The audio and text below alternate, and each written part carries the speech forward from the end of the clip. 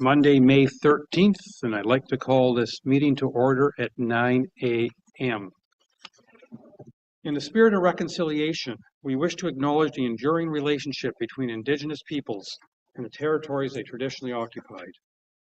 We recognize and deeply appreciate the historic connection they have to this place, the land, the sky, and the water. We are grateful for the opportunity to meet here, and we thank all the generations of Indigenous peoples who have taken care of this place and who continue to care for it. And we want to show our respect. Hundreds of years after the first treaties were signed, they remain relevant today. May they guide our actions and our decisions. We commit to learn, to educate, to honor sacred places, and to take action towards real truth and reconciliation. Miigwech. I want to make an additional acknowledgement this morning, unrelated to the first, though I will tie it in at the end. And that was yesterday was Mother's Day. And I'd like to thank all the mothers. You're right, we would not be here without them. And I think it's very important to thank our mothers, to thank those who are with us, those who are not with us, those who want to be mothers sometime in the future, those, and even those for whom Mother's Day actually brings some sadness because of their personal experiences one way or another. And I also think of a mother that we all have, namely Mother Nature. And that's how I'm tying this back into our land acknowledgement. And that, well, Mother Nature is waking up the past few weeks with all the wonderful little flowers that you can now see, and the ticks you have to pick off your body this past week, and the bites that you're now sporting. Mother Nature in all her glory is reawakening in a wonderful way, and I think we should be all extremely grateful for that. And we should, and that again ties into our land acknowledgement and how the many generations of Indigenous people have taken care of these lands long before any of our ancestors arrived here, and it's because of that care that we can appreciate much of what Mother Nature has to offer. Thank you, and Miigwech. All right. Council, any declarations of pecuniary interest or conflict of interest? Councillor Graziano. Thank you, Worship. I'll be recusing myself on matter 11B, staff reports. Thank you. 11B, staff reports, accommodation tax. Thank you.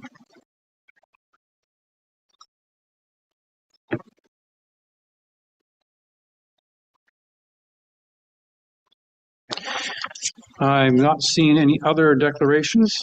I'm kind of enjoying the fact that we have a full house in person here for our council, so I can do my head bobbing back and forth as well as trying to catch you on screen, because every so often I know I get confused in that. And with that, I think it's time for our deputations. And Mr. Cox, I see you've been here longer than most of us in this room getting ready to go, and so I'm going to turn it over to you. Ken Cox is the Southern Region Fire Advisor from the Ministry of Natural Resources and Forestry to talk about wildland fire preparedness and awareness. Mr. Cox. Yeah, thanks everybody very much for having me. Sydney, is the presentation going to come up on the screen? Okay, perfect. So yeah, I'm your Southern Region Fire Advisor for the Ministry of Natural Resources and Forestry. I'm the Aviation Forest Fire Emergency Services branch of that ministry. So our service is to provide you, our partners, municipal partners, First Nation partners, Department of National Defence, everybody in the land base of Ontario, wildland fire expertise when they encompass your lands. And once the presentation pulls up, I'll show you the, perfect, thank you so much. I'll show you the map of the province and how we're broken up within it. So wildland fire management can't exceed the span of control, and the span of control of one human can only match a geographic region relative to the dangers that encompass wildland fire. So on the next slide, hopefully it goes through here. Oh, that's okay. It's the previous PDF version. So the way that the province is broken up is there's fire management headquarters located across the province. And at each fire management headquarters, there's crews and resources, including aircraft, your fixed wing and rotary wing aircraft, that are strategically located to provide you and your constituents an adequate response when you call for us. When you call 911 or one of your folks call 911, it's not just a township of Georgian Bay, Tony Van Dam, fire chief that's responding. He, as well as his colleagues, are also making a phone call for us to assist them or notify us of when that wildland fire is occurring. So in effect, when somebody reports a wildland fire within the township of Georgian Bay, you're not getting just one agency, you're often getting two agencies, the Ministry of Natural Resources and Forestry in partnership with the township of Georgian Bay. And that's important because that partnership is integral to the safety of your citizens, of your constituents. Without it, we would fail. The Ministry of Natural Resources and Forestry would absolutely fail in our endeavor, and we would not be able to supply everybody with an adequate fire response. The partnership's integral because when we're escalated, which we often get escalated, being able to pull on Georgian Bay, Tony Van Dam's fire department, maybe Township of Severn Fire Department, Seguin's Fire Department, you name it. There's 273 municipalities that we have agreements with. Being able to pull on their resources and have them respond on our behalf or in conjunction with them is integral. And we do that through key training that Tony Van Dam presents to his wildland firefighters, his forest firefighters, and his volunteer firefighters is the exact same core training that our firefighters get. And that same core training allows us to collaboratively join forces under mutual aid response at the moment's notice and know who's reporting to who and what the safety parameters are. And those safety parameters are absolutely key, especially with rotor wing aircraft and water bombers. So I like to talk about our tools. So this is one of the tools that we have that we bring to the table from Aviation Forest Fire Emergency Services. Medium helicopter. That helicopter's job isn't just to deliver the crews to you, to your constituents in timely manner when somebody reports a wildland fire. It can also be dual purpose. On the bottom of that aircraft, you can see a belly tank. And it doesn't just drop off the crews. It drops off the crews, goes over, sucks up about 250 gallons of water, dumps it on the fire's load as those crews make progress up the flank to contain it. It can be extremely dangerous, hence why it's important that Tony Van Dam's team trains to the same standards that our team trains at. Lots of training, lots of prep work, and it's not just random folks coming together on a wildland fire call. When you see us coming from all agencies and whatnot, there's a lot of planning that goes in place before that happens. We also have CO-415 water bombers. That CO-415 water bomber and twin otters. You have 9 of the CO-415s. They're $39 million a piece at your disposal when they were purchased in 1995, 1996, and they're integral to our operations. What they do, they don't extinguish the fires like a lot of folks think.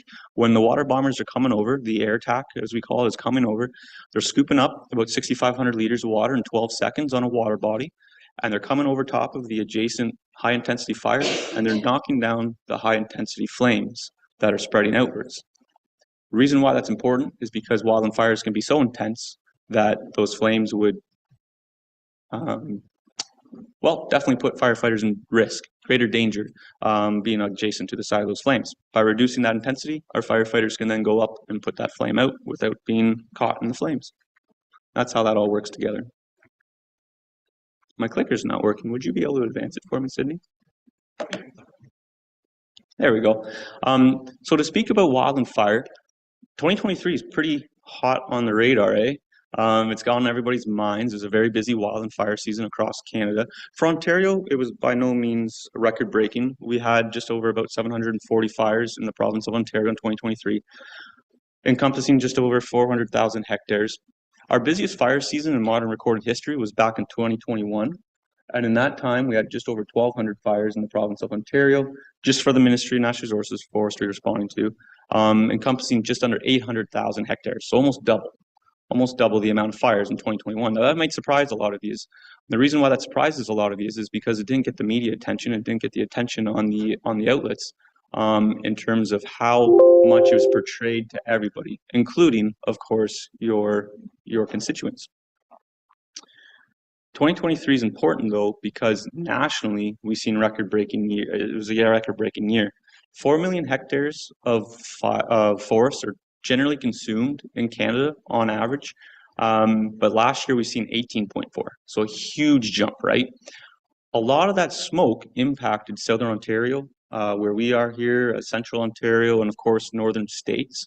And that smoke drift, heavily impacting so many folks, brought that media attention to light. And that's why you've seen so much attention to it on the news as compared to what should have been just as much on 2021 in terms of fire on the landscape. And may you click it for me again? Sorry. There we go. So the smoke, I like to talk about it because everybody asked me what the smoke impacts were, because you can all attest and agree that you're probably wondering what it's going to be like this summer, right? And to be all honest and fair, I have absolutely no idea. I can't tell you. I can, us as humans, we're really good at looking 5 days ahead of what our weather's going to be. Any more than 5 days in terms of wildland fire response and knowing where the fires are going to occur and how big they're going to grow is really a shot in the dark. It's like throwing darts at the wall after 5 days. And so I can't tell you what the rest of the season is going to pan out like. Models are saying that it's going to be busy, but time will tell, and I'll be able to tell you in November. This is the reason why you got so heavily impacted by the wildland fires in 2023. After Nova Scotia, Sydney, Nova Scotia specifically, got hammered with a wildland fire event, a stationary low sat over top of it. And that stationary low drew in cool, dry Arctic air from the North Quebec, North Ontario, James Bay, Hudson's Bay region, and pulled that air along the red arrow down into Southern Ontario. That cool, dry air not only fueled the fires and creating aggressive fire behavior and excessive growth, it also creates lots of smoke whenever you're burning wildland fires. All that smoke got condensed down into Southern Ontario and North States, hence heavily affecting you all. I'm sure you all dealt with a lot of those calls. Is that going to happen again this year? I can't tell you. We'll know ahead. We'll know when it's happening and occurring, for the lack of better words. But right now, I can tell you that in Manitoba, Saskatchewan, Alberta, and British Columbia, 2 days ago, those fires put on significant growth with a similar type of weather setup. Cool, dry Arctic air coming down from the north, and a lot of growth potential coming down, pushing smoke into Northern Ontario, into Kenora. I was just looking at Zoom Earth. It's a free online thing that anybody here can get if you want to track that stuff.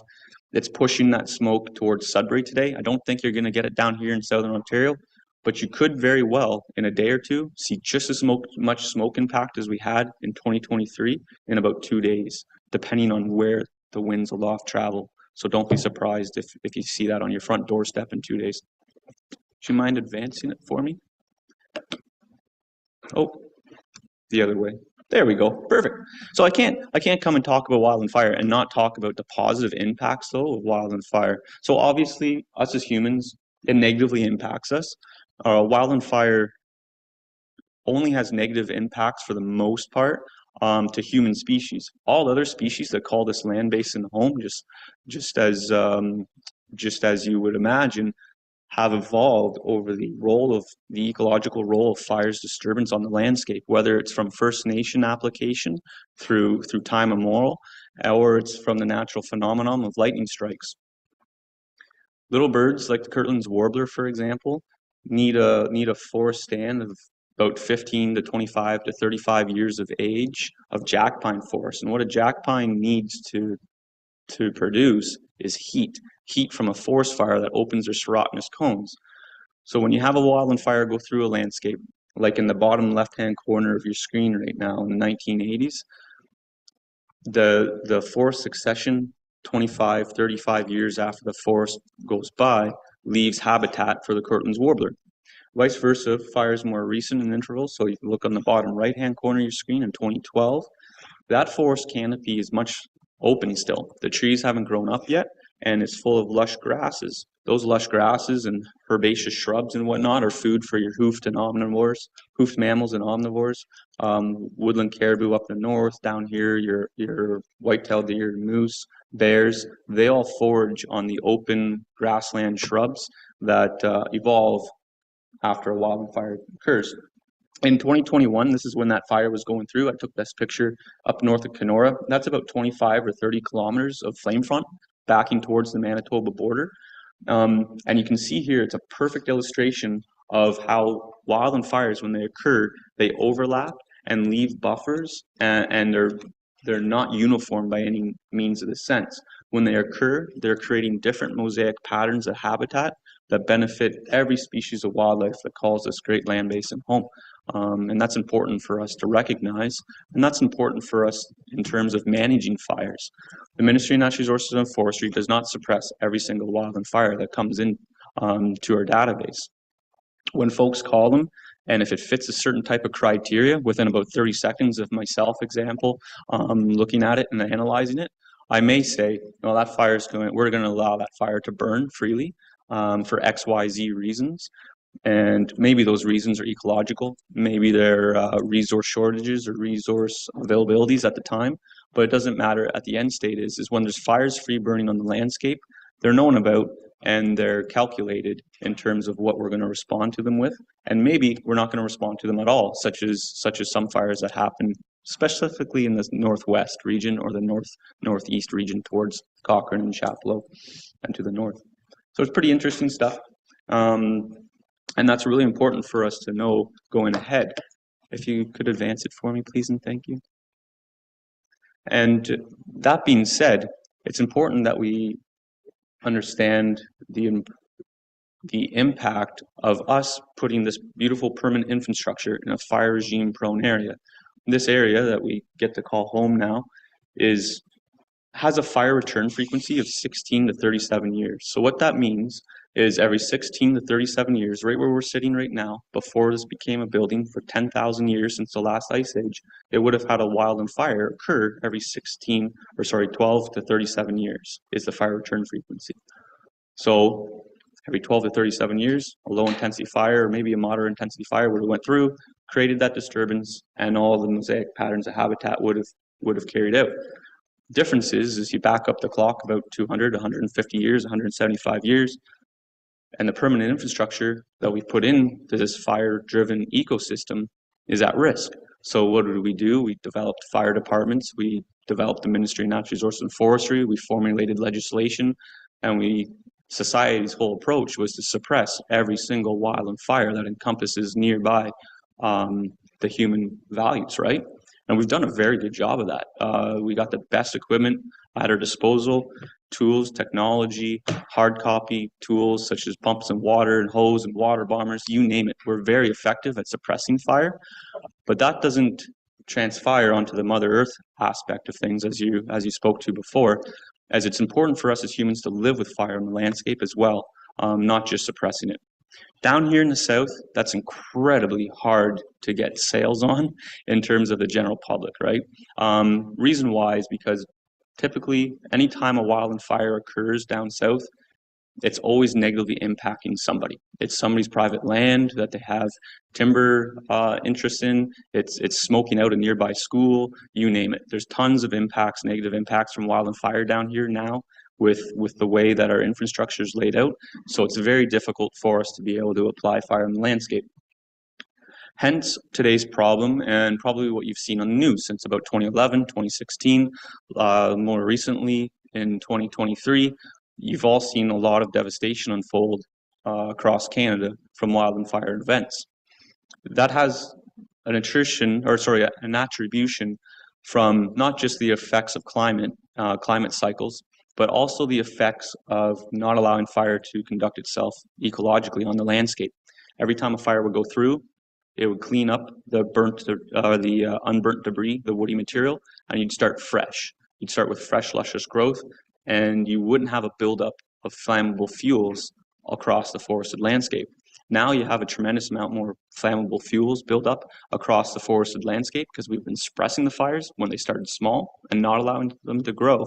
And now you're coupling that to the effects of climate change.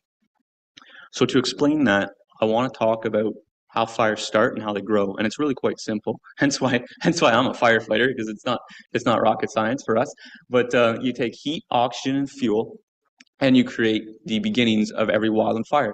Heat might be a lightning strike. It might be a discarded cigarette butt under extremely dry conditions. It might be an arson for criminal intent. Doesn't matter. That's a heat source that's been applied to the forested landscape. You combine that with the oxygen atmosphere of the earth and fuel. Fuel has to be dry enough to ignite, and that's key. In the springtime, specifically here in Georgian Bay, you're almost always at a high to extreme risk, leaving out the moisture aspect, leaving out the precipitation aspect, because when you look out and you see all the brown fields and all the deciduous tree understory, it's brown, right? Before green vegetation comes up, which is happening right now, it's just starting to green up, all the fuel is dry and readily available to ignite. You can get precip events, but after a precipitation event, like aka a rain event, you'll be dry 2/3 after the day of that event. So they dry out extremely quick, and they become hazardous a day or two after a heavy rain even. So that's something to keep in mind here for Georgian Bay. Vice versa, once you hit spring green up, all those green beaver meadows, fields, the hardwood forests that encompass the majority of Georgian Bay, once they get that green herbaceous material and green grasses, they're holding a lot of moisture. They're not very flammable. They're more flame resistant. And that's what we try to promote to communities, especially north of here, towards Temagami and whatnot, to look at vegetation management around structures to make them more of the leaf component, deciduous trees, aka a maple tree, a beech tree, an oak tree, versus conifer trees. Because that's how fires can ignite close to structures and continue to grow on those conifer aspects, or dead fuels like in the springtime. Now, once a fire starts, it begins to grow based on the environment around it.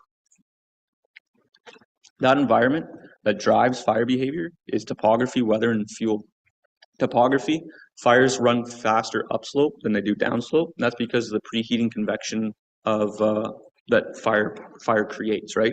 When you have a candle and it's on your table and you put your finger about 2 inches above that candle, you probably are going to burn it. Vice versa, as you put your fingers underneath the candle, you can bring them up to probably a 1/4 inch underneath the flame, and you're not going to burn your hand until you get that close. Same thing applies to heat when it's on a slope. That heat air is rising right ahead of the fire, and it preheats the fuels ahead of slope on it, and it causes accelerated fire behavior as it runs up the slope. That doesn't happen down here, down Georgian Bay too much. You do have quite a bit of topographical features as you get to the north side. That Tony Van Dam's definitely had to contend with on fire endeavors, but mostly we speak to that out in the western provinces and the Northwest Territories and such. Weather, huge denominator in wildland fire. We're going to talk about that in good detail here in a second, but fuel you'll see ×2. So you got fuel to start fires and you got fuel on how they behave after they start. That's integral in terms of how fire departments manipulate or stop fires from starting or extinguish fires from continuing, but it's also how we get property owners to minimize fire behavior adjacent to their structures. And I'll try to advance it. No, I'll still have to get you to. So my apologies. I wanted to, so I didn't have to keep asking you. So first, let's talk about weather. Weather is a huge variable in fire behavior, and it drives fire behavior. In a nutshell, in essence, if it was always wet, you would never have a wildland fire. But we get quite dry on occasion, and we do get drought occurrences too across our Southern Ontario land basin. This is a snip from back in 2012, and it shows you a 14-day drying period. It shows the yellow of being high to extreme risk of wildland fire when we're very busy, lots of fires on the landscape. Tony Van Dam's got a burn ban. You guys have all got a burn ban in place on those yellow days. Then you got red days. Red days are problematic control days for us. Those are days where no fire agency in the world has enough resources to deal with the fire load that could unfold in their jurisdiction on those days. That's a red flag for sure. Then you see little blue dot in the middle. That little blue dot in the middle, disregard all those other numbers. I know there's a lot there, but that's what we look at every day, every hour of every day. And that little circle there represents 5 mils of rain that came. That 5 mils of rain dampened what's called fine fuels. So those fine fuels are your pine needles, your leaves, your small twigs, and it caused them to be fully saturated. After a day to 2 days, they dried out, and in 3 days, they're a problematic control state right away again. So even though we got rain, the fire department or the Ministry of Natural Resources and Forestry didn't lift their burn ban because we were looking ahead to see when we were going to be right back into an extreme fire risk again. The reason why that encompasses and you don't get lifts on fire bans from Tony Van Dam and or the Ministry of Natural Resources and Forestry is because there's two other classifications of fuel. There's a medium coarse, which is about the size of your index finger, and that's a medium, and then a coarse fuel, and that's about the size of your forearm. Those two fuels, when they get 10 days of drying periods out, they, like in terms of drying, take longer to dry out, but once they are dry, they take more rain to wet down before they diminish that fire behavior. So they were already super dry, and it only took a day to dry out for the fine fuels, and you're right back in the problematic control again. That's why we keep burn bans in place, and that's what we try to speak to the constituents that are, calling to complain about the fire ban still being in place. It's a hard juggle. You can't change a fire ban hourly like would be relevant to the fire hazard. The fire hazard changes that much hourly, but that's not practical because nobody's checking the fire hazard danger rating signs every hour, right? So we try to make them generalized for between burning periods each other day, 3 days outlook, and that's why you'll still see a burn ban in place even though it rained. Does that make sense to folks? Yeah, good. I'll make sure. Would you be able to advance for me? Next, we're going to talk about fuels. And I want to talk about fuels because this is imperative in terms of your roles as community leaders. Fuels burn completely different from each other. Forested tracts burn completely different from each other. And on May 11th of 2023, you had a temp of 23, an RH of 34, and a wind speed of 10. And what that means is a beautiful, clear spring day. Kind of similar as to what you have out there today. If an arson would have taken a match and applied it to the boreal mixwood top left of your screen, you would have looked at a 4 meter per minute growth of that wildland fire. If you would have plopped that match in the conifer component, aka spruce forest, you would have looked at 9 meters per minute, almost doubling the rate of spread and doubling the intensity, going up to fire intensity class 5. So fire intensity class 5 means you need air support to be able to respond adequately to that fire without putting your firefighters in danger. Hence our partnership. The deciduous component in the top left photo versus the conifer component in the top right photo is the difference. So deciduous trees, broadleaf trees, maple trees, oak trees, beech trees are less flammable because of their nature, because of how much moisture that leafed component holds versus pine needles or spruce needles, right? That's the difference. When you have a spruce forest right next to a structure such as a hospital, an OPP station, fire department, or maybe this building right here, it's more susceptible to succumb to the passing of a wildland fire if we can't get water agent on it in time, versus if it was right next to a deciduous stand. It burns much less. And Kenny's not here to tell you to clear cut all the trees in the forest. You can just change the way the forest is right next to the home within 30 meters of a structure or a home, and that'll heavily influence if that structure burns or doesn't burn if it ever gets challenged from wildland fire.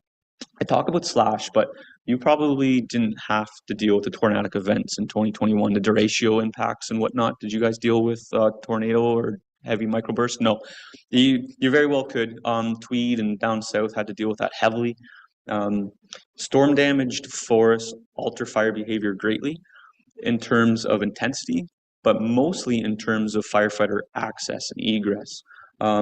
Standing dead grass, the same day that you had the arson start the fire with 4 meters per minute in the deciduous stand, the arsonist started a fire in the boreal spruce with 9 meters per minute.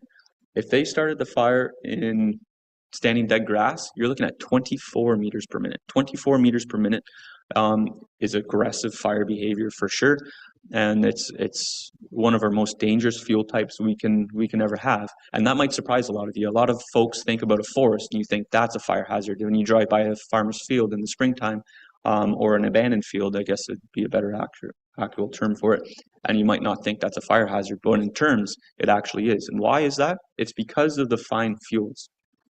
So a grass blade, a dry grass blade, is very fine. Compare that to a spruce needle. The spruce needle is a little bit more hardier. How much longer does it take for you to hold a lighter to the grass blade to catch it on fire versus the pine needle? Not very much. But when you're talking in terms of thousands upon millions of grass blades or thousands upon millions of pine needles, it's a big difference in terms of fire behavior. And that's the real world attribute right there. So in essence, everything can burn. It just depends on how much moisture it has and how readily available it can burn versus how fine the fuel is. If you could advance it for me, please and thank you. Hence Fire Smart Canada.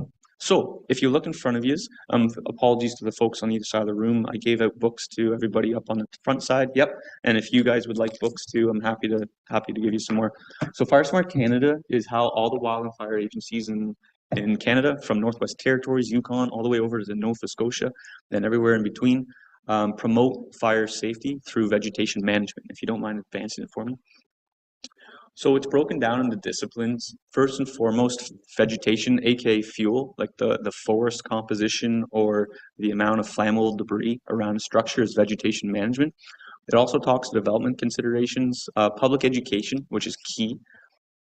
It's one thing for all the wildland firefighters and Tony Van Dam, fire chief of your fire services, to know how we lose structures from fires, but it's another thing to train all the folks about it. So that's absolutely incredible, or incredibly important that we get to talk to people, including yourselves, why I'm probably invited to speak to you today. Interagency legislation I skipped over. So in Ontario right now, there's no legislation that tells anybody they shall prune that spruce tree next to their structure. There absolutely is in other jurisdictions. I hope it doesn't come to that point, because that's a huge stepping stone in terms of species at risk and heritage bylaws, cultural bylaws, and whatnot that you might have, shoreline bylaws for your folks that tell them there's vegetation restrictions on what to move around a structure.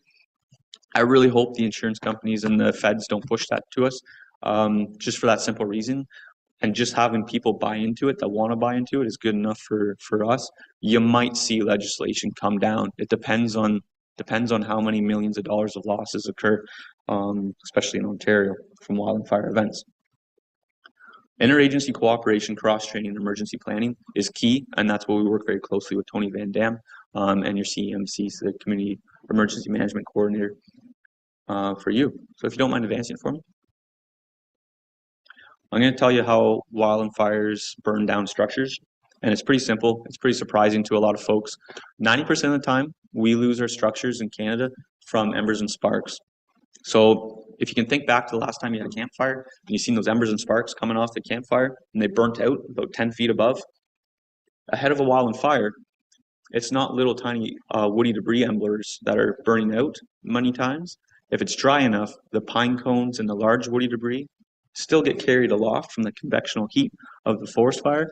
And what happens is those pine cone, for an example, will stay ignited as an ember much longer and travel much further aloft of the wildland fire and land on the forest ahead of it or grassland ahead of it.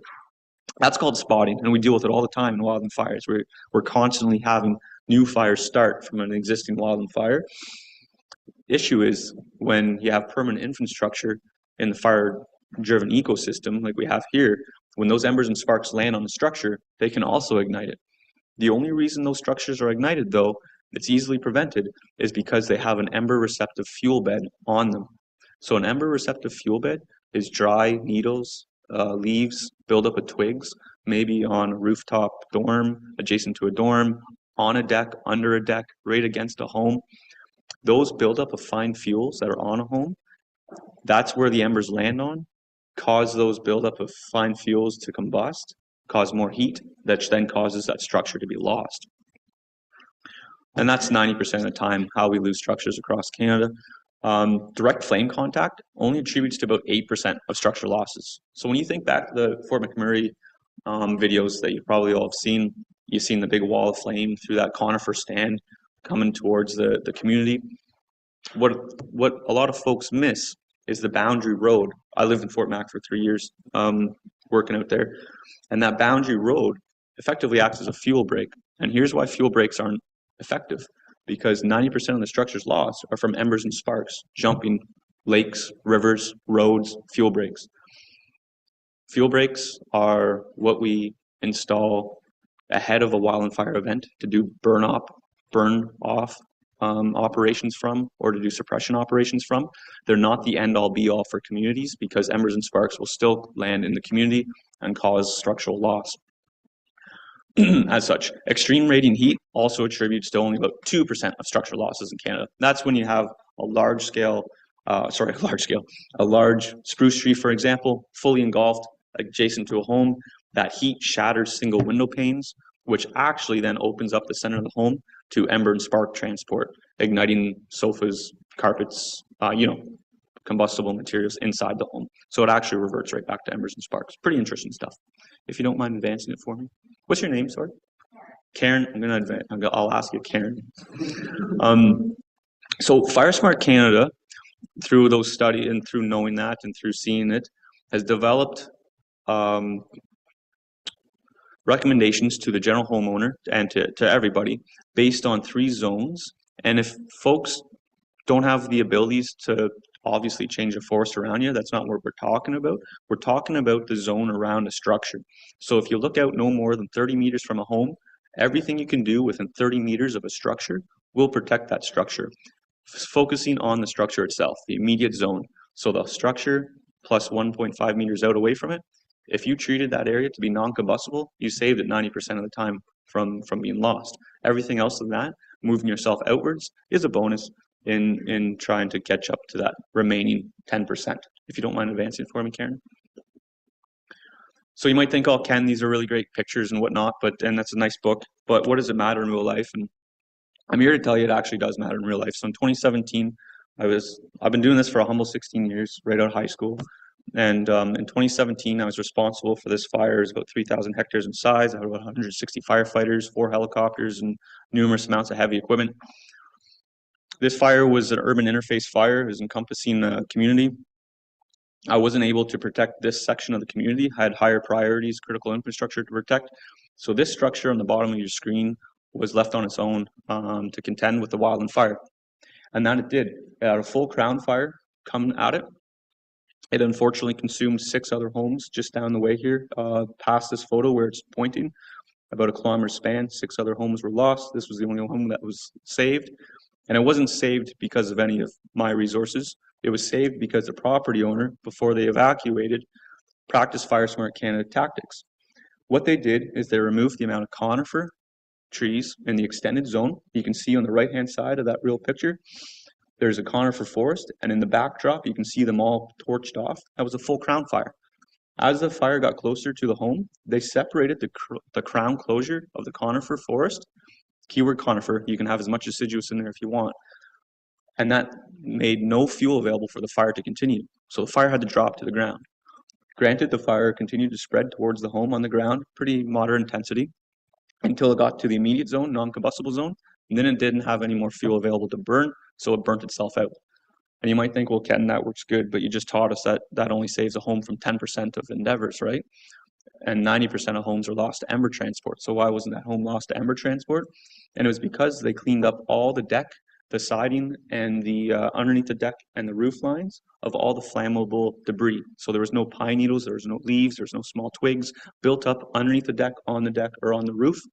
And all those, I wish I would have, now in hindsight, when you can go back to incidents, you wish you did different things, right? And this is one of them. I wish I would have gone up and taken pictures of the accumulation of embers that were packed into the siding of the home. There were burnt out pine cones embedded into that vinyl siding. The home absolutely would have been lost if the homeowner didn't clean it all up. Homeowner cleaned it all up, embers hit it, they had nothing to transfer their heat energy to, so they just burnt out. It would be like taking a match, striking a match and setting it on this table right now. It would burn, the match would burn, the table would be blackened, but then it would burn out, right? If you were to put an immense amount of crinkled paper on the table and kindling, and then put that same match on that paper and kindling, then the table would ultimately burn after the other fuel's consumed, right? Same thing, same precedence for the structures. If you don't mind advancing it for me, Karen.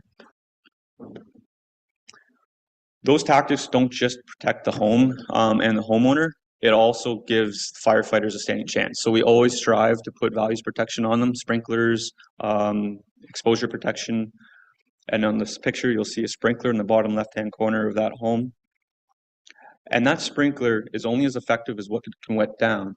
If there's a buildup of flammable debris under the decks or in the eaves troughs or on the other side of the home where the sprinkler can't wet, and those embers collect on that and cause that home to catch on fire, the sprinkler's no good. Kenny, me, and my colleagues, we don't have enough time to clean up homes when we arrive to protect them. We just barely have enough time to put up sprinkler kits and get the water running and flowing to protect them. I've lost quite a few structures, even though I've been there in time, I've got sprinklers up and running. There's just been too much flammable debris underneath decks or on the other side of a home that the sprinkler couldn't wet down, that caught on fire and caused that home or structure to still be lost. So that's why Fire Smart Canada matters. Getting through her. If you don't mind advancing for me, Karen. I got lots of books. Well, two books, I guess, but I got lots of them to promote it. So if you want some more books, by all means, before I go, let me know. Tony Van Dam will have a pile for any outreach events they have, and any outreach events you guys do have for the fire department that you want us part of. Tony Van Dam is very good on inviting us, and we do our best to come and present that to your constituents. If you don't mind advancing it, Karen. Ultimately, we're trying to go from a whole society approach of living on the landscape with a home that might look like this, which has got a lot of flammable debris adjacent to it, built up on it, and siding that's not completely installed correctly, versus if you advance it, Karen. This is the same home, it's just been fire smarted. So now it's got no flammable debris adjacent to it, and it doesn't have flammable debris leading right up to the side of it. So it'll stand a much better chance of surviving the passing of a wildland fire if Tony's team and my team can't get there in time. Make sense? And one more time, Karen. That's it. Thank you so much for listening to me. If you'd like to learn more, you can go to firesmartcanada.ca. If you want to learn about the fire situation that's ongoing for the Ministry of Natural Resources and Forestry's perspective, you can visit the Ontario Interactive Fire Map. It's a great tool, as well as the Federal Fire Hazard Map, which uses different algorithms of information, but projects the fire hazard for your area. And thank you very much for having me. Well, thank you very much, Mr. Cox, for being here. Greatly appreciate it. And I'm seeing already hands going up electronically, if not physically. So we're going to start with Councillor Hazelton, please. Thank you for your presentation today. I wanted to, if we could back up to slide 13, which is page 19 of the package, with the house where they had the sprinkler going there. One more back. There we go. There we go. Okay, so on this slide, it looks like this building was saved by the sprinkler. Mm-hmm. More than 50% of our properties are water-only access. You can't get a fire truck there, and the general belief is if there's a fire, they're done. But it looks to me like there is a solution to that problem, which is a sprinkler. So my question to you is, what kind of volume and projection distance would you need if there happened to be a forest fire around? Because it looks like in that picture your forest is pretty much burnt around the building. So presumably there's some target volume of water that you would have to have for a perimeter or a distance or whatever. Do you have numbers like that? Oh, absolutely. Yep. So the essence is it's an immense amount of training and experience that goes into values protection setups that we practice across Canada. Every jurisdiction from Northwest Territories through to Nova Scotia, we train to values protection for our provinces, and it's very closely mirrored across it. That sprinkler system that Ontario uses is honed in on 70-foot radius from where it's spraying, that one for example. But if you look on the picture, it didn't protect the home 70 feet out, right? And why that's important is it's very situational. Whenever we're putting up sprinklers, it's situational on where the fire's coming towards the structure from and how high the winds are driving that fire. So the fire approached the structure. This is up by Temagami. And the fire came from the top side of the photo downward. And that fire absolutely melted the side. You can't see it on this photo, but it completely melted the whole other side of the structure. The sprinkler just barely kept the flames down enough that it survived the passing of it. And you can see the bottom side, it's green further on down, about 70 feet away, right? Why is that? Because the winds that were driving the fire also pushed what we call a humidity dome down below the structure. If I could go back in time and do things different, I know we all would in certain circumstances when you show up on a scene and you wish you did something differently. I would have put that sprinkler on the other side of the corner to then better protect that bubble to keep it up ahead of the winds, but the winds shift quite often as well. So it's pretty hard to judge. In terms of your question, yeah, they're absolutely effective. They work very well for us. Being in a Canadian climate, it'd be very difficult and costly to have a system like this permanent on an infrastructure. I can't say you wouldn't do it. You absolutely can, but to winterize it and whatnot would take a lot of work, a lot of maintenance, a lot of money. And if that's within your fiscal abilities, then by all means, you can go right ahead and do that. Whenever I arrive on scene and somebody's got a sprinkler protection on a structure, I don't have the jurisdiction to not put sprinklers protection on that structure. I still have to, because if I leave that and all of a sudden it's hooked up to the grid system and we lose power to that area for whatever reason and the sprinkler system goes down, then I got to answer to the insurance company why a $3 million cottage just burnt and I didn't protect it and I could have. So whenever we have sprinkler protections on cottages, we still do our due diligence and put them on. The essence is the vegetation management around them. So if folks are financially constrained and sprinklers don't fit their needs, by all means, they can do sprinkler protection and it'll be effective. But vegetation management outweighs sprinkler protection because nobody has to be there to turn it on. Nobody has to be there to maintain it, except for once a year in the springtime when you do your vegetation management in the spring. Does that make sense? It does. I'd just like to get some idea. I think there's a lot of people who have their own private, essentially fire pumps. And so I'm wondering, if you go get a fire pump with a 2-inch hose, are you into a useful state, or it would be useful to have some guidelines so that if people think that this is a good strategy, that they know not to waste their money on low-end equipment if that's not going to help. Yeah, no, and the hard part there is emergency services are going in to protect those structures. Well, we need everybody out that we need out, and in a circumstance where we're putting values protection up on a structure, it's an evacuation. I understand that, but if I could, in our world, there's nobody coming to fix your cottage if it's going down. So number one, your cottage is going to burn to the ground if it's on fire. Okay. So 2, what can the resident do for himself to protect his cottage from burning to the ground? Because there's no way our fire department is going to get to a property that is water only access. So when we understand that criteria, then we either look at helicopter aerial access, which I still think isn't going to get there, or what can the resident do? So we have, for example, township-owned fire pumps circulated around the community. So my question would be, would that fire pump provide enough water volume in a sprinkler kind of mode to protect the cottage? Or are we talking about some $10,000 pump system required?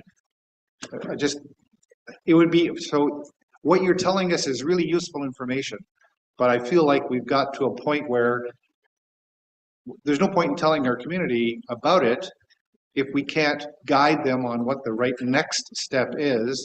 And cleaning up around their property and doing that fire safe stuff, yeah, that's going to be helpful. But when I look at those 2 pictures, and then you look at the cottages that we have up in our community, nobody's going to do that kind of dramatic clearing of all the bush around the property. So we need a path to You gotta give them a chance to answer. Yeah, so that's a really good question. I don't know the capacity of your pumps. I don't know what type of hose you have, what type of sprinklers you're using, or anything like that. So I absolutely can't speak to their effectiveness, how many gallons per minute they're putting out and whatnot. I'm trained to our fire apparatuses and our pumps, our emergency service apparatuses and pumps, and certified hose, certified sprinkler kits. So in terms of ours, they're putting out a 70-foot radius. So whatever algorithm of equipment that somebody purchases, if they can get a 50-foot dome or a 75-foot dome around a structure, you're shooting in the right ballpark, if that answers your question. Thank you. Councillor Cooper, please. Thank you for your presentation. Very much appreciated. And I have a quick question about the booklet here. I just wanted to add a little comment about the previous question, and that is that a few years ago we had a very serious fire at the north end, near the north end of Beausoleil Island National Park. And thankfully, residents showed up with about 5 or 6 personal fire pumps and kept it under control. That's how we saved the day. Unfortunately, the fire boat just never gets there on time. That's being alluded to here. So we need to be constantly looking for ways to protect forests, and because the cottage will be burned down. There's quite likely. Anyway, but to get to my question, I was looking in your book. This is the one with the, I don't know, was that purple loosestrife? I don't know. I couldn't tell you. I'm not a gardener. But I had a question about something inside it. And, Yes. and basically, there's all these trees that you have listed. Mhm. I'd be willing to guess that 75% of the trees that are in our township are white pine. Mm. I don't see the white pine in here. Oh, that's great. Thanks for raising that. So, if I may, a white pine can be absolutely fire smart. And you look at the crown right behind you on the sign of Georgian Bay. You got a beautiful white pine there, silhouette, right? The crown base height. So from the bottom branch to the forest floor, if that's separated about 2 meters, you can have a forest a surface fire going along the forest floor. And that separation that a white pine has naturally, because it's naturally self-pruning, it naturally kills off its lower branches as the meristem grows for light.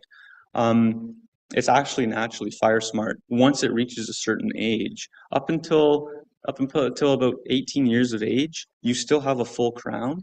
So by humans, if you have those white pine and they're immature white pine around your home, if you just prune those bottom branches up to about 2 meters to help boost that difference, then you can still maintain that white pine for sure, 100%.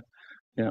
I wasn't asking about maintaining it. I was asking, there's no data in here. Oh, yeah, they don't promote it. That probably covers most of Ontario. Yeah, so this book is Canadian-wide. So there's it's a Canada-wide book that's promoted, not just built for Georgian Bay, but Okay, thank you. I Yeah. just wanted to understand that. And the other question was related to this chart again, which says water use category, high, medium, low. Water use meaning how much water that it uses to thrive. So for communities that are in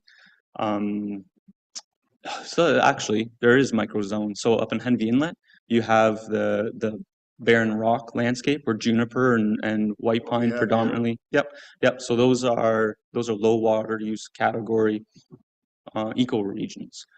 Versus you look at the Carolinian forest or the Carolinian forest on the limestone basin just to the south of the locks, you have a deciduous forest, and that's holding more water content, and those species that thrive there have more water available to them to grow.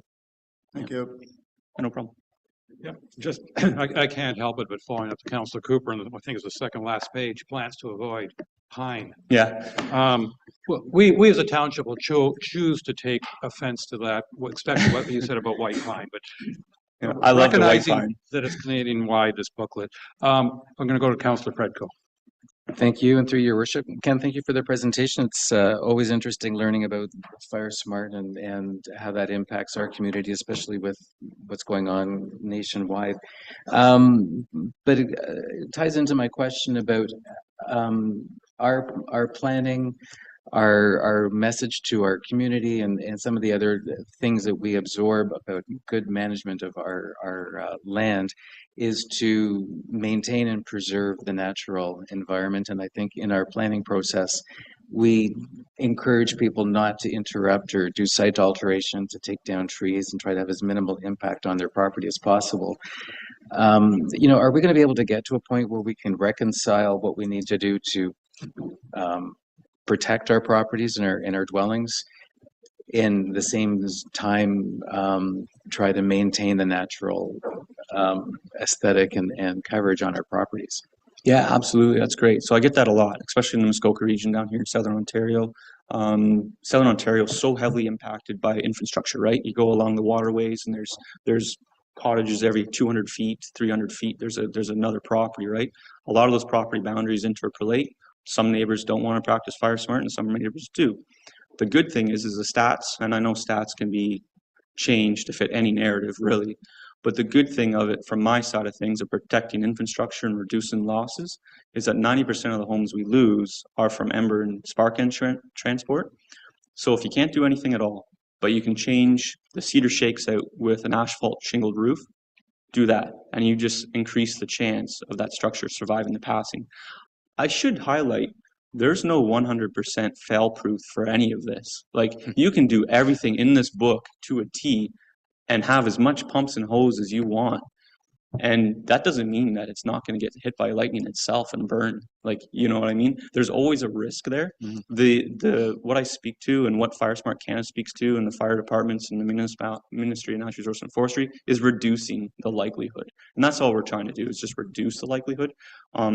Unfortunately, it's the nature of things. There is going to always be a risk of some capacity.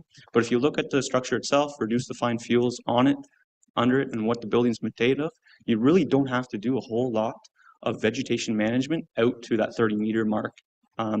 Everything in that, it's nice to do. You focus on the home itself, you increase it 90%.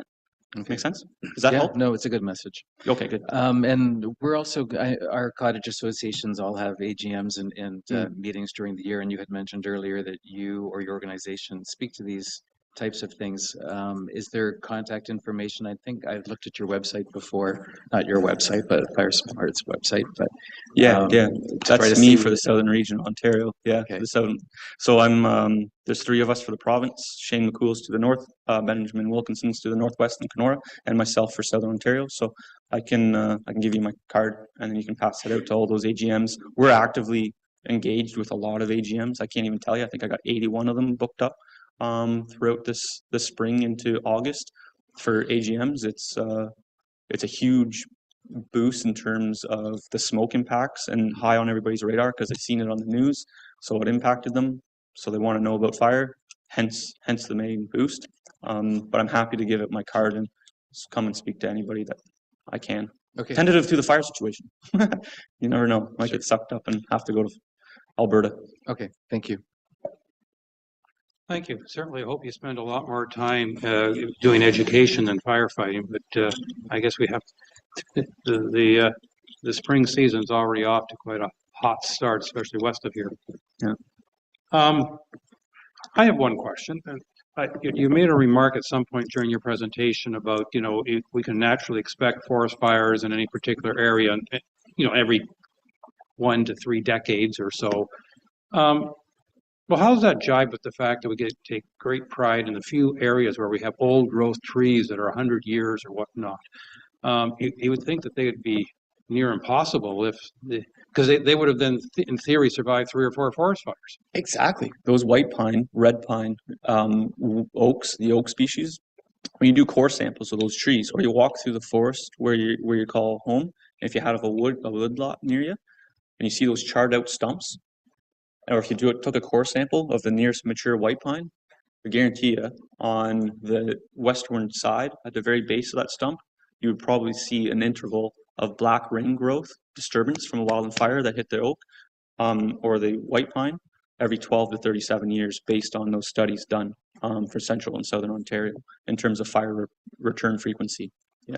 So a lot of those forest fires would have burnt I'll call it the undergrowth, but not the canopy or the crown. Exactly. Yeah. Trees. More frequent fires as they progressed naturally before European settlement and the establishment of permanent infrastructure.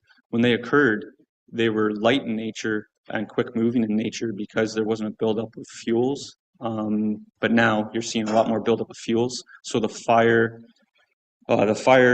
impact is greater because you have more fuels that hold the fire flame front longer, which causes more heat to the ground and causes more damage to the forested stand, as opposed to a light, fast-moving fire at more frequent intervals. So we look to do prescribed burning as much as possible in the province, but it's very difficult down in southern Ontario because somebody's always got something to know that they don't want it, and that shuts down a prescribed burn pretty fast. Well, I want to thank you very much for your presentation. Yeah. Greatly appreciated. I think we all. Oh, we got another hand, do we? Okay. You're too slow, but go ahead. I just want to follow up on what was just discussed, and that is, and to follow up with the concept of prescribed burns. which take place, I guess, more in areas where there isn't development.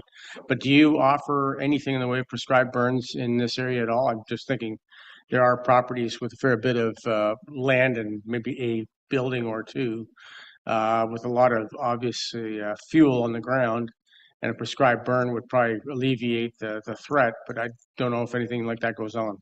A lot of that goes on up in the north for First Nation communities, especially the flying communities that have a very high hazard, extreme hazard around them. So actively burning them off each spring is imperative to the safety of those communities. Down here in Southern Ontario, you lost that a lot because of just because of the amount of pressure and negative light it stems. It's very hard to get it off, but absolutely, we have prescribed burn technicians for the province of Ontario that can come out and talk to you about that specific applications on specific land basins to see if it's something that we can do or not.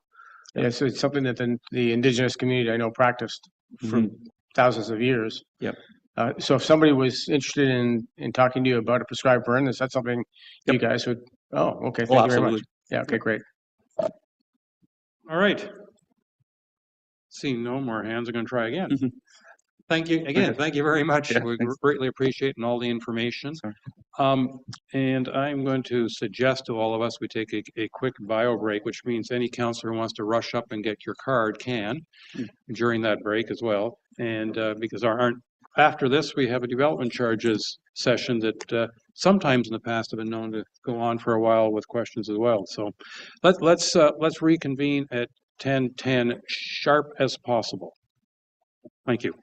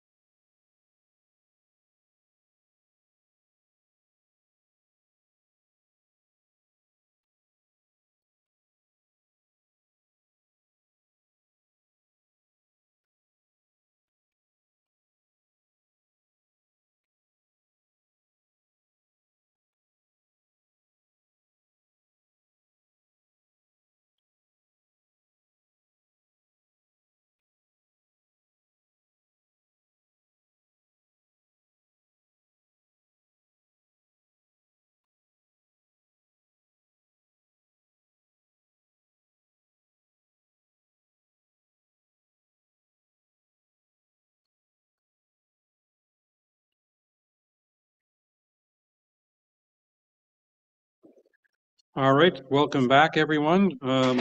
Township of Georgian Bay's council meeting will now continue at 10:11. Not bad for this group, considering I said 10:10. And next on our list, Development Charges Study Public Meeting from Hemson Consulting. Mr. Krzeczunowicz, I know that was butchered, I apologize. And Ms. Tivoli, please go ahead. Well, thank you, Mr. Mayor. I'm going to share my screen and get right into it. So if you can just confirm with me that you can see that. Not quite yet.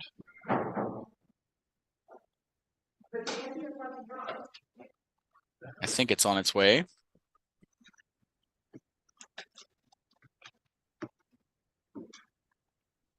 Can you see it now?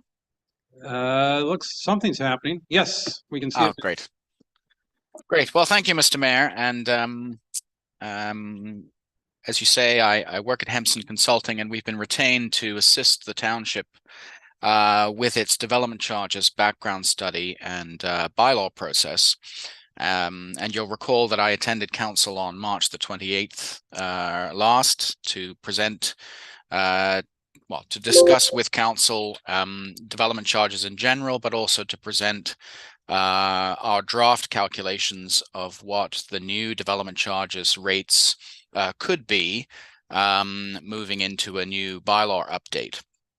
The rates that we're going to be showing you today are the sort of final calculated rates, and we'll get into a bit of detail as to how those might be implemented in a future bylaw.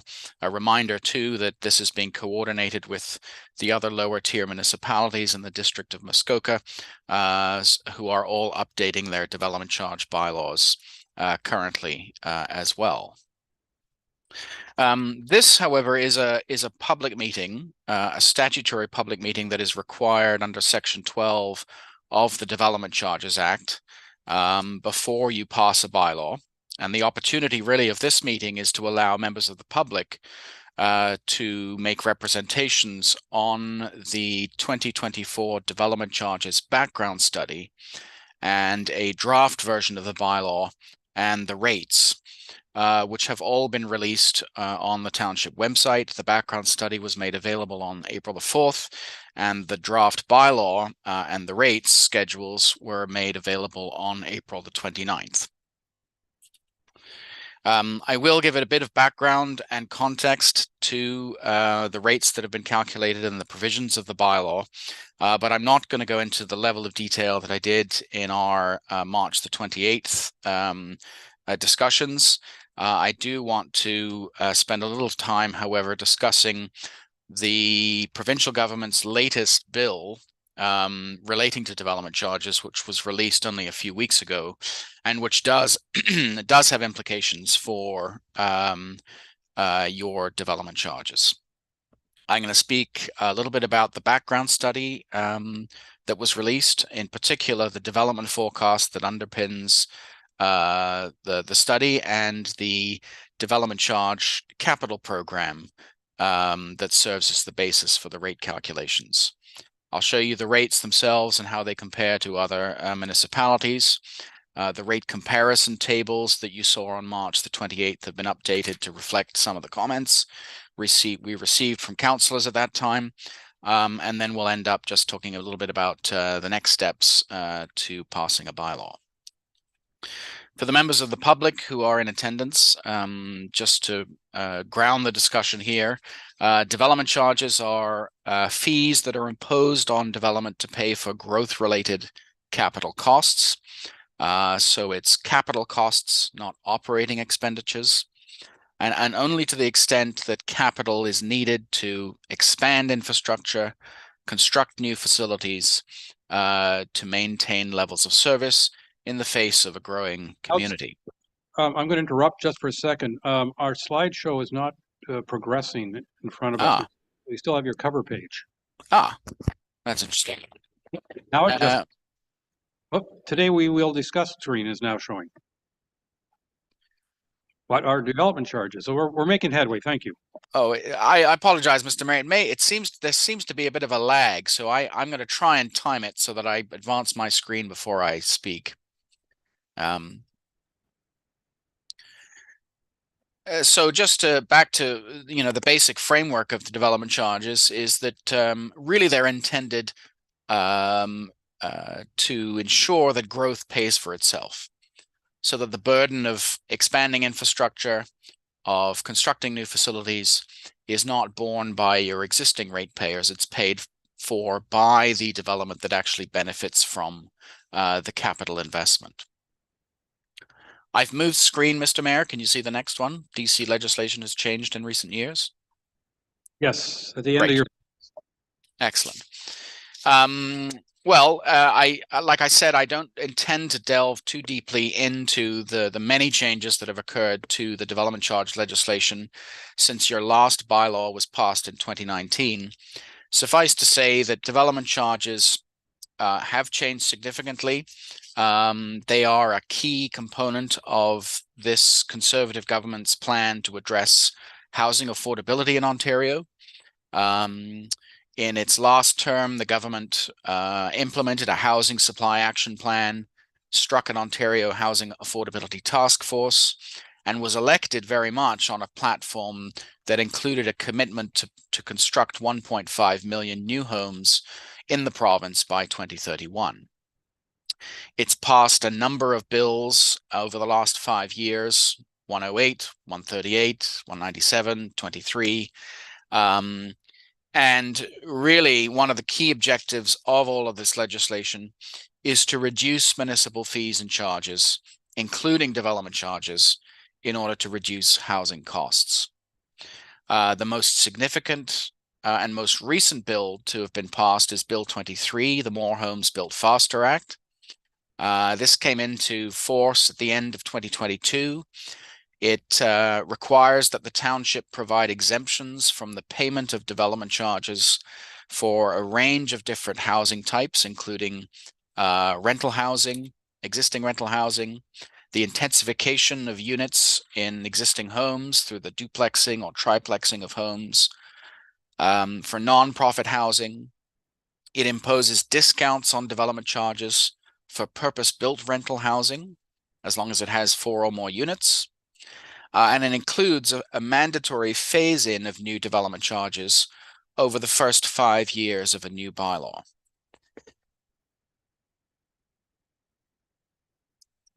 As I mentioned, over the last few weeks, in fact, on April the 10th, almost a week after I presented to you, a new bill was released by the government, the Cutting Red Tape to Build More Homes Act, that has a number of development charge provisions that are important for this council to understand. This bill is not in force. However, we anticipate it being brought forward for passage very soon. In fact, it may well be in the next couple of weeks before you consider a bylaw.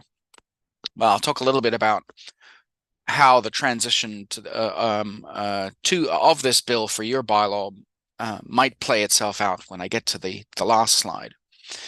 But the 3 main things that are important to understand is, first of all, this bill proposes the removal of the mandatory 5-year phase-in of new development charges. So it means that if passed, should this council implement the fully calculated rates that have been established under the background study, you could impose 100% of those rates in year 1 of the bylaw. The second change is one that we anticipated, and I think we mentioned it in our last meeting, which is this bill has reintroduced growth-related studies as an eligible development charge cost. We had already calculated a development charge for these studies for you in March the 28th, and they're included in the background study that was released. So we are well prepared to accommodate this change if and when it's passed. And then the final thing is that, as well as all the exemptions I mentioned on the previous slide, this bill would bring into force a new exemption for affordable housing across Ontario as of June 1st, 2024. There's another proposal to introduce an exemption for attainable housing, but that's not addressed by this bill. But the affordable housing exemption would be introduced. Just going to focus now on the development charge study process. I mentioned that we have to do a forecast of future development in order to determine the appropriate development charge rate. That's step one in the calculation process. Step two is to look backwards over the last 15 years to determine the levels of service that have been provided in the past. Step three is to identify the capital infrastructure needs of the future development. Step five is to reduce the costs of those needs to account for any funding you may have on hand to pay for them, any benefits of that infrastructure that might accrue to your existing residents of Georgian Bay, because those costs have to be excluded from the charge, and any benefits that might accrue to development beyond the planning period that we're looking at into the future. What we're ultimately left with is a pool of costs that are eligible for development charge recovery, and they're recovered as a per unit charge on the residential sector and as a charge per square meter of new gross floor area on the non-residential sector. This table just summarizes the development forecast that we are using. The forecast itself is based on work that is being undertaken by the District of Muskoka as part of its growth study. And that study anticipates about 31 new homes being constructed in Georgian Bay between now and 2033, the next 10 years. And growth of about, well, just under 100 people, new residents of the township over that same 10-year period. I should note that although this is a forecast of permanent and seasonal households, the district work anticipates that almost all, if not all, of the new growth will be in permanent housing units. On the non-residential side, the district anticipates growth of about 25 jobs a year, which is a little bit higher than what was anticipated in 2019 when the last study was done, and new building space of around 12,000 square meters over the 10 years to accommodate the new jobs. For the backwards looking exercise of looking at service levels, we've looked at a planning period of 2009 to 2023. And for the forward looking exercise for calculating the development charge rates, we've looked at a 10-year future planning period of 2024 to 2033. All of the details about the development forecast can be found in Appendix A of the background study. Appendix B of the background study provides details of the growth-related capital program that forms the basis of the charge. The program is split for each of the services for which we've calculated the charge, and you can see the list of services on the left-hand side of this table here. So we've got library services, parks and recreation, fire protection, services related to a highway, which is going to include roadway reconstruction works, as well as public works, your facilities and your public works fleet. And then the development related studies, which is your planning studies and development charge studies, which are now, well, will be eligible if and when Bill 185 is passed. I'm going to work along the bottom column here. You can see over the next 10 years that we have a program that's just shy of $20 million. 1.2 million can be funded from known grants, subsidies, or other external recoveries, particularly in the roads. A significant portion of the costs, $6.2 million, is deemed to benefit existing residents of the community, And those costs can't be included in the development charge calculation. And much of them are in the fire protection service because they represent costs to replace existing facilities. The township has just over $1.1 million of development charge reserve funds on hand that can be used to pay for the costs. And then if we look at the two final columns on the right, the column that says 2023 to 2030, 2024 to 2033, the 3.3 million, those are the costs that are deemed to benefit development over the next 10 years. That's the basis of the development charge calculation. But then there are significant costs, 8.2 million, that are going to be related to investments that will benefit development beyond 2033, particularly when it comes to the expansion of library facilities and fire stations, which will have generational benefits and are not included in this particular development charge calculation. The calculation of the rate itself is shown on this this slide. On the left there, you can see that the charge ranges from about $10,500 for a single or a semi-detached unit down to a charge of $4,500 for a small apartment. And if you look at the pie chart, you can see that most of the charge is related to the Parks and Recreation service, followed by the Fire Protection Service. So those two cover about 2/3 of the total charge, and then roads is about 1/4, and then the studies and the library services, a fairly small amount of the overall charge.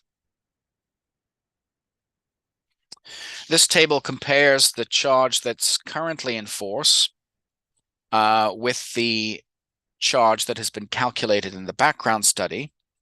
And if you look at the first column of figures, that's the current charge, which is just under $7,000 for a single detached unit. So the new charge of $10,500 per unit represents a $3,500 increase, just over 50%. You can see that the changes from one service to the next are quite varied.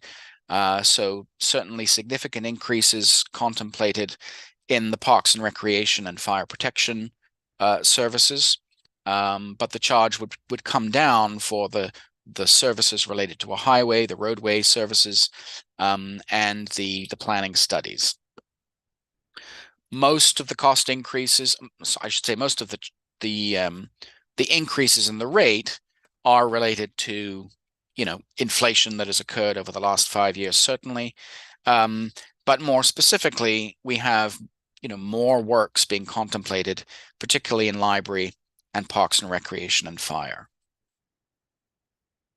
I should also point out, Mr. Mayor, that when I showed the draft rates back in March, the calculated charge was a little bit higher. It was about $10,900. So that has come down as we finalized the rates over the last month. The phase-in is still technically in force. So I wanted to make sure that council understood the implications of the phase-in. So if you went with the full charge, it wouldn't come into play until year 5. So if you're just going to look at the singles and the semis at the top here. If you could move your slide forward one screen, please. There we go. Sorry, there's still a bit of a time lag, so there we go. So I'm going to work along the top row here, Mr. Mayor. So you can see that for a single or a semi-detached unit, the full charge with the phase-in wouldn't come into force until year 5 of the bylaw. But for the next 4 years, the charge would be discounted so that only 80% was imposed in year 1, 85% in year 2, 90% in year 3, and 95% in year 4. But as I say, if and when Bill 185 comes into play, you could impose the full charge, the year 5 charge, when the bylaw is passed. I'm just going to pause for a few seconds because I don't want to start speaking on this slide until I'm sure that you can see it. because I recall there was a lot of discussion about it at our last meeting. We can see it.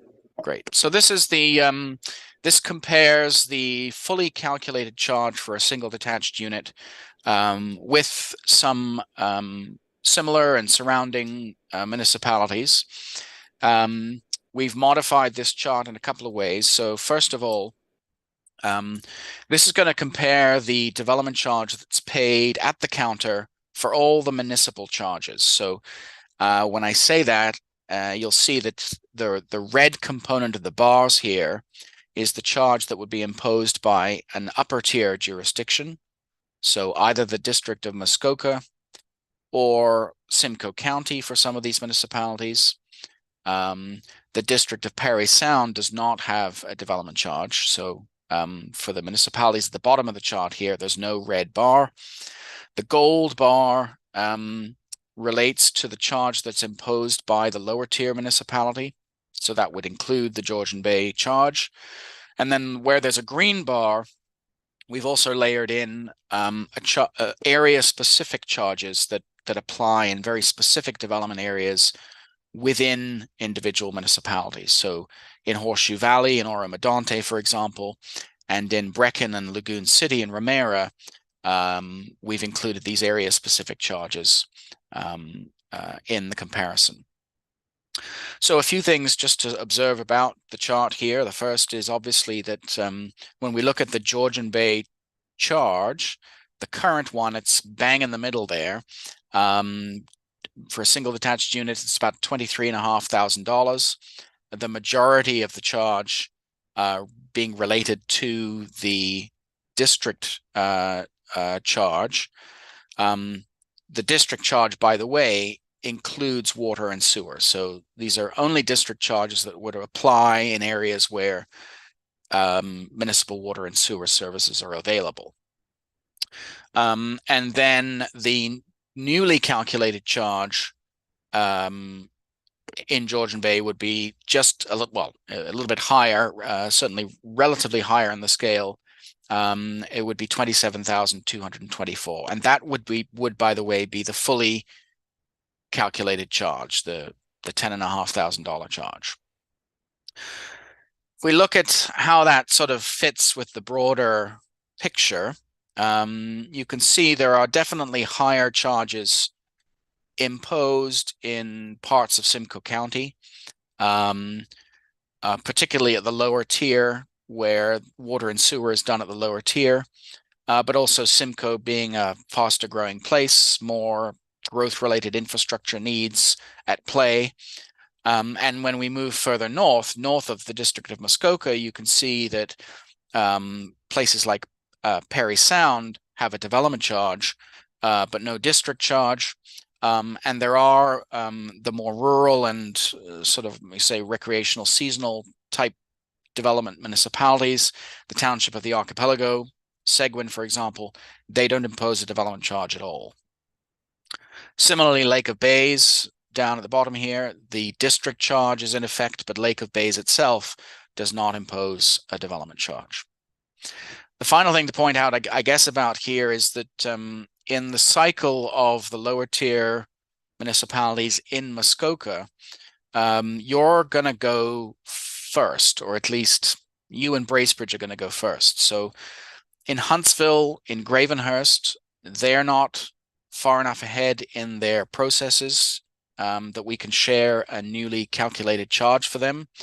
But if the experience of Georgian Bay and other municipalities is anything to go by, those charges could well be higher once their councils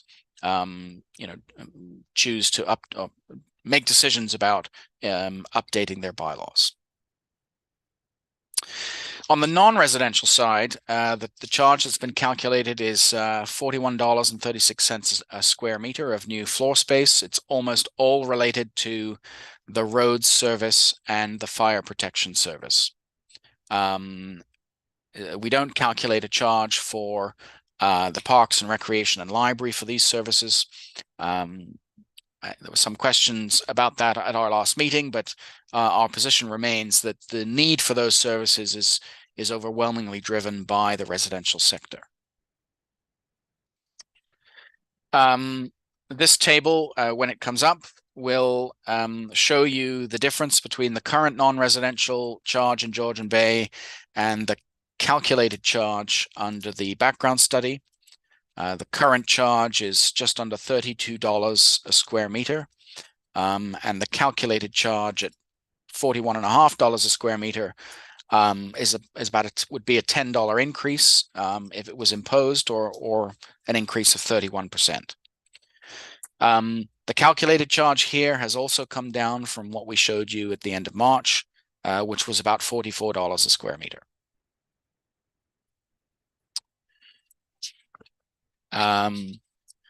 Again, this is the same comparison table for the non-residential charge with other similar municipalities. And I think it's fair to say that the story is somewhat similar to the residential as well. So hopefully this is up on screen, but the current Georgian Bay charge squarely in the middle of the range of municipal benchmarks at $55 a square meter once we include the district charge. So the newly calculated charge at $65 a square meter, certainly an increase, but no change to your relative position. Again, the story is the same, and that, you know, the further south you go generally, or the more urbanized places like Bracebridge and Huntsville will have higher charges, and then you would find lower charges in municipalities in the District of Parry Sound, but also a few in Muskoka where only the district imposes a charge. So in Gravenhurst, in Bracebridge, and in Lake of Bays, they exempt all non-residential development from payment of the charge. As I mentioned, a draft version of the bylaw has been released in advance of the public meeting. There's been some changes that have been required to be made to the bylaw to bring it into conformity with the new statutory framework that governs development charges, including the new exemptions. So that work has been done.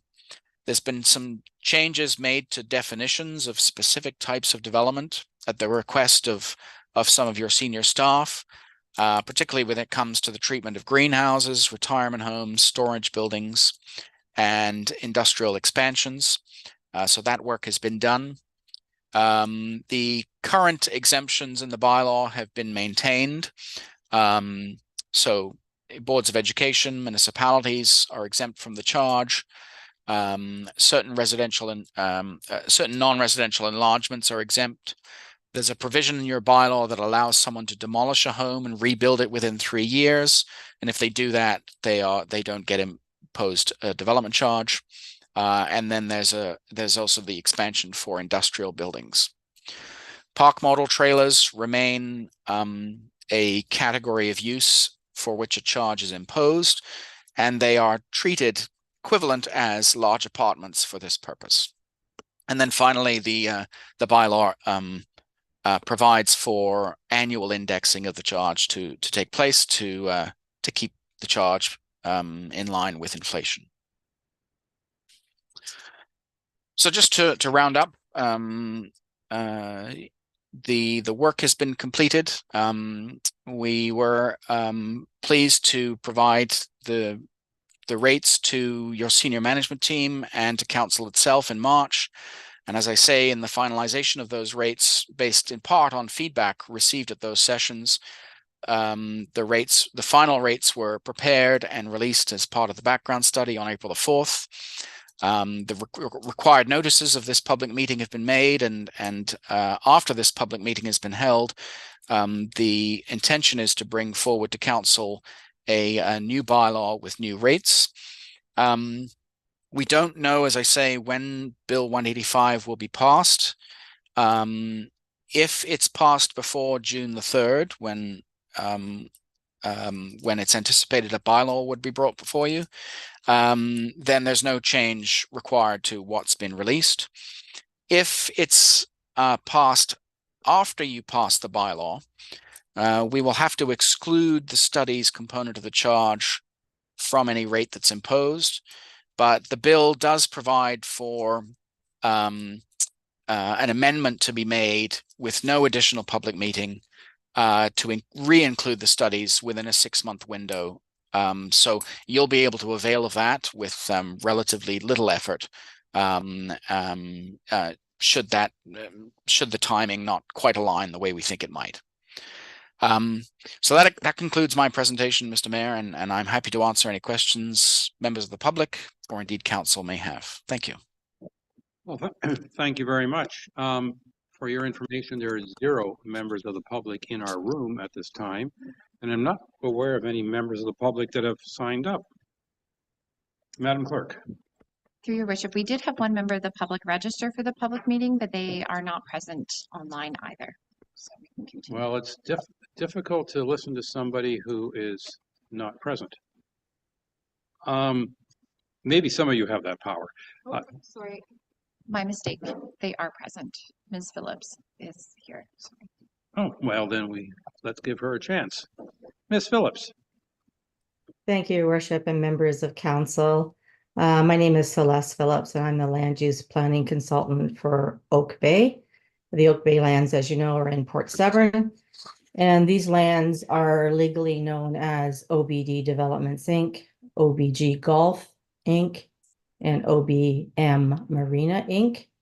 And I am appearing today on behalf of the Oak Bay companies to express an interest in and as well opposition to the development charges increase proposed for your township. And I'd ask that my contact information be added to your notification list. Your Worship, I have 2 questions and 1 comment. And if you'll indulge me for a few minutes, I'd like to just go to the 2 questions first. I'd like to have a look at slide 7. That's related to my first question. If we could bring that up on the screen, that would be helpful.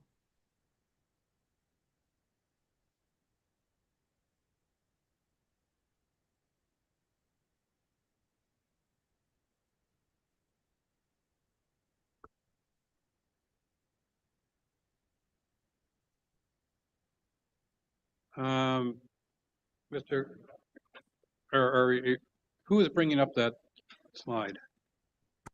Mr. Mayor, I've brought it up on my screen. I think it might be a few moments and you'll see it.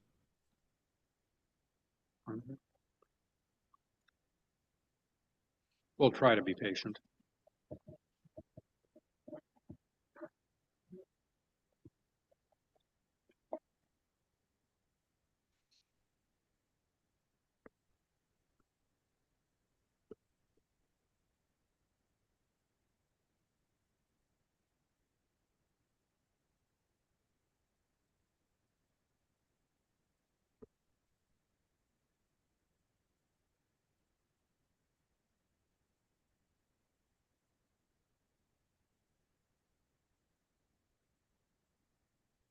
We'll let our clerk bring it up because your system doesn't seem to be responding at the moment. Which slide? What you said, slide 7. What's the title of that slide, please? The development forecast.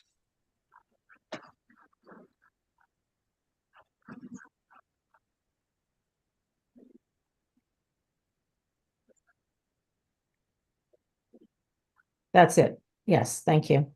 So I think I'm reading this slide correctly that shows that the increase expected is 310 households over a 9-year, 10-year time frame. So Oak Bay has 322 units remaining to be built, but you are showing in this slide only 310 units. And I'm just wondering about the math that was used to arrive at 310 new households for the entirety of the township when there is 322 remaining in Oak Bay alone. And I wondered if that was perhaps overlooked in your analysis.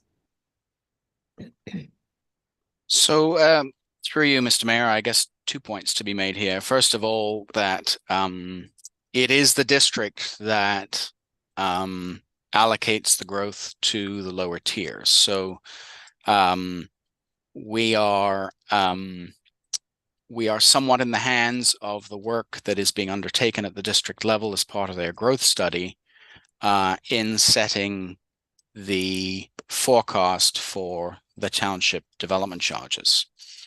So that's the first point. The second point I would say is that I'm not, having read the district background work, I'm not sure that that work would assume necessarily that all of the supply that is available in the lower tiers will necessarily be developed within the next 10 years. So I don't know whether that's whether the district feels that the demand for new housing means that there may be some delay. Some of the Oak Bay specific development will be done after 2033.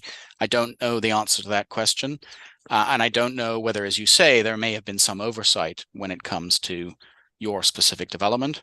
But certainly this is a demand-based forecast that they have developed. And I do know that there are no units in the 310 that are considered to be seasonal dwellings. So these would all be permanently occupied homes. Okay, thank you. And the 322 units remaining in Oak Bay are all zoned for development, and they are all permanent residences. My second question relates to slide 10, if we could turn that one up, please. So the way I read this, I think it's correct, is that the increase that is proposed down in the right-hand corner of the slide is a 51% increase in the development charge. But if I'm reading this correctly, that is the increase only for single detached units. And I didn't see a slide that showed an increase for the other housing types. And I'm looking to see if you could confirm that the increase for townhouses, as an example, would be 70% over the same 5-year time period, and why that would be, that it would be a 70% increase for townhouses and a 51% for single detached, and why that wasn't displayed in the slide today. Through you, Mr. Mayor, the answer to the second question is simply that we typically only, for reasons of efficiency, only compare the single detached unit increase.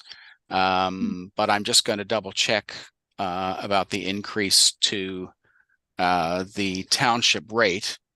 And I may need to actually, Mr. Mayor, get back to you on that because it's buried in a lot of our modeling. Usually the increase across the different unit types is fairly uniform.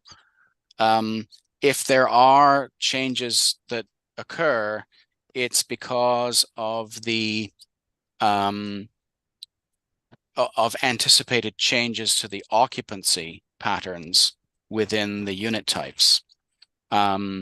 So if, as Ms. Phillips says, the increase for the townhouses is higher than the increase in some of the other unit types, it may be that the occupancy of townhouses in Georgian Bay has increased at a faster rate in recent years. And we assume, therefore, that over the next 10 years, the occupancy patterns of those townhouses might be similar to what's been recently constructed, and therefore the benefits of the new infrastructure will accrue in a greater proportion to the townhouses than to the other unit types. But as for the specific increase, I think we'll have to get back to you on that. Okay, thank you. And then, Your Worship, just one final comment. As you know, Georgian Bay Township has delayed, or in fact stalled, the construction of 202 residential units in Oak Bay. And so I would like the public record to show that these two phases alone would have resulted in $898,907, so almost $900,000 in development charges that are payable by Oak Bay to the Township of Georgian Bay, and those payments can't be made because of the delay in the Oak Bay development. And I thank you for the opportunity to speak to you today. Thank you. Thank you very much for your questions and your comments. I'm going to go to, I don't think we have any other members of the public that we're aware of.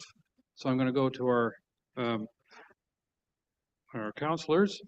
And it's funny, the order that I see the counselors and their hands up keeps changing, but it seems to now have gone back to what I saw before, the side of the switches. I can't keep it all straight, but I'm starting with Councillor Cooper nonetheless.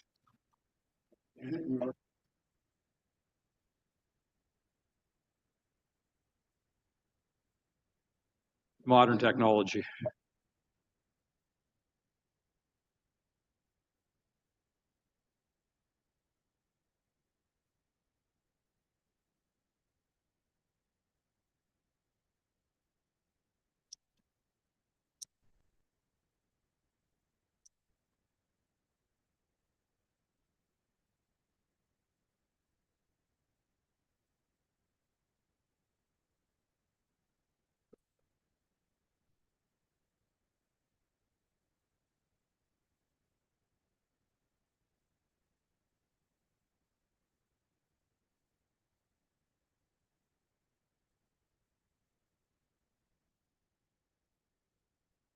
Mr. Mayor. Sure. I just, while we were waiting for Councillor Cooper's question, I did have a more precise answer for Ms. Phillips. Go ahead, because we just discovered Councillor Cooper's mic wasn't on. So answer your question, and then we'll go back to Councillor Cooper. Bad counselor. Yeah. Bad. Okay, I just wanted to, for Ms. Phillips' information, let her know that for townhouses built in the township of Georgian Bay between 2011 and 2016 had an average number of persons per unit of 1.60. Townhouses built between 2016 and 2021 in the township had an average number of persons per unit of 2.43. So as I suspected, there has been quite a significant change in the occupancy patterns of townhouses in Georgian Bay. Thank you. Thank you. Councillor Cooper, we'll let you try again. There we go. Can you hear me now, Stefan? I can. Thank you, Madam Councillor. Thank you for the presentation, and I apologize. Too many buttons for us old folks here, or at least this old folk. A question about slide 7. Just I was asking the estimates that were made, and Councillor Predko, I'm not referring to you, just me. So in terms of old folks, but yeah. So who generated the data that's showing in slide 7? Was it Watson and Associates, or was it the staff at the district? Do you know? Yeah, so Mr. Mayor, the reporting is published under Watson Associates' name. I know they've worked very closely, however, with district staff and the local municipalities.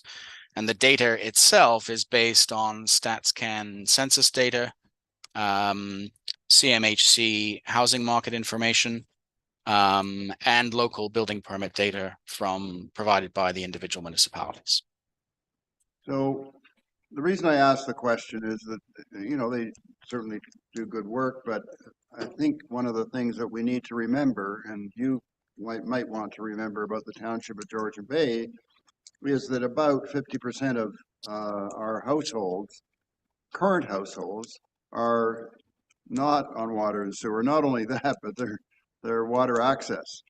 And so there's not even a road sort of association other than a major highway in many cases to get to that particular property. So would lead me to believe that the township of Georgian Bay and within the district of Muskoka estimates should probably be down near the bottom around Perry Sound or the archipelago, where there are no charges, I take it. So I just wanted to sort of maybe that's been put into your calculations, but I think it's very important to try and remember that. And all of the other slides that I sort of wanted to reference, not just slide 7, but slide 12, for example, is related to only where there's going to be new water and sewer. I think I heard you say, is that correct? Yes, through you, Mr. Mayor, to be clear. So to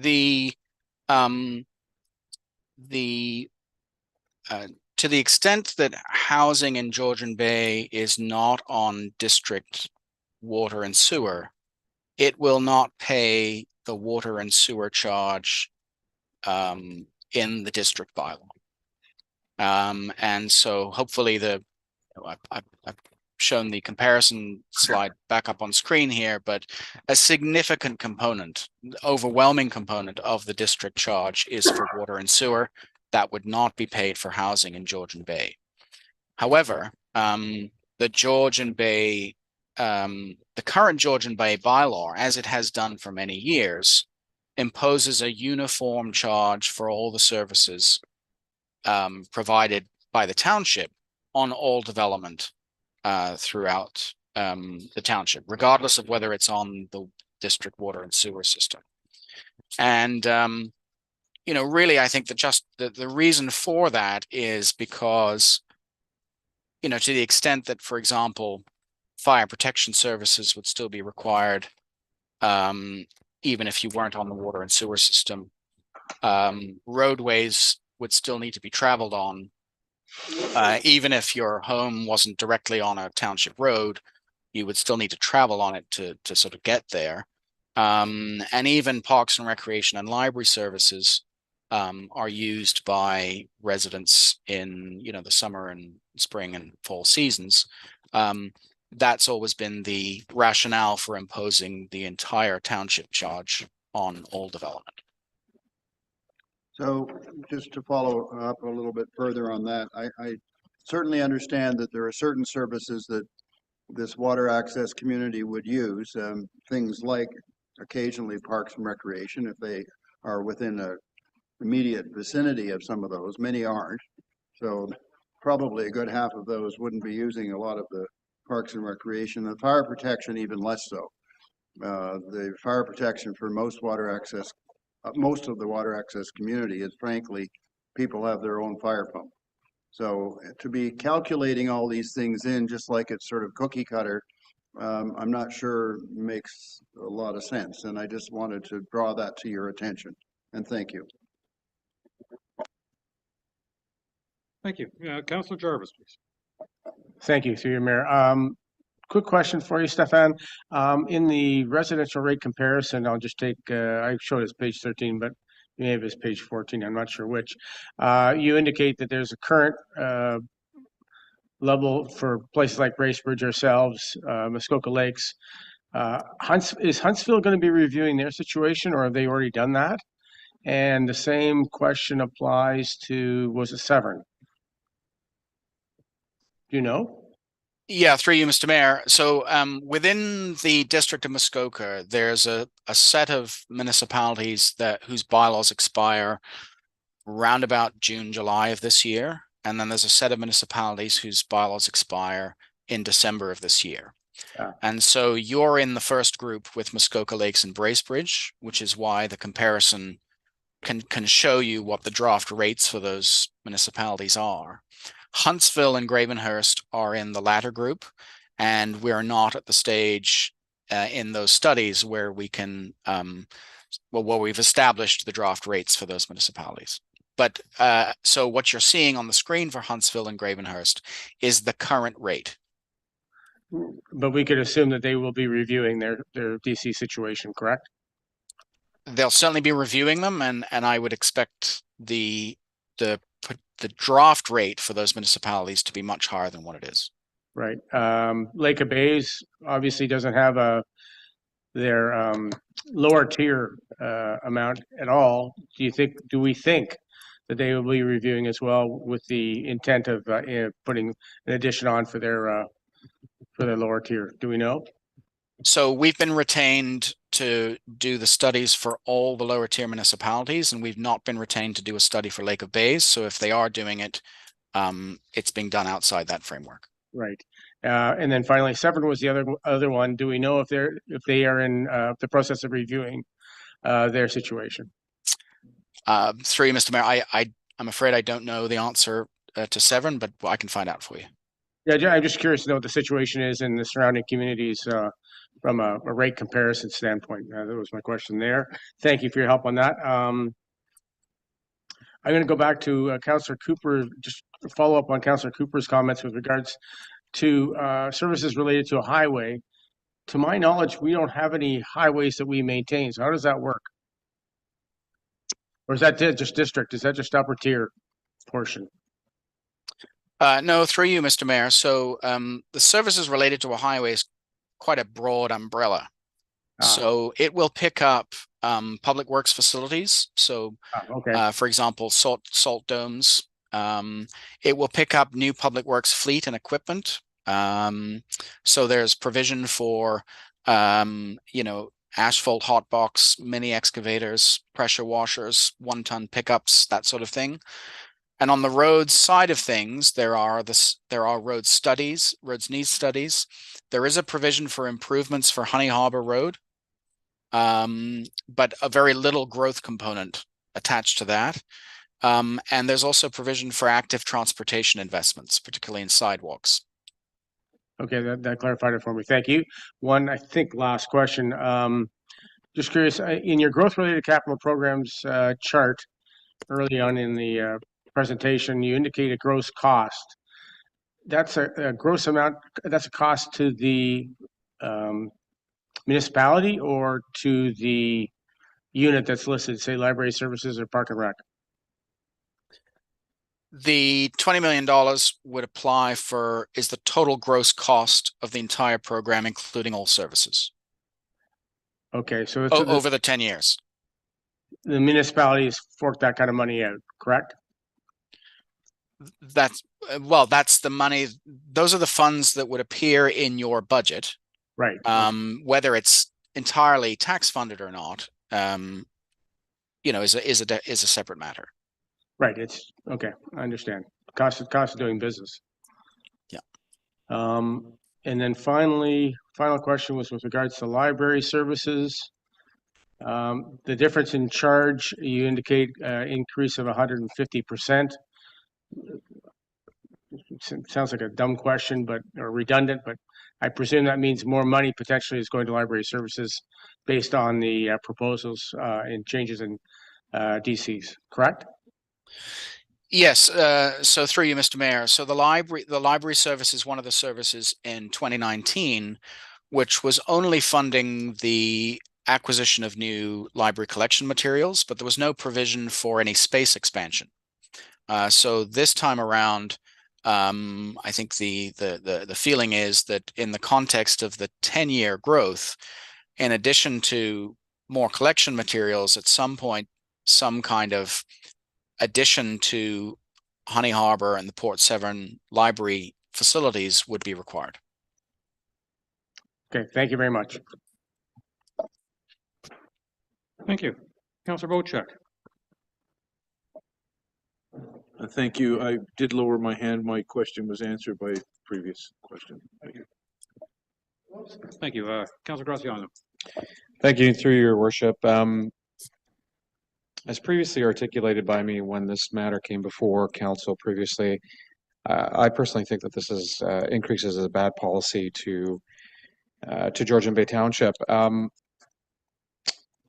In the presentation today, I believe page 1, growth pays for growth. And aside from Oak Bay, I don't see a lot of growth forecasted within the next decade here. And perhaps Stefan can answer what the forecasted growth is. I see district is forecasting 310 units.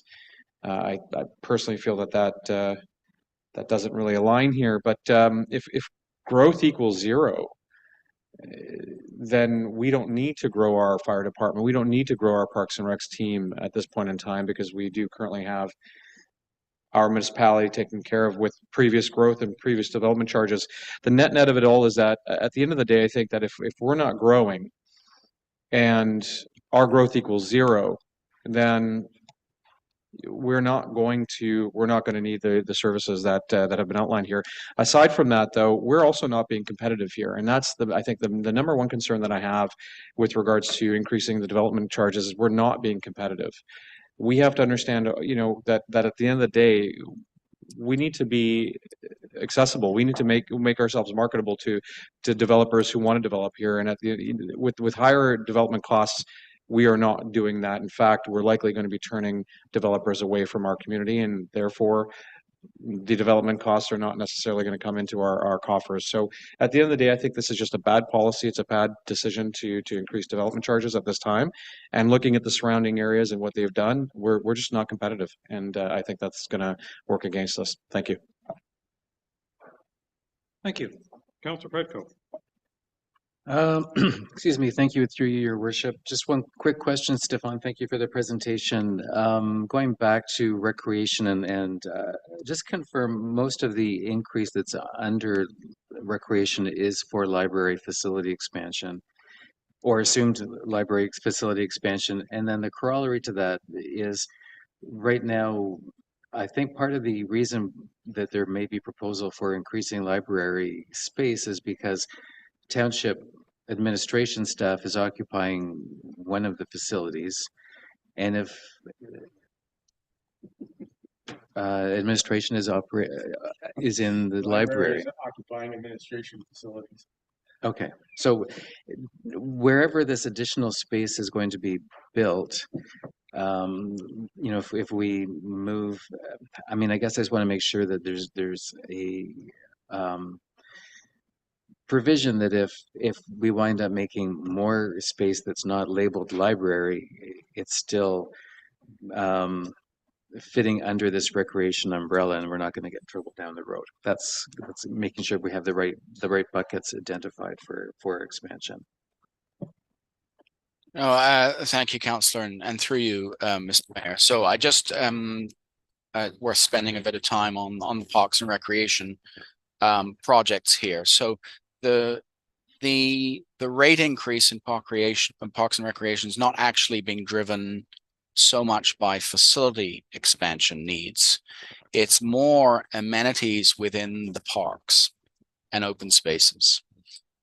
So there is a provision for some minor growth-related improvements to the Baxter Community Center, but the majority of the costs that have been included in the Parks and Rec program relate to a provision for additional pickleball courts, dog parks in Baxter, MacTier, and Honey Harbor, boat launch panels, both panels that have been previously purchased over the last few years, but for which development charges have not yet been used, and future boat launch panels in Port Severn, and later in the 10 years in unspecified locations. And there's also a provision for a parks master plan as well. So it's on the park side rather than the facility side that's driving the rate increase for the Parks and Recreation. All right, thank you for that clarification. Councillor Bochek. Thank you, and through you, Mayor. Thank you for the presentation, Stefan. To get a better understanding of your statement about the District of Muskoka development charges when it relates to sewers and water, we know that basically only 20% of our properties in the township are hooked up to the sewers and water. Can you tell me, say per se, for $100,000 worth of development, residential single-family home,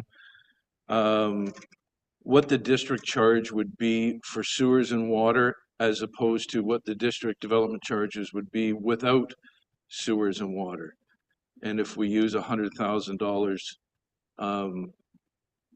just as a point of reference, I'm just trying to figure out how much of the district charges is the sewer and water, and how that will affect 80% of our properties that don't use sewer and water.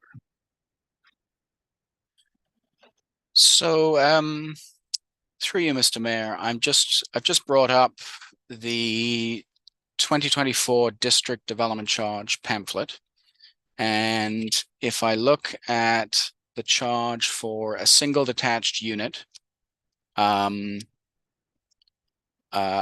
the entire district, it is $16,777 per unit in a serviced area, of which the water and sewer components are, I'm just going to do a bit of mental math here, around about 12,000 of the 16,500.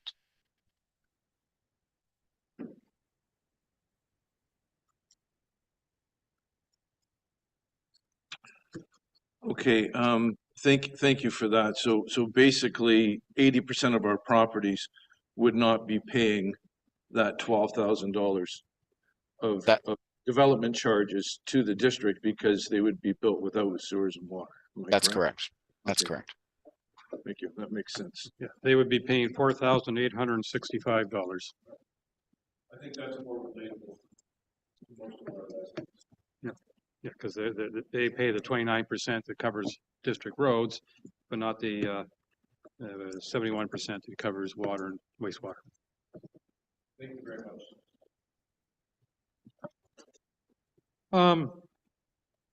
A couple questions that I'm curious about. You've made a number of references to, and other references have been made to the growth projections, and provided by Watson's and district staff. Is there an obligation to use those numbers? I mean, and I know you have to defend we have to defend whatever numbers we use, and they're obviously a good source. But are you obliged to use those particular numbers? Well, Mr. Mayor, I want to be careful about not stepping outside my area of expertise here, because this will be very much a Planning Act matter. But my understanding is that you have to your official plan has to conform to the county official plan, district official plan. And so to the extent that the district official plan allocates growth to the township and requires you to do your land use plans and your infrastructure plans on the basis of those allocations, then I think you would have to be very careful for a development charge exercise, which is fundamentally an infrastructure plan as well as a financial plan, as well as a land use planning exercise. It combines elements of all three. You'd have to be very careful if you were going to depart from the district official plan. So I don't want to say that it's impossible and that we haven't done it in some other municipalities. But in this particular case, where the work is being done at the district level, sort of in parallel with the township development charge study, I think you'd need a very robust you need very robust analysis and justification to depart from the work that's being done at the district for these purposes. Okay, fair enough. I was just curious about that. And I also found it quite interesting, is that obviously when you're taking that growth, you're also taking all our numbers and dividing it by the number of units that are expected, so that not only do you have to say 310 units, but you have to calculate the number of single units versus townhouses versus the other categories you had there. And hence, when we can, that's why different groups will have different increases in percentages of dollars, because just, if I'm understanding this correctly, that's part of the complex math that you have behind this whole thing, as opposed to saying everybody's development rates are going up 51% full stop. It's 51% here, 48% there, 62% there, just because of all this weird and wonderful math you have behind it. Is that correct? Yes, Mr. Mayor. So just to be clear, so the district has broken its forecast into the various unit types. So that work has been done at the district level, where we sort of layer in our own sort of analysis would be the occupancy patterns associated with each of the unit types. So the stuff that I was speaking about with Ms. Phillips, the average number of persons living in those unit types, That's been done through our background study, but the district itself has done for each municipality a forecast by unit type. Yeah, so this whole thing in effect is a budgeting exercise where we're not quite throwing darts, but we're making a best guess based on various inputs to create the charge that we're going to put on any new units built under a certain descriptor over the next 5 years or so. Yeah, Mr. Mayor, that's a very good way of putting it. This is a rate setting exercise. We use the best available information we have about what might occur in the future in order to set them. It's also interesting to note, I mean, I know we have lots of exemptions and the province is mandating some of those for the lower value homes. When I say value, I'm talking about dollar value, not intrinsic value to the occupants. Don't get me wrong there. But you know, it's a flat rate charge. So whether or not that new home is worth $750,000 or worth $7.5 million, it's still getting that same say $27,000 development charge. Yes, that's correct. The charge is unrelated to the value of the home. It's related to the benefits accruing to the people living in the home, but not the value of the home. All right, thank you. Councilor Graziano, you can start a second round. Thank you. I have some additional questions. I didn't want to take up too much time in my previous comments, but Stefan, you had stated something earlier, I believe, in your comments to the mayor specifically, in that you had recommended robust analysis for, I guess, a question that he had asked, and I agree with you. I think robust analysis is something that we as council should consider very, very closely here. I have a few questions, if I may. Over the last 10 years, how much growth has this municipality seen, and were you able to calculate that data? What by way of unit numbers have we seen in the last 10 years? Well, through you, Mr. Mayor, I'm just going to look it up here. So bear in mind that the last full count of the resident population of the township came from the 2021 census. So it's everything since then is a pretty rough estimate. But Stefan, if I may interrupt you, and I do apologize, but I'm not concerned about the population growth, rather the unit growth. Right. Fair enough. So I'm going to give you a few figures here. So between 2011 and 2021, the census of 2011 and the census of 2021,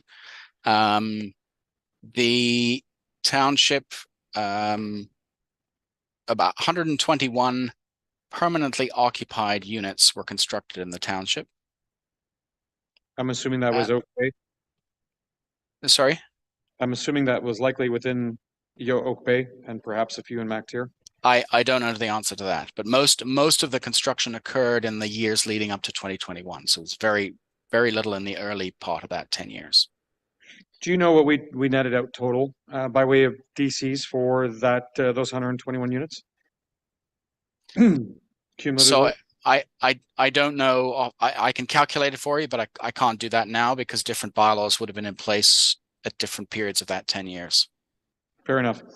We heard today from a relatively large developer within our community, and I'm curious if we surveyed or if we attempted to survey developers and perhaps individual home builders on their thoughts and what they felt could be acceptable within the communities that within our community rather.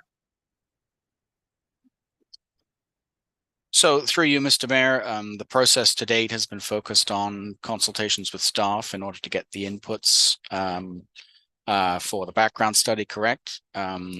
This public process that's underway now is intended in part to allow not just members of the public, but also local developers the opportunity to speak to council about these matters. And of course, should council wish to hold another public meeting or some other forum for more specific to specific interest groups, it certainly has the authority to do that. I have a few additional questions, but I see our treasurer wishes to. I'll pause and let her. Ms. Rodigan. Thank you, Mayor Coutier, and through you to Councillor Graziano. I did want to just provide further input in terms of staff did reach out to developers through email. Actually, the Director of Planning sent email notices well in advance to allow developers to come online today to provide any input or comments. It will still remain open for any input or comments, as well as there is an appeal period after the bylaw is passed. I believe it could be 40 days or 60 days. I'll have to have Stefan confirm that. But we do believe we did give developers enough time to provide any input that they may have had. Thank you.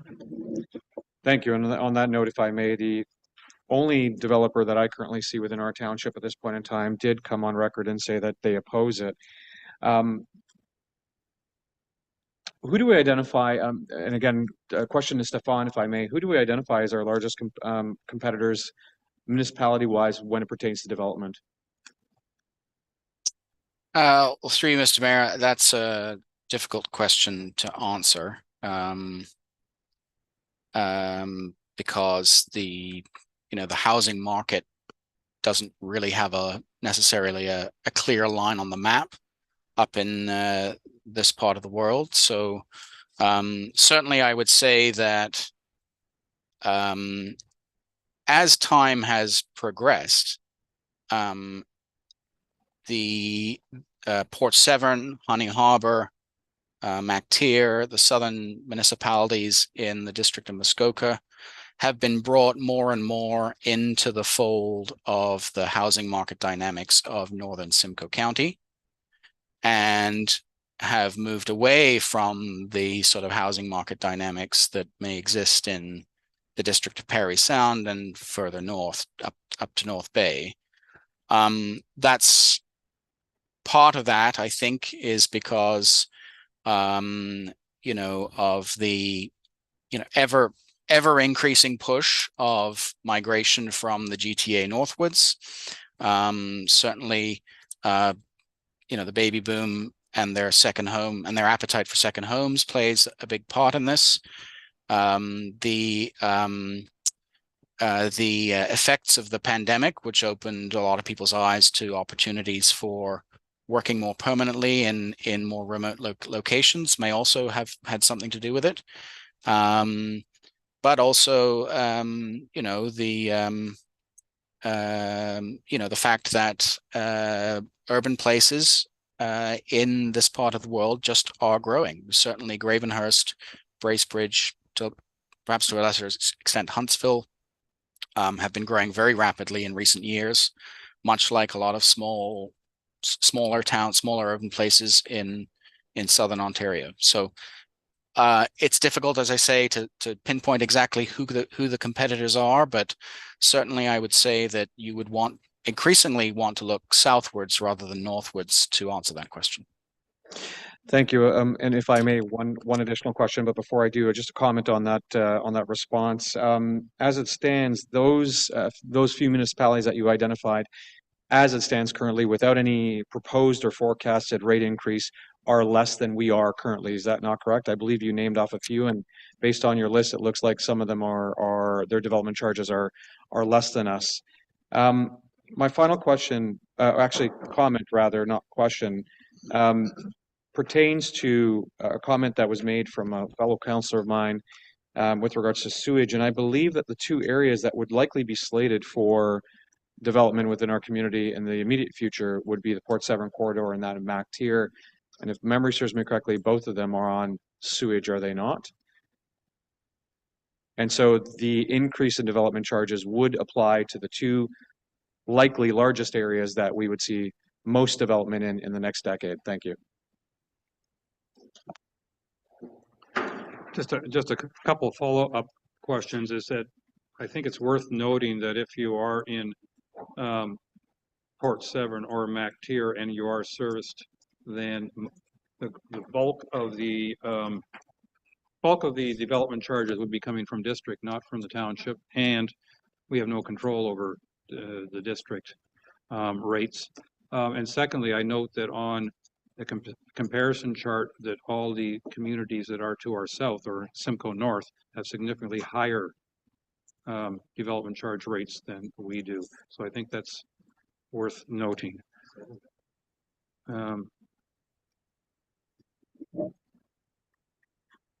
Okay, you're right. Severn is slightly below us. Councillor Cooper, please.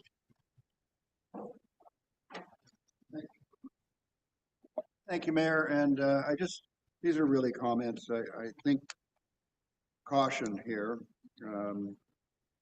I sort of like the expression, I'm a bit from Missouri on this matter. Show me where the growth really is going to be. This is I don't see any real evidence. I think there was growth, significant growth, particularly leading and going through COVID.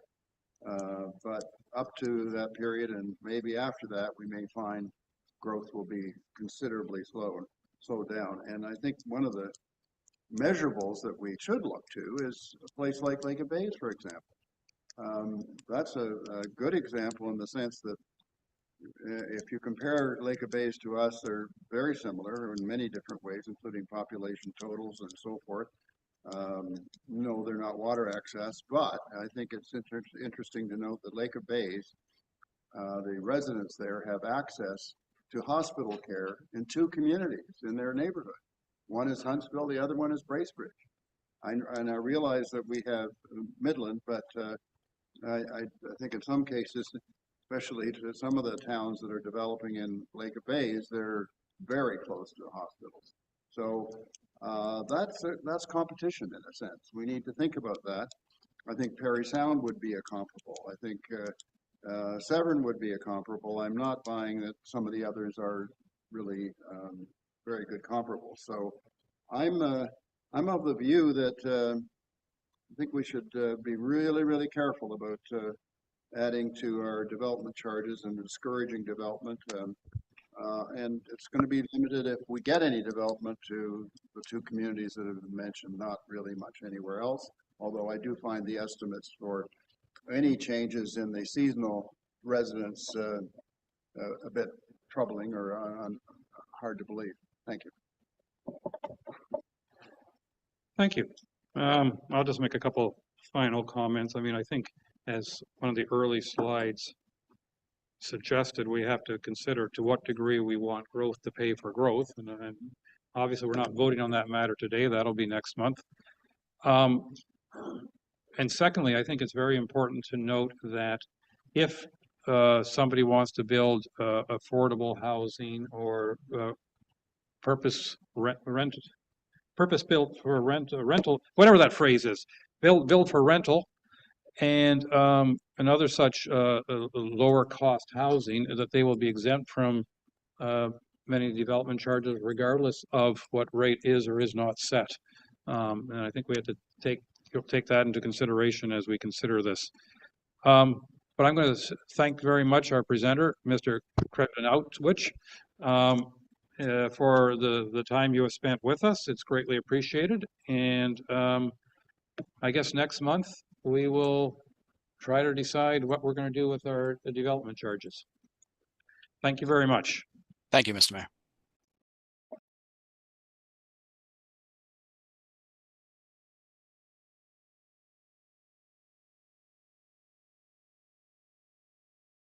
We find ourselves at 11:30 in the morning, and we've about to start a delegation before we get to the regular stuff of our agenda. Yes, please. Does anybody need a 5-minute break? Or are you okay for now? Are you going to bring in the cost? If so desired. I mean, lots of flat floor space. Yeah, if you need a 5-minute break, 5-minute break. 5-minute break.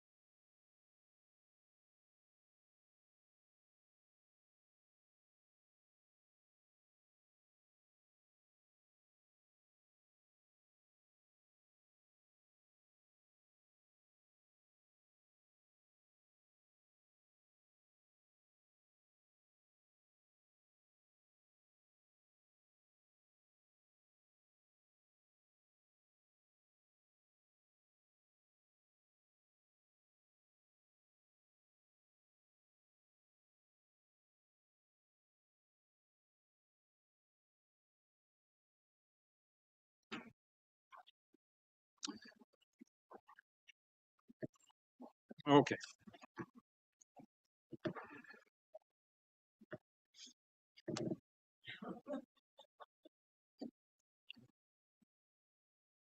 All right, let's due to a miscue, and we won't name names, but we're going to now go to an open forum and let that cut in before we get to our library deputation. So the rule is you come forward, you introduce yourself, you have 2 minutes to speak, and you leave, unless there's some questions from council. So please go ahead.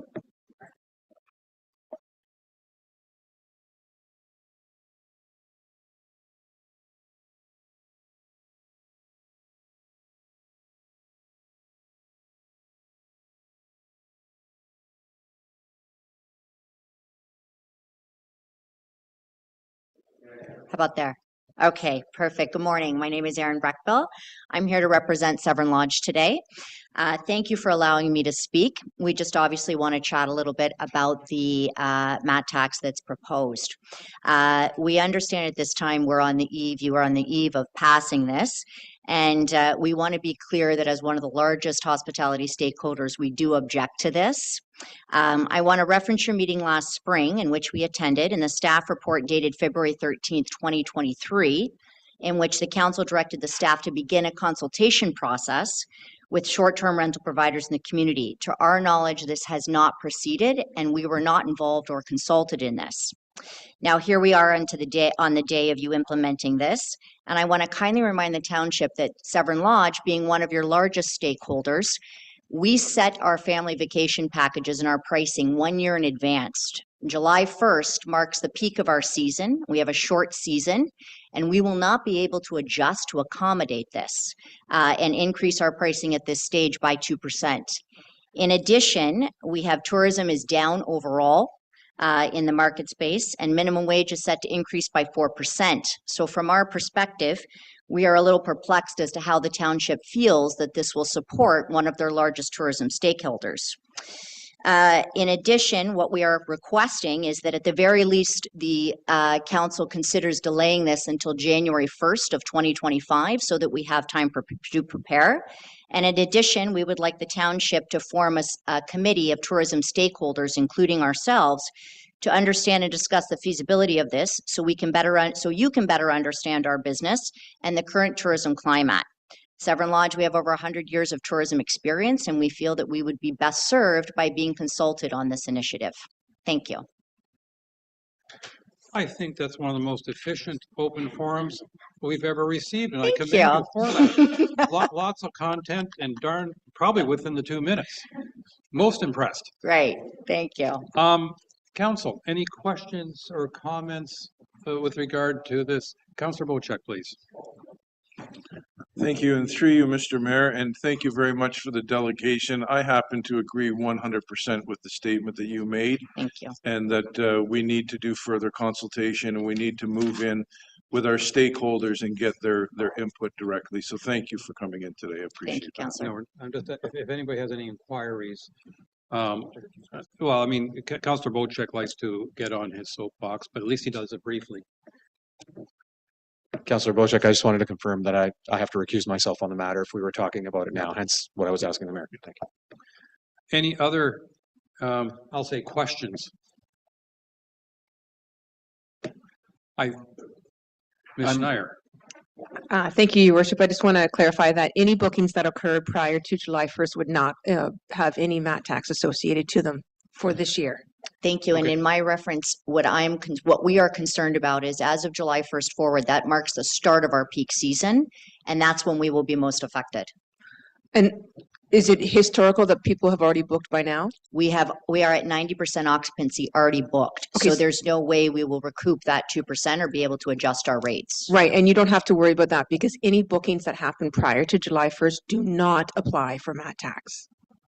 So even if they're booked but not actualized? That's right. Okay, yeah. Great. Thank you for clarifying that. All right. I think that almost got into the topic of discussion, but we won't go. Councillor Redco. Thank you. And just for clarification, and either from Severn Lodge or from our Director of Sustainability, this 2% would be on top of your rate as opposed to built into your rate. So I'm not sure how rates are confirmed, but I guess you send out a confirmation with HST added Correct. already, so people Yes. have paid what they suspect is their Correct. amount. Okay, thank you. That was all. Okay. All right. Thank you very much. Super. Thank you. We appreciate your patience with all this whole Thank making you your for putting me making ahead it of right. the agenda. I Yes. appreciate it. All right, and with that, remember all this when we get on the topic later in our agenda, but in the meantime, I wasn't made aware of you making a presentation. Is it okay if I do? Sure. Go ahead, though. I don't want people to think this is a standard pattern because you're supposed to sign up in advance. But you know the drill because you heard it a minute ago. Okay, 4 minutes ago. Is that on? Yeah. My name's Arthur Christakis. I'm here today on behalf of Christie's Inn. Sharon Hales, who owns the mill, has asked me to make a statement on her behalf. She is a very experienced large accommodator in the area, but also in other regions. She has extensive experience with mat tax, collection, planning, distribution, and execution. She objects to the proposals that are in front of you. She strongly requests a meeting, a hearing on the mat tax, so she can express her opinions on what drives people to stay overnight, which is the occupancy rate increase that the tax is supposed to affect, and also the complimentary day spend that goes along with people choosing Georgian Bay as a tourist destination. She also has significant input that she'd like to make at a future date regarding the reasons why people pick Georgian Bay, and that speaks to the distribution options that were laid out. She says it's very common for a committee to be formed in advance of such proposal of like this, and that it is normal for accommodators to be on that committee and lead that committee, and also determine who gets the spend, what DMO gets the spend, and it's based on return on occupancy rate for 4 seasons, not just the summer, and it's based on day spend that goes along. They're trying to keep their businesses open in the winter. It's been very difficult. Anybody who is here knows that it's very difficult to keep accommodators going in the off-season. So she would like to propose that there's an additional step taken. There's a meeting, a committee that takes place, and then based on that, the following steps of distribution and implementation and execution of the mat tax are follow from that. She couldn't be here today. She's in Hawaii, so that's why I'm doing it for her. Thank you very much. All right. Thank you. I think you also did it within 2 minutes, and I'm impressed. Thank you. All right. Any questions? Seeing none, now I'm going to try to switch to our next topic. Oh.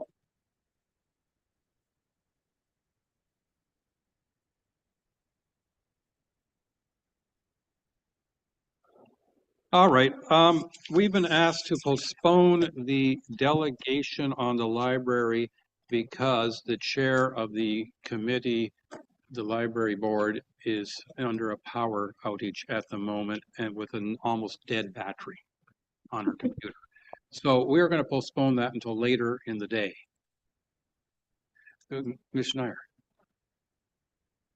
I was just wondering what, thank you, Your Worship. Nothing. So with that, I don't know if they know what they're talking about, but we're going to go to the consent agenda because that's next on our agenda. And so we've postponed our delegation to a little bit later today.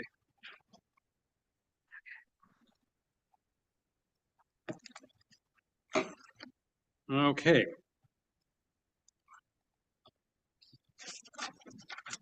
I think I believe we have 11 items on our consent agenda.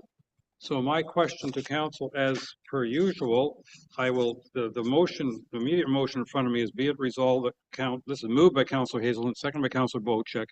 Be it resolved the council adopts the consent agenda of May 13th, 2024 as circulated. Are there any items that you wish to pull or otherwise discuss? Councillor Hazelton, please. Yeah, just a couple of potentially minor things to see and ask number D, which may be very quick, but well then, let's do them, please. Oh, Councillor Graziano. Item J as well, please. Sorry, I and J? No. Just J as by itself. J. Item J. I apologize. Yes, thank you. Okay, Councillor Hazelton. Item C, please. Okay, so we had a delegation here. Yeah, so we've got an open forum on section 9, and the fellow's name is Robert Chartwell, not Robert Chartwell.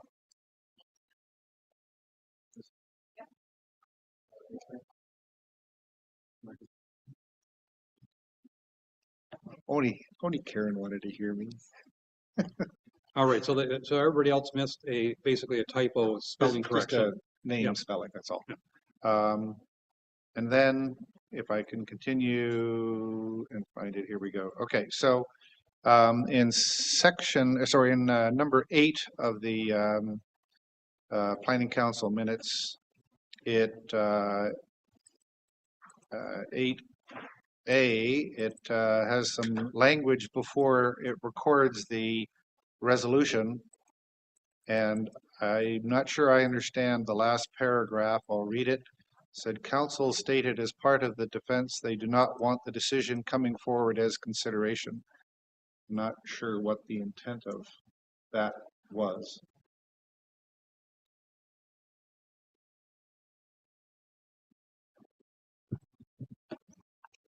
The intention of that was to have it come forward in closed session as opposed to an open session. Okay, I'm just thinking if somebody reads this in the future, that addition that you just made would be useful in the permanent record. If there's a consensus, I'm happy to make that little amendment. Basically, the addition is to make reference to subject to. Yes. Yeah.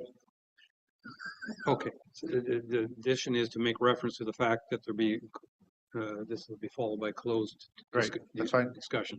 Fine. Anybody, any disagreement with that addition to those minutes? No. So everybody's in agreement that the minutes will be modified, the Planning Council minutes for item 8A to make reference to the fact that this matter was discussed and closed. Thank you. Or had additional discussion and closed. Thank you. Okay. And Councillor Graziano, item J. Thank you, Worship. A couple of questions to staff, if I may. I'll begin with the page 2 RFP for water quality. Within that, it lists Maya Gugolev under the RFP process, and I think we've conflated two different separate issues. One was for the emergency kit at the park. The other is for water quality, and the way that I read it, it looked like they were one and the same together, so perhaps that change can be made. Number 2, or my second issue, is page 3. I'm just curious, I believe it's page 2 and page 3, why dates and times for how many days they've been open are not listed. I don't see them on page 2 or page 3. Sorry, which section? This is J, so it's the ATT1 resolution tracker. Well, the second attachment. Yes. Oh, okay. So page 2 and page 3 of the PDF that was presented to us, there are no dates listed. And that also, sorry, with the resolution tracker also pertaining to number 1, which was the water quality on page 2. It identifies Maya Gugolev. Sorry, I have to zoom in now because it's super small. So on page 3, there were no dates. Page 2 and 3, I believe. No open dates calculated. There are. Oh, number of days open on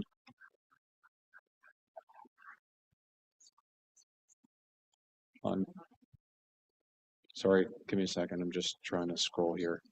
I can't see the whole document. Hold on. He's right. That's right. That's right. On page 2. Yes.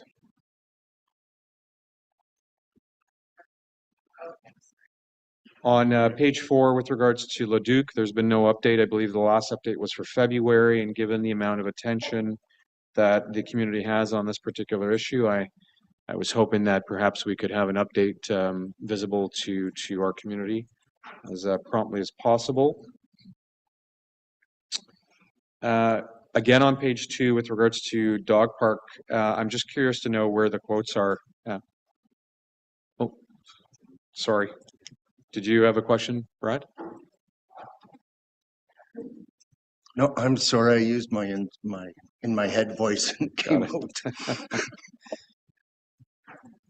So on page 2, and actually this is a question to you, Brad. So, with regards to the dog park, where are we with regards to quotes? It just says that pending quotes. Have we received any quotes at this point in time, or is that still in process? Through the mayor, we've received quotes.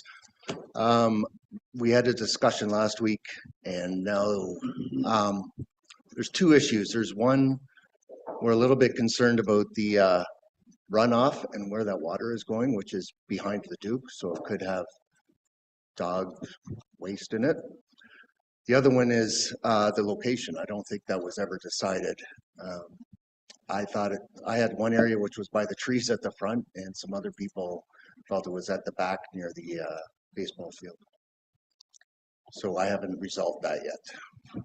Understood. Thank you. And my final one is with regards to page 8, and that is response times and goals. Ironically, I'm going to follow up to find out. This is 1,054 days old. I'm just curious to know if we're going to be receiving a report at some point in the future. I'm sorry, I don't have that open. That's not you, Brad. I believe that's our CAO, if memory serves me correctly. Let me just get to the document, page 8. I want to say that's under Greg. Council response time, which is C1702021.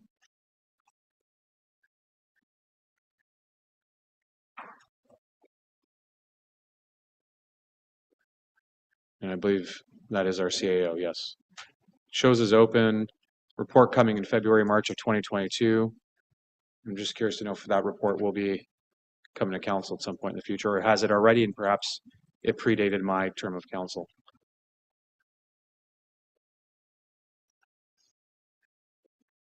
The very last item on page 8, or on, yes, documenting. Yeah, through you, Mayor Coutier. Yeah, I see that there was a change to me from the previous individual back in September 22. So let's see here, because this dates back to 2021. Wow. Okay, so let's see here. Council directs staff to provide a report to council for the response service levels or response time goals on the following items: communications and requests from residents. I believe we have a policy on most of this. However, I can work with staff and dig out these service level policies and share that with council in time for the next meeting. Thank you. So, and the circulate subject to corrections noted. Okay. All right. Well, thank you very much. I'm not seeing any other hands raised, so I have moved by Councillor Hazelton, seconded by Councillor Bocek. Be it resolved, the council adopts the consent agenda of May 13th, 2024 as circulated, subject to the corrections noted. All those in favor? And that is carried. Thank you. Okay. And now we get to the communications portion of our meeting. And How shall we do it today? Let's start with Councillor Vocek, because he was absent for this portion of our meeting last time. And so let Councillor Vocek talk to us about 2 months, and then we'll go to Councillor Cooper second. Thank you, and through you, Mr. Mayor, it certainly has been a busy couple months for me, dealing with some medical issues and transportation issues, but nevertheless, still a productive month. April the 15th, we had our district council meeting, which went well. April the 16th, we had a major water main break here in Port Severn, which put the whole of Oak Bay without water, and the district of Muskoka and the township came through with opening up for the public watering stations and places they could use washrooms and things like that. So good job done by the township and by the district. On the 18th of April, I attended the Health Services Committee meeting. More talks about hospitals and spending more of our money up in the corridor area. On the 18th, the Community and Planning Services meeting, a lot to do with homelessness and a lot to do with funding second, let's say, apartments inside single dwellings. On the 22nd, attended Earth Day at the Rendezvous Park, which was great. We had many people there from SSEA, the Biosphere, Georgian Bay Forever. Great day, great education. The 29th, attended the Sustainability Community Advisory Committee. On the 30th, SegBay had their 55th anniversary celebration, which I attended and got a free sausage. It was quite enjoyable. We did have a Zoom meeting, a special SSEA Zoom meeting on approvals and permissions training, which was informative, but not really related so much to what we do here in the township of Georgian Bay, more in the rest of the province. Planning Advisory Committee, where we had a delegation done by Susan Craig, our Integrity Commissioner. That was on the 3rd of May. It was very informative. On April the 27th, Councillor Graziano and myself and our wives attended a fundraiser at Raleigh Lodge for the Alzheimer's Society of Simcoe County, which was a very good event and raised a lot of money. Similarly, on the 11th, I attended the the Gloucester Pool Cottage Association dinner and fundraiser for money for building the docks, as well as Councillor Graziano and his wife joined us. Lots of residents asking about popular topics, the mat tax, the garbage diversion, and parking, all very key things on my agenda this month. And that's basically it for me. Thank you. Councillor Cooper, please, followed by Councillor Hazelton. Yeah, I won't go over all of the regular activities. They're certainly there, and I attend and if I can, as much as possible. But if I can't attend in person, I attend by Zoom, including, there's just too many to list, but it's been a busy time. I would say that I have really enjoyed watching certain committee meetings, like our Committee of Adjustment, our Planning Advisory Committee. There's been a lot of discussion around solid waste. We had a very good meeting with Kelly Nicholson and Water Quality Working Group that she's helping facilitate, and I appreciate the work that's being done there very much. It's important to us. It's the environment, stupid, so to speak. So I think that's pretty critical. The one thing I will say is that I also sort of a lesson for all of us, in the sense that there was a wonderful celebration of life for Mr. Wally King, who helped establish not only the archipelago, but the Georgian Bay Land Trust. And the reason I mentioned his name is that he's the kind of individual that saw Georgian Bay from what I would call a sort of pan-Georgian Bay perspective. The kind of person that said, you know, if it can happen in the township of Georgian Bay, it can happen here. He was the individual that donated $10,000 to challenging Macy Bay. And that's pretty important stuff. Not sure he'd like us to be sort of talking about that in particular, but I think it's important to note that we have to, I think, when we think about Georgian Bay, we need to think about it in a broader sense, not just my ward or my two wards. I try and think of our entire township, but Wally was great at thinking about all of Georgian Bay, and I hope we can remember that. That was what his life was all about. So thank you for that. That's it for me. Thank you. Councillor Hazelton, followed by Councillor Graziano. Thank you. It seems like every month never slows down. I think it just speeds up. More and more interactions with residents, topical things. This month was a recurring theme on issues with short-term rentals and the enforcement and concerns there. Had an opportunity to have a couple of special meetings with the library board, and we'll hear from our CEO a little bit later. And I mentioned the calls and interactions with residents, predominantly focusing on environmental and planning matters. That seems to be a recurring theme. So less on the development side and more on that environmental planning side.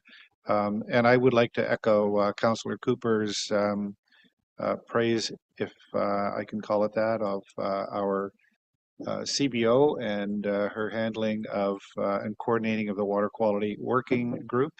And it was really a refreshing new strategy for engaging with other councillors and the community and bringing expertise to the table, and I want to applaud that. Thank you. Councillor Graziano. Thank you, Your Worship, and through you. On the 11th, I had the opportunity, as Councillor Bocek had alluded to join the GPCA for their annual spring dinner. And it was a fantastic event, one in which they acknowledged the township and everything that we're trying to do. And I felt that it was a great overall opportunity to meet with fellow constituents, really understand some of the issues that they're confronted with, and at the same time support a great group with monies going towards their docks, which they're so desperately in need of repair. I also attended mid-month a dinner meeting with some of the Oak Bay Association heads, specifically to discuss the go-forward plan around the appeal. I've also fielded many questions, inquiries, calls, emails, texts, you name it, on the Oak Bay issue. I also attended, as again, Councillor Bocek had alluded to, the fundraiser at Raleigh, which was again a great night, and it's always great to have an opportunity to sit down and enjoy the evening with fellow councillors as well as fellow community members. And lastly, just recently, I also attended the Water Quality Working Group meeting, which I think had a great outcome, and I am looking forward to furthering our working group and seeing where this goes. That's it for me. Thank you. Councillor Jarvis. Already alluded to the library board, of course, but we'll be getting that update today. I also attended the Rendezvous Park Earth Day event, and it was a lovely day. I'm sorry that more people weren't out, but certainly the participation by people like the GBVR, the parks, etc., was really good and very informative in many different ways. SSEA, we had that one evening event. I have to agree with Councillor Bocek on that one. Seg Bay had a 50th anniversary event that was fairly well attended over here at Brissett House after our board meeting at which there was significant expression of concern with regards to the mat tax, which was expressed here today. This group I'm into my second term here, and probably sixth year with Segbay, or maybe fifth. I've seen significant changes in their attitude towards the area and what they are doing for it and with it. And I'm very, very impressed with the board of Segbay compared to what I was introduced to early on. So it's nice to see the advances they're making, and I think the interest they're generating for new membership because of the actions they're taking, which was really, really good. Other than that, I'm doing a lot of work on trying to do some work on garbage and alternatives and what's up there. And that would be about it. Yeah. Thank you. Councillor Predko. Thank you, and through your worship, similar months to everybody else. Everybody has returned from wherever they were over the winter, and so there's a lot of discussion both in my general area about parking and the proposal we had for parking last month, and the follow-up discussions on where that's going to go. Also hearing from people about the state of roads and spring cleanup around the township. So just talking to staff, making sure that they're aware of what the concerns are out and about. Did some work again with other councillors talking about waste management and trying to learn better about what our options are for bin sites and the future of waste management in the township, and really understanding costs and options from the Ministry of the Environment and the District of Muskoka. I took the opportunity to provide some feedback for the Fire Master Plan project that's going on the other week, and as well participated in the webinar for invasive species from the SSEA as well. So that was my month. Thank you. Not quite sure where again. I did not have a good month. And I'm going to start with the theme that Councillor Cooper, you started with Wally, the passing of Wally King. I knew Wally King from the Land Trust and all his activities there, and his eye on me as a treasurer while I was at the Land Trust, because he was quite insistent that we needed an audit committee, and I was quite insistent that the board sufficed. So we had our disagreement, but I have strong respect for the man and all that he's done for Georgian Bay. But numerous other people died during the month, and you know, that colors your perspective. And I'll promise not to go into tears here, but you know, when our cottage neighbor who I've known for 52 years passes away, you start thinking about how, for many of us who are so-called seasonal residents, this is more our home than any place we are in the city, and it's a longer part of our life, so that sort of hits home. But the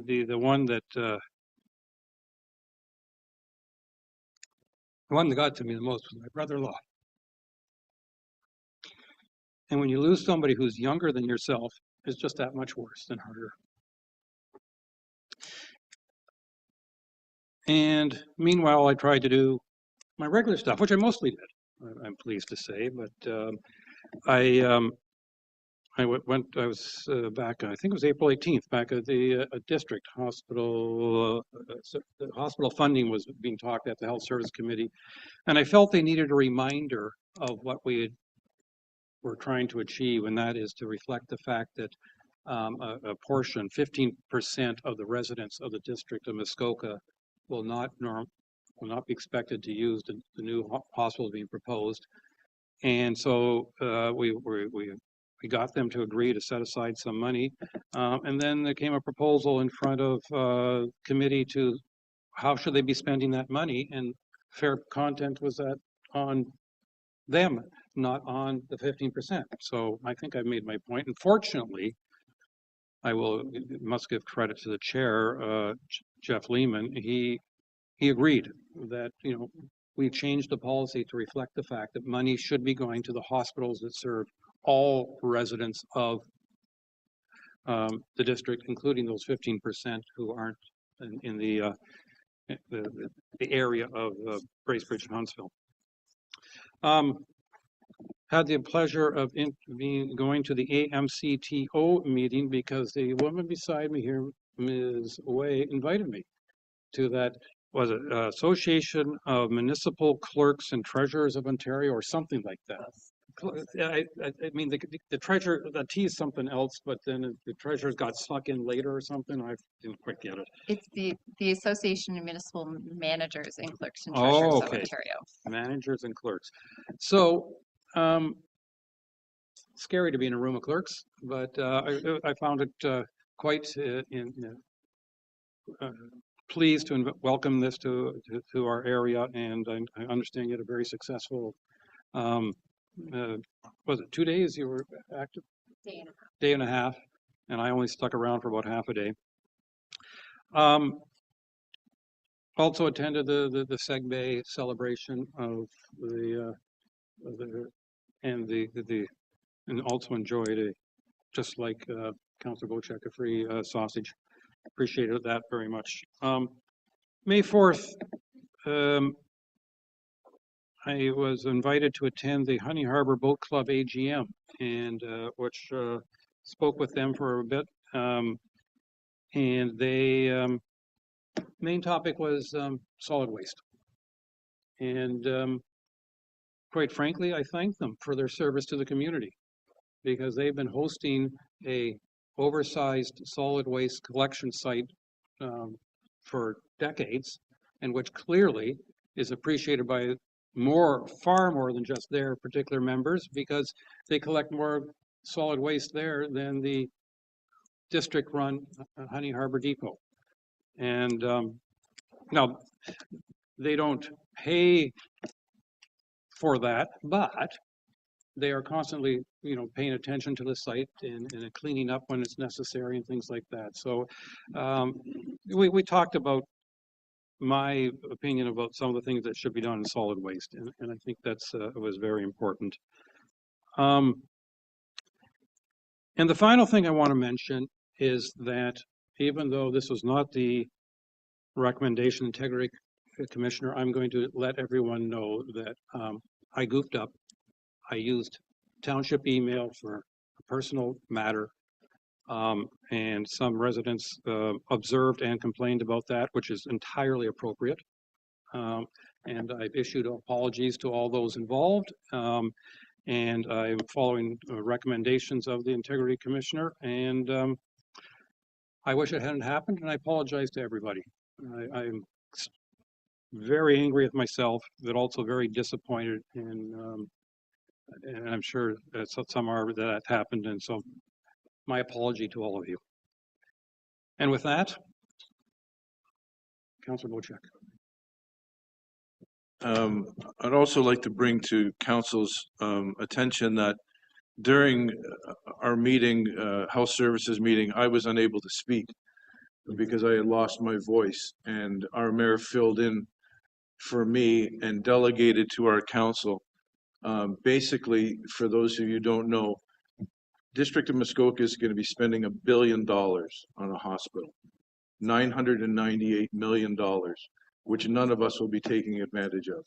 And our mayor spoke to the council and explained my position on how we need to be funding our local hospitals that we use here in the township of Georgian Bay. And it was very effective, and I want to thank you for that. Thank you. But just a minor correction, that $1 billion is the total bill, of which roughly 80% or so will be financed by the province. But the district is putting in something like 175 million or some figure. I forgot the exact figure. Yeah. No. CEO Mariotta, please. Thank you, Mayor Kutsia. I won't. My kind of update really is in the consent agenda together with staff, so I won't chat too long, other than maybe just mention some of the items that solid waste has been mentioned by members of council. Staff are working in the background there as well with the district. Good news regarding housing, providing housing for office space really for the OPP. So our Fire Chief Van Dam has been talking with Detachment Commander Todd, which means that there can be a patrol vehicle stationed in our area while the patrolling officer carries out desk duty in inverted commas. So that's some great news for the community. We had a great all staff meeting and potluck for all staff, just to bring all staff up to speed on the direction that council and senior management is going, and also council is aware that the revenue optimization and fees review study is well underway, and council is going to be involved intimately with this. And just quickly reviewing the staff reports and the consent agenda, it looks like there's a lot of stats that are being captured right now as part of each department head's reporting, which should close out that resolution that Councillor Graziano brought up a little bit earlier on. So that should be some good news there as well. And last but not least, there's a grand opening. I just want to remind everyone there's a pickleball grand opening event on May 18th at the Honey Harbour Rendezvous Park. So that's it. Yeah, this coming Saturday, and I think the official so-called ribbon cutting, I don't know if there's actually going to be a ribbon there, but anyway, is at noon on Saturday, I believe. There will be? Okay, there'll be a real live ribbon cutting at noon hour this Saturday, Rendezvous Park.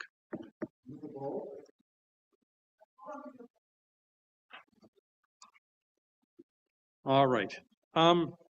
I'm wondering if this is a good time to take a lunch break before we start staff reports. So let's go for lunch. If I say 1 o'clock, can everybody be here by 5 to 1 so we actually start at 1? Okay, let's make that a goal that we actually start at 1. We'll see you all then. Thank you.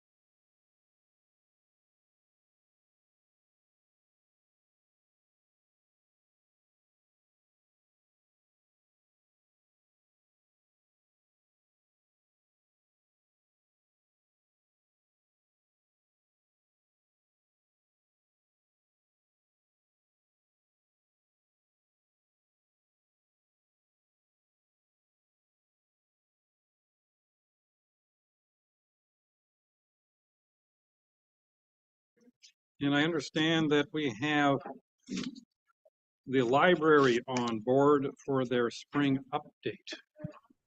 So are we streaming appropriately? Yes. Well, let's get them over and let's get them updating, please. Good morning, or good afternoon, sorry. Good afternoon. Good afternoon, everyone. I'll just... Why don't you get the presentation up and I'll just say a few words, Steph. Hi, everybody. Sorry for the delay. It's great to see everybody, Mayor Coutier, council, and township staff. We usually give you a quarterly update, but we have been so busy getting so many things done at the library. We are updating you today, but I think when you have a look at what we're going to show you, you'll think it's worth the wait. So we're really excited to give you an update. We've accomplished a lot of exciting things in the last 6 months. So before we begin, I just also wanted to recognize as a board, we wanted to just make you aware that this is the month where it is a, excuse me, 2-year anniversary of our awesome CEO.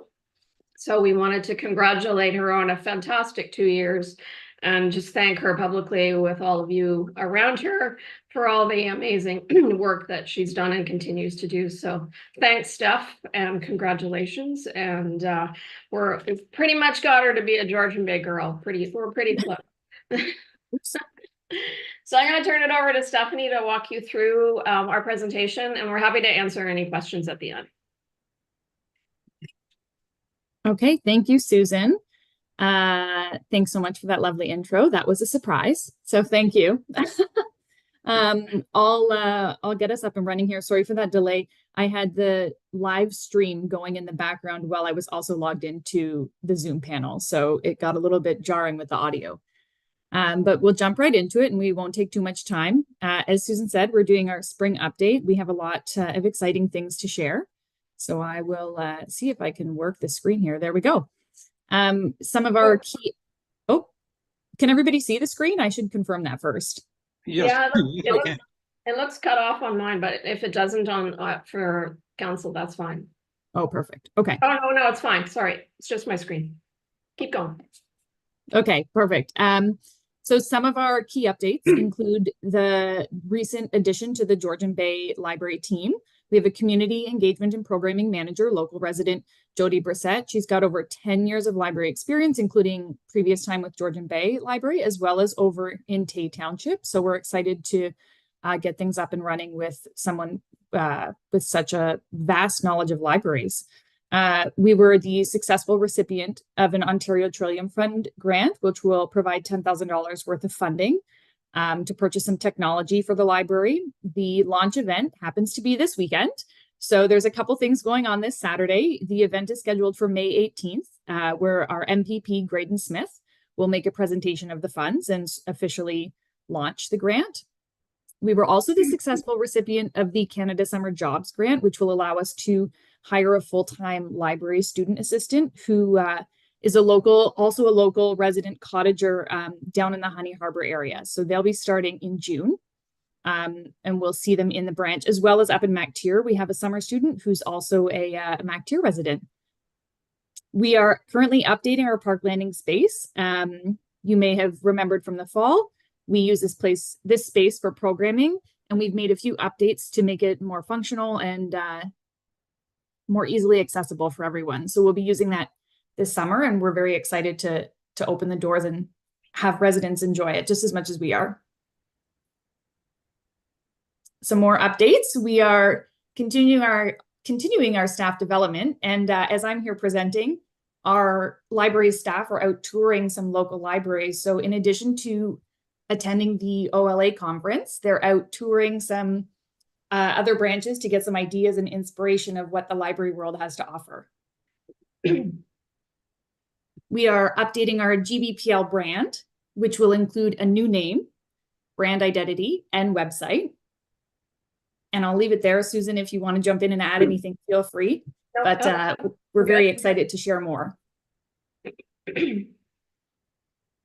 We are launching various new items at the branch. If you've been in recently, you may have seen in our photo here the nature backpacks. These are a partnership project with the Biosphere. They're available for checkout with your library card and have an assortment of themes featuring books and activities to do that are all nature and environment focused throughout the season. And this notion of the Library of Things is throughout the library community, where we're, as you can see from what Stephanie's just noted, we're well beyond books. So it's a very cool addition to the library world, and it's really interesting to see all the different branches through Ontario and where they are and what they're adding in terms of their things. And it's been a very successful endeavor, so it'll be great to see what happens this summer. Yeah, and I think part of the sort of staff tour today is to get them excited and see what's out there, which is kind of common across all of our libraries, to see these libraries of things. So as Susan mentioned, you'll see it sort of pop up more and more. We've got Y Marsh passes available, Ontario Parks passes available, and recently pickleball paddles. So there's quite the excitement around pickleball in the community recently for various reasons, obviously. And we'll be loaning out pickleball paddles at the library very soon. A major project for us this year that is now finally wrapped up is we have our high-speed internet installed at the Honey Harbor branch. This was through an initiative from a few years ago. There was a grant announced and released, and the Honey Harbor branch specifically was approved for it, and it's just been wrapped up earlier this year, and we can finally offer our patrons and staff high-speed internet in that location. And then to sort of add on to that technology piece, the public workstations at all three of our branches have also been updated. This is long overdue, and already we're seeing the benefits of people coming in and using them and commenting on the upgraded speeds and just overall ease of use. So we're excited to have these pieces sort of rolled into the summer season as we see more and more people coming in to use our internet and public computers. I'll share some information about our annual survey. This is something that, if you're familiar with libraries, we do an annual survey every year. It goes to the ministry, and the ministry collects this data and sort of, stores it for years and years and years. We use it. It's always helpful, but it's great for us. Obviously submitting it is very useful, but it's great for us to sort of reflect back on the previous year and compare it year over year. So I've gone through and pulled some of our sort of key highlights. It seems we're sort of getting into the mid of 2024, so it seems sort of backdated, but we typically submit at the end of March. So you'll see here, I'm comparing 23, so our 2023 year with 2022. And some of our key points that I've pulled are that our patron visits have gone up over 20% when comparing 22 to 23. And I'll just make a note that this was sort of post-COVID. So those sort of COVID years, it was very easy to say, oh yeah, our patron visits have gone down or up because of branch closures and things like that. But we're now comparing post-COVID open operations, which has been very helpful for us. In addition to patron visits increasing, our program sessions and attendance have more than doubled. Our circulation continues to increase overall. We've had a 5% increase from 22 to 23. And as sort of my favorite tidbit here is that anytime you have something more than 5%, the ministry on our online portal flags it as an error. So 5% and up is sort of seen as some type of flaw in the system, or go back and check it. So I think it's very important to realize just how large these jumps are that we're making. 5% may seem low in comparison to 20, but in reality, it's quite a big jump. Specifically, digital circulation saw an increase of 13%. And our active, oh yeah. Can you do a quick definition of digital circulation for everybody? Absolutely. So this is, these are ebooks, e-audiobooks, and magazines. We have a few book clubs in the area, and this sort of, in addition to people enjoying digital content more and more, we have some book club users in the area that have been finding books through Libby apps. Magazines are transitioning quite a bit more from print to digital circulation.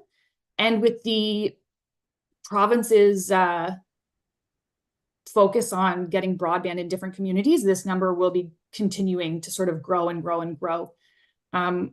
you'll see organizations across the library world focusing on supporting digital use and digital resources and how we can make those more accessible for people. We're really happy with all of these stats for lots of reasons. It means we're, providing great services to our residents and constituents, but it's also showing that as we're able to offer more, it's, the communities are responding. And we're still seeing, obviously, the sort of beginning of May to end of September as the busiest sort of season for the library, but it's now expanding into the fall and into the winter months with the programming stuff and the staff have been doing, where we've got, moms coming in with kids after school, we've got parents coming on the weekends. So we're really seeing that expansiveness of all of that resulting in the circulation stats that we're seeing. So we're really happy about that. Thank you for that. And then just to wrap up our stats here, the active library card holders, library users have increased by 18%.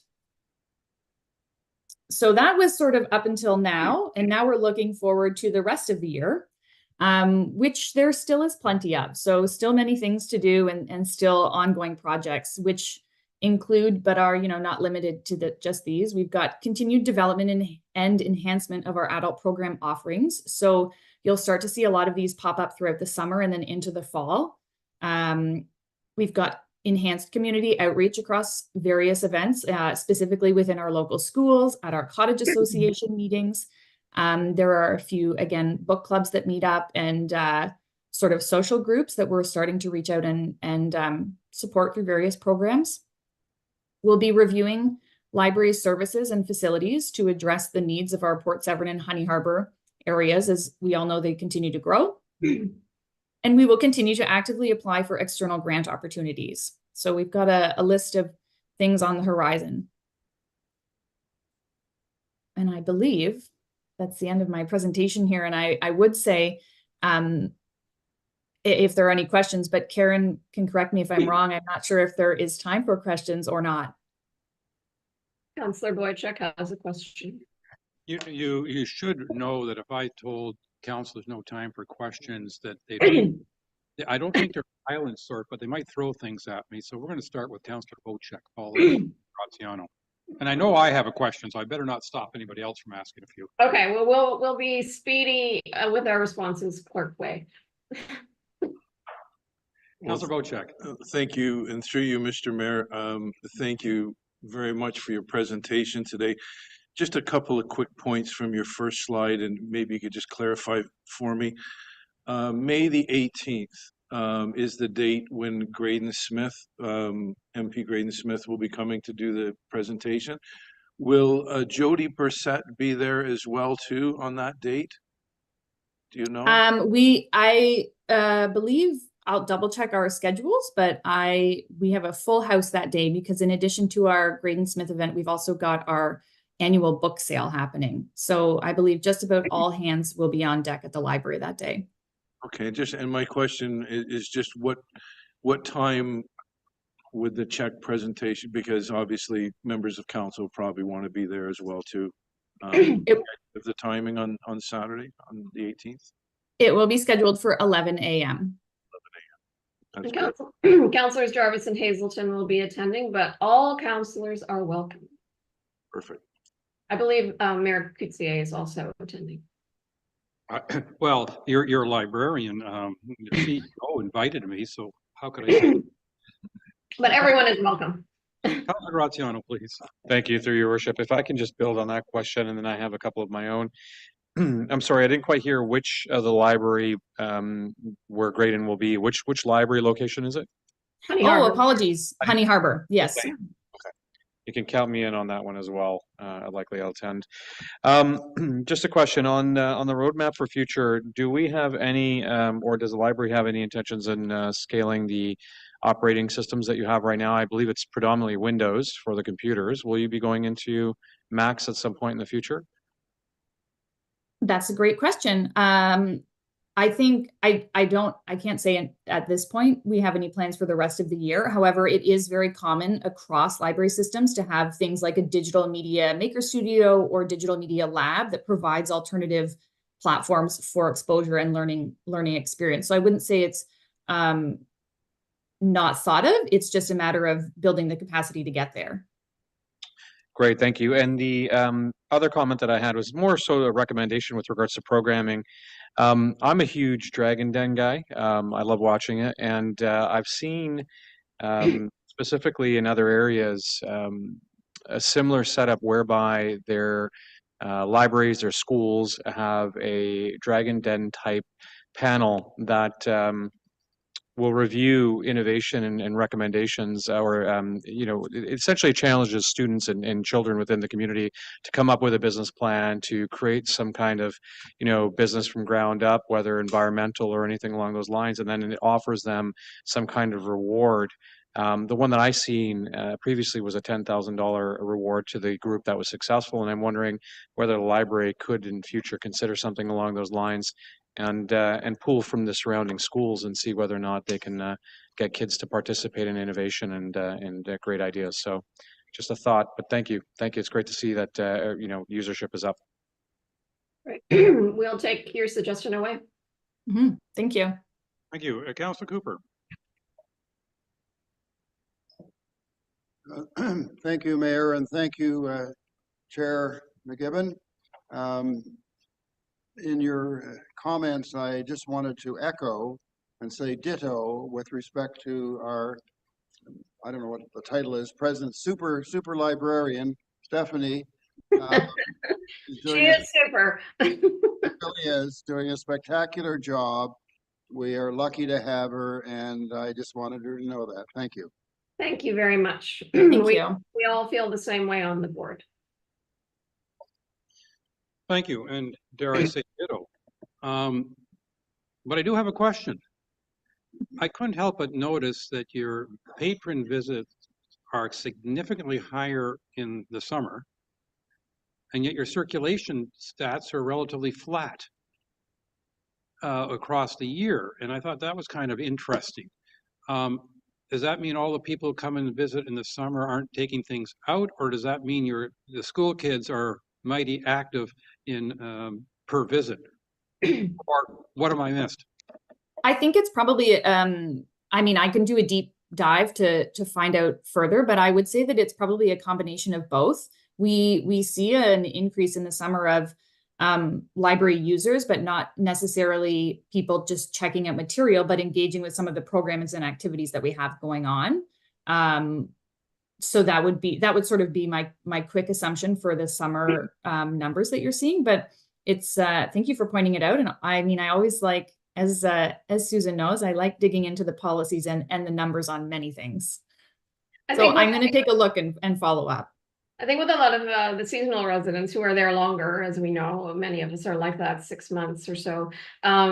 There's high usage of the digital element that Stephanie was talking about, especially when you leave, close the cottage and go to Florida. You can use your Georgian Bay library card to go online and read the New York Times and anything you want. And also programming, we're seeing a lot of seasonal residents coming with kids and grandkids for seasonal programming beyond their local community rec programs. And I think there'll be even more of that this year because Stephanie also, we have nice Adirondack chairs going outside both branches for summer seating, and with the Wi-Fi being accessible to, the branches is going to be a big thing for, I think, a lot of people in the community, for sure. Well, thank you. And following up on that, one additional question, not for now, as much as later, maybe future reports, if data nerd Ms. Clare might want to look. I'm curious as to what percentage of your visitors, or what percentage of your loans rather, are traditional books versus, I'll call it electronic versus things. I'm just curious how that goes going forward, if at some point, and that's just a straight curiosity question. And I mean, just to give you a very quick high level answer, circulation is increasing overall, but at Georgian Bay and across all libraries within Ontario, you will see a large trend towards digital circulation brought on by the pandemic, with people purchasing things like e-readers and remote access. I can do a deeper dive, but that's my sort of high level answer for you at this point. All right, thank you. I'm not seeing any other hands, so I'll say thank you very much. I know we tested your patience this morning and then you returned the favor. No. I think it all worked out. Great. Thank you very much. We will be back with our new brand in July, so stay tuned. Looking forward to it. And, Yeah. and see you on Saturday. Thank you. Thanks, everyone. Thanks, everyone. Take care. I know.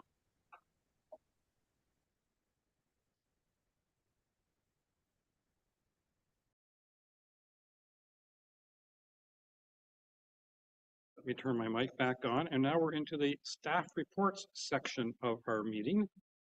And the first one there would be Honey Harbor Road Wildlife Fencing. Mr. Sokash, I believe that report has your name on it.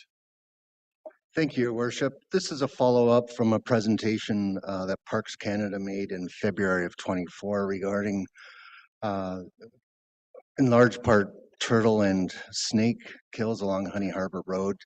They had identified a couple of hot spots and recommended that some wildlife fencing be installed.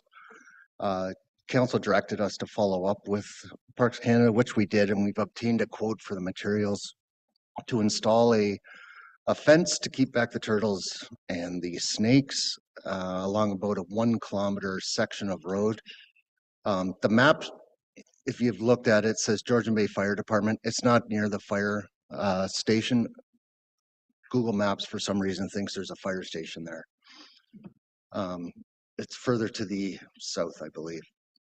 So the material cost is about $30,000, and it's estimated it'll take 3 to 5 days for our staff to install the materials and the fencing.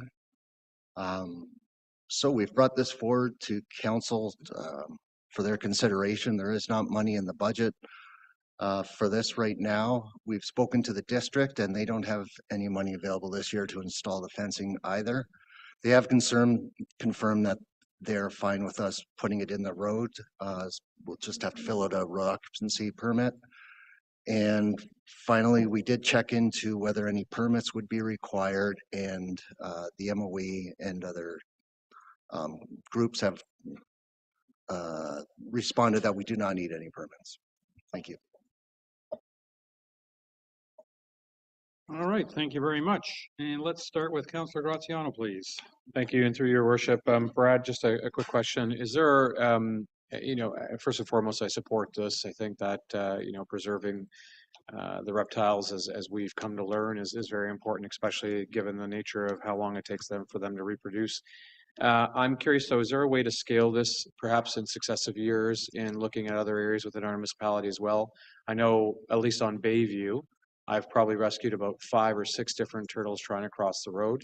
Bayview southbound from South Gibson Lake Road, there's a patch of swampish area where there's nothing for the turtles to cross over, except for the road itself. So I'm wondering if in future we can look at other areas that might be candidates for this type of fencing that can divert them away from crossing the road. Thank you. Through the mayor, I think it would be great if we could turn this into a multi-year project or a multi-year allowance and identify areas, whether it be through Georgian Bay Forever, Parks Canada, or some of the township staff or councillors. So yeah, I believe it is scalable. That area, yeah, I believe it is scalable. I won't go any further. Thank you. Sorry, Councillor Predko. Thank you. And through your worship, my question is back to our Director of Operations. And Brad, I'm just wondering, just price and managing the price as well as options. So when Georgian Bay, the Biosphere delegation was here, they presented a fencing that was a slightly different construction. And I don't want to go back and say we didn't ask you just for when Parks Canada was here, but do you have a sense of the price difference and the feasibility, the durability of the Biosphere solution compared to the solution provided by Parks Canada? Through the mayor, I don't have a great sense of the cost differential. Jen may. I'm guessing by the way she's jumping. I'm not jumping. I'm just saying, through your worship, the different species require different types of fencing. That was the criteria. It wasn't the different materials, it was the habits of the critters.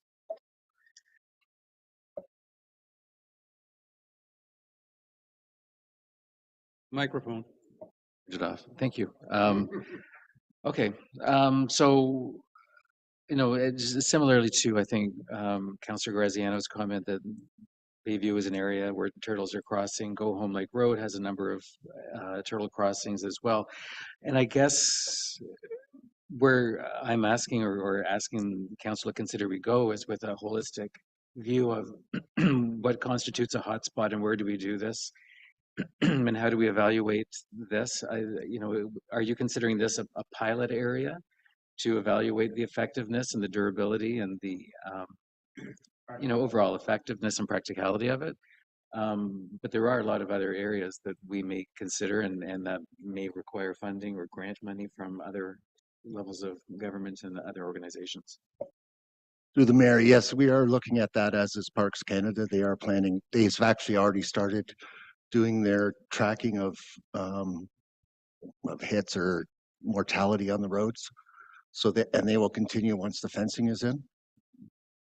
And the final follow-up is in terms of the migration of these animals for this season. We've already had lots of turtles crossing the road. Have we missed the window for an effective spring egg laying season to install something? And does that affect the urgency of the decision made today? Through the mayor, I asked the same thing of Parks Canada. We have missed a good portion of it, but we will still be able to. It happens all through the summer. I think we've all pulled turtles off the road all through the summer, so it won't be as effective as if we'd done it a month ago, but it'll be more effective than if we do it in 6 months. Councillor Wojcik. Thank you, and through you, Mr. Mayor, I'm just wondering if the timing of this is not the best, and I'm not a big proponent of spending money that we haven't budgeted for and allotted for. And I'm feeling that if you know if we looked at this on a bigger scope and we decided to enter an amount into our budget for 2025, if it would not be more effective, we've missed a lot of the migration of turtles and snakes, which has happened in the last month and a half. Whereas maybe this program may be better slated for 2025 and council could approve a budget amount for it instead of searching or stealing from another department to come up with these funds. Brad, what are your thoughts on holding this off for a year and maybe having better planning going into this? Through the mayor, I understand the thought of better planning as well as possibly getting some money from the district. On the other hand, there is going to be mortality as long as these fences aren't there, as well as Parks Canada does have money to do the survey for this summer. So once it's in, they will be able to provide an assessment of how effective it is. So I would encourage council to do it this year, but if not, we're definitely happy to bring it back next year. Commissioner. Through you, Your Worship, thank you very much. I just wanted to remind council that they'll be moving until late June. And then, of course, there's the large movement at the end of the summer to return back to their natural nests. Snakes are moving all summer long. And I believe Brad identified that this will only take a few days. So a few days work would probably save over 90 days of movement if we were to be able to move forward. I do know that Parks Canada has their funding only until the end of this year for this project. I think they extended for 1 more year and then this particular project is over. And July is the busiest month totality for movement for snakes.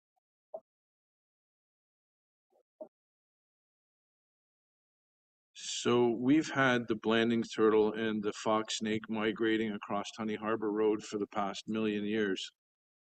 To get in front of it by 2 or 3 weeks after leaving it alone for a million years, I don't really see the relevance in it.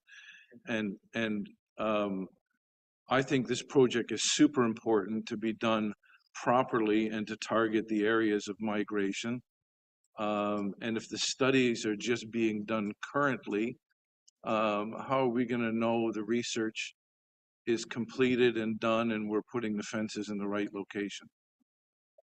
Commissioner. Through your worship, thank you very much. The studies are completed. They identified through 3 years of tracking the two specific hotspots that need to be fenced, where the highest rate of mortality is. The last part of the study will be to identify hopefully the significant reduction in mortality for those 2 sites, and they'll be able to report back to council.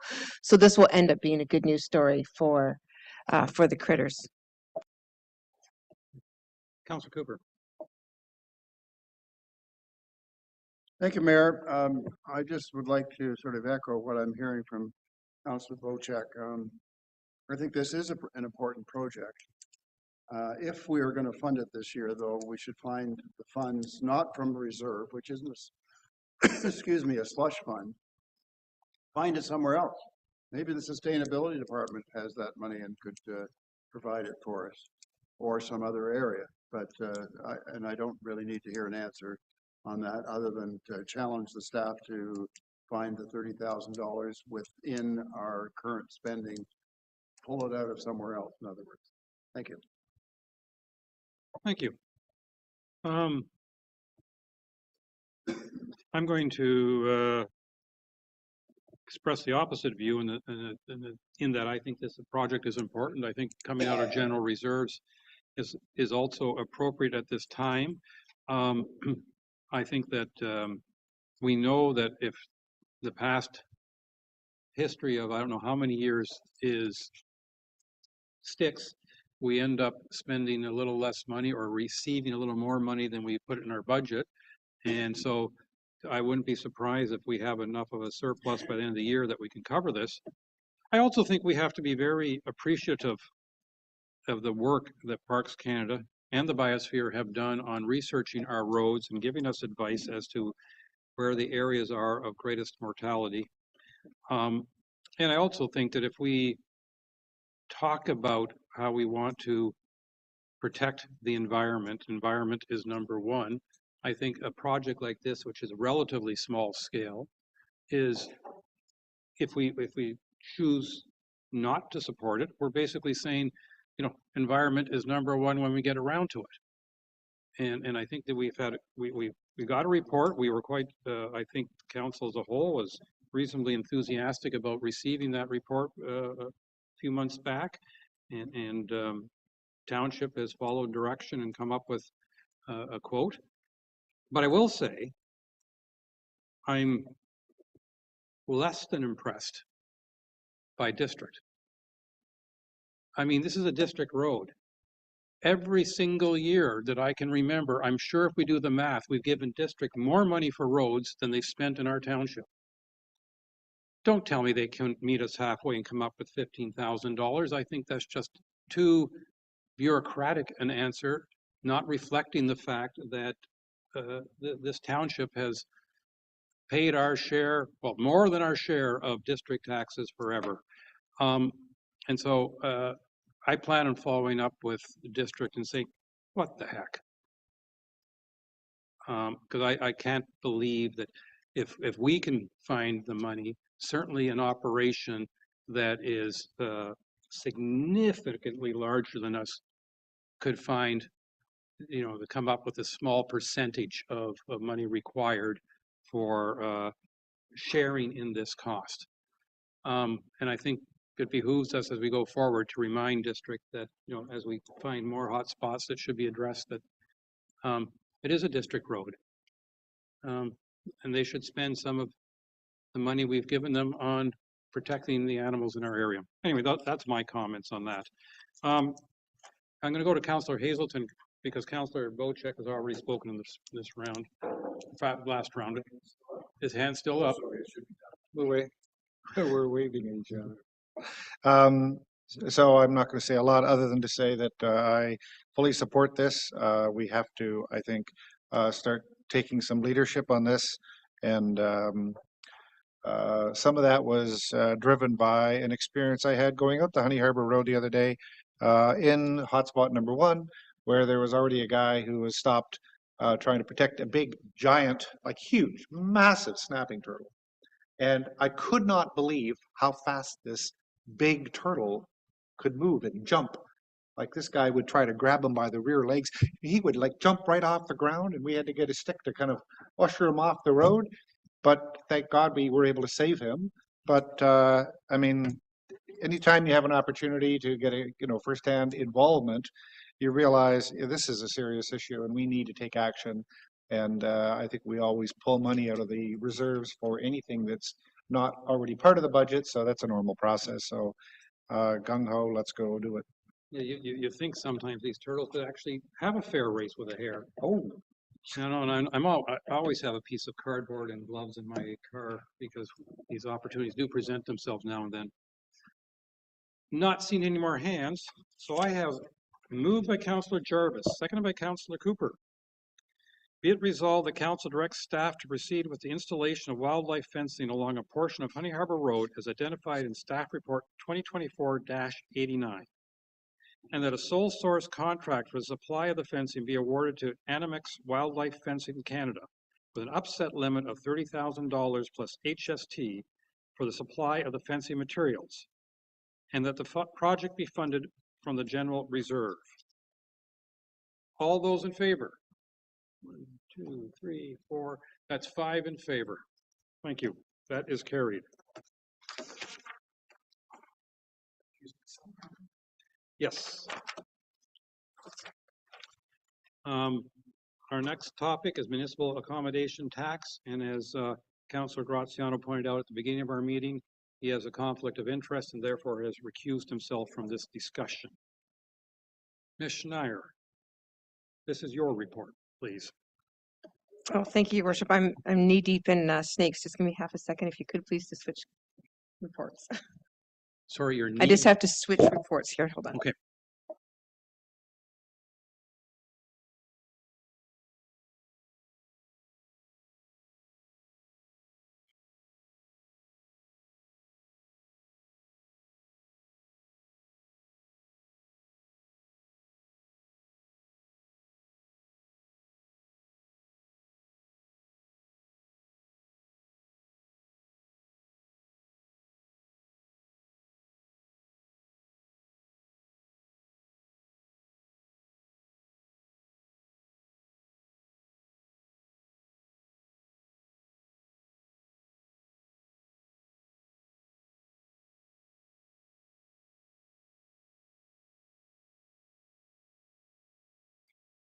Thank you, Your Worship, for the opportunity to speak to this. We are bringing this back as a member of the public identified in response to a report that did occur in 2023 with respect to municipal accommodation tax. And at that time, council did provide feedback that they were not going to pursue the municipal accommodation tax. And so as a result of that, we were not moving forward with it, and we just focused on the short-term rental registration process, which is very well underway and has kept our bylaw department incredibly busy, as well as other findings as a result of short-term rental registrations for the building department. So it has worked very favorably to what council intended.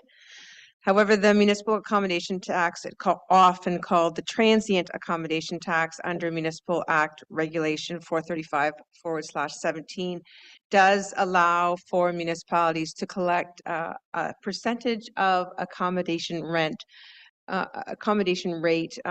to support tourism related and related infrastructure upgrades in the municipality for which the tax is collected. So I present to you the report that is here before you, and I have met with both the Georgian Bay Biosphere and the Seg Bay Chamber of Commerce and Tourism boards to discuss this, and I present to you a 50-50 split of what would be available to a destination marketing organization. The interesting piece of this is that it does reflect the report. I'll just reiterate this point that the Provincially, there is a destination marketing organization that does represent the Township of Georgian Bay, and that is Explorers Edge, sometimes called Canadian Wilderness. We did reach out to that organization, and they do not want to participate in the collection or the spending of the municipal accommodation tax, because their goal is more to make sure that Muskoka is chosen over Prince Edward County or Niagara Falls. They're looking at the big picture and didn't want to get involved with the day-to-day activity of the Township of Georgian Bay. Keep in mind that they did play in our playground, so to speak, over the past number of years with some of our branding, but since have gone with another provincial agency. I did identify in the report that Muskoka Tourism was an option, but over the years, as the report indicates, there has been less and less impact of Muskoka Tourism's activities here in the Township of Georgian Bay, and ultimately the decision to come to Georgian Bay is already made well before Muskoka, when they decide to turn left up and over the bridge, or if they go straight up Highway 11. Which brings us to municipalities' ability to then turn the attention of creating or being involved with a destination marketing organization with our own version of what that label would be, in that we can decide that. So I present to you a recommendation for a split of 50-50. What I am identifying is that if there is 2% collected on accommodation rate, then 1% is maintained by the municipality, and 1% must be distributed to a minimum of 50% must be distributed to an organization that supports tourism. So because we don't have a DMO, so to speak, we're able to make that decision on our own. And then the report further speaks to the types of travelers that do come, as identified most recently in the 2023 Booking.com report, about why people choose to travel and where they choose to travel from. And two, and of course, we don't have to look any farther than out our back doors and front doors as to what is available here in Georgian Bay that makes us very different than any other area, especially Niagara Falls. So hopefully we're winning just because of the beauty and the magnificent nature of the Canadian Shield. So I'll leave it with at that, Your Worship. I certainly welcome the opportunity to have a discussion about the questions, and then of course the distribution of the dollars. Well, thank you very much for your report. I think there's a lot of good information there and stuff that we should well consider. And that consideration is going to start with Councillor Hazelton's comments, please. Thank you.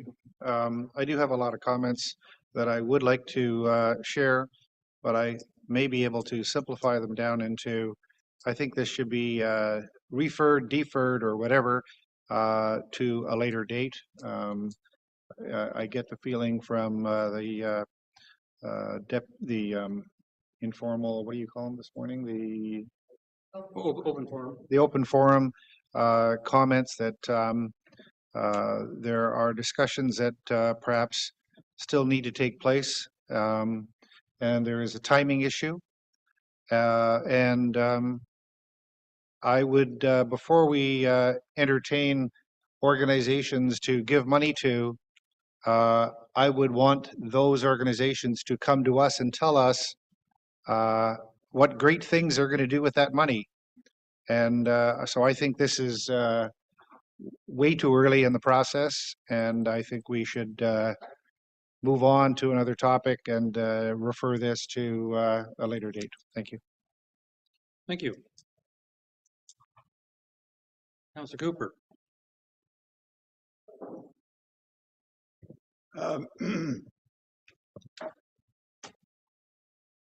think there is some merit, but we're early days here too, so it's sort of a ditto.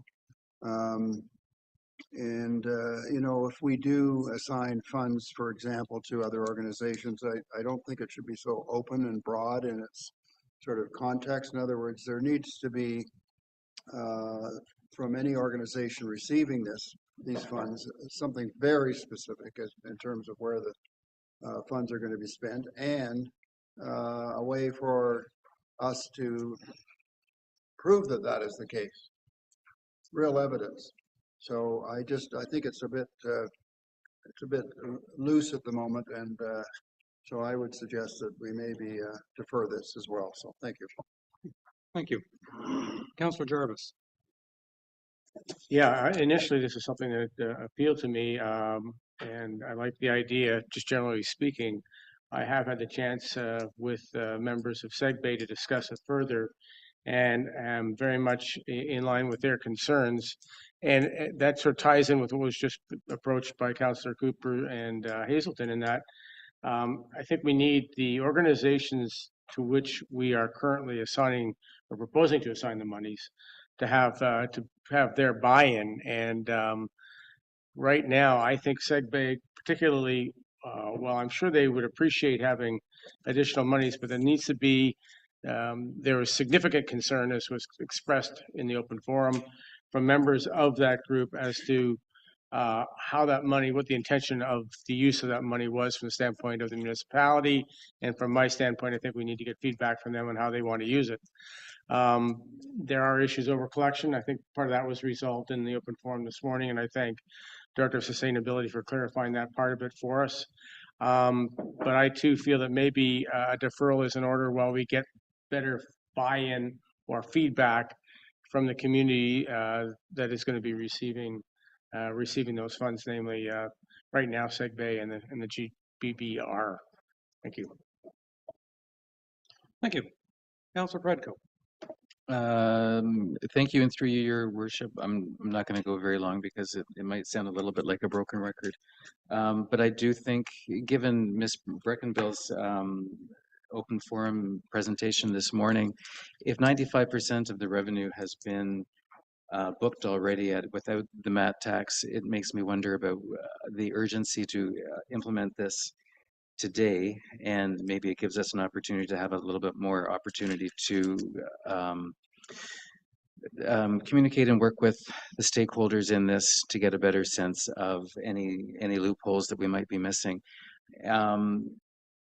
The one other area that we haven't talked about very much, but I think I had a concern with it before, and it's still in the proposal, is the exemption for township residents.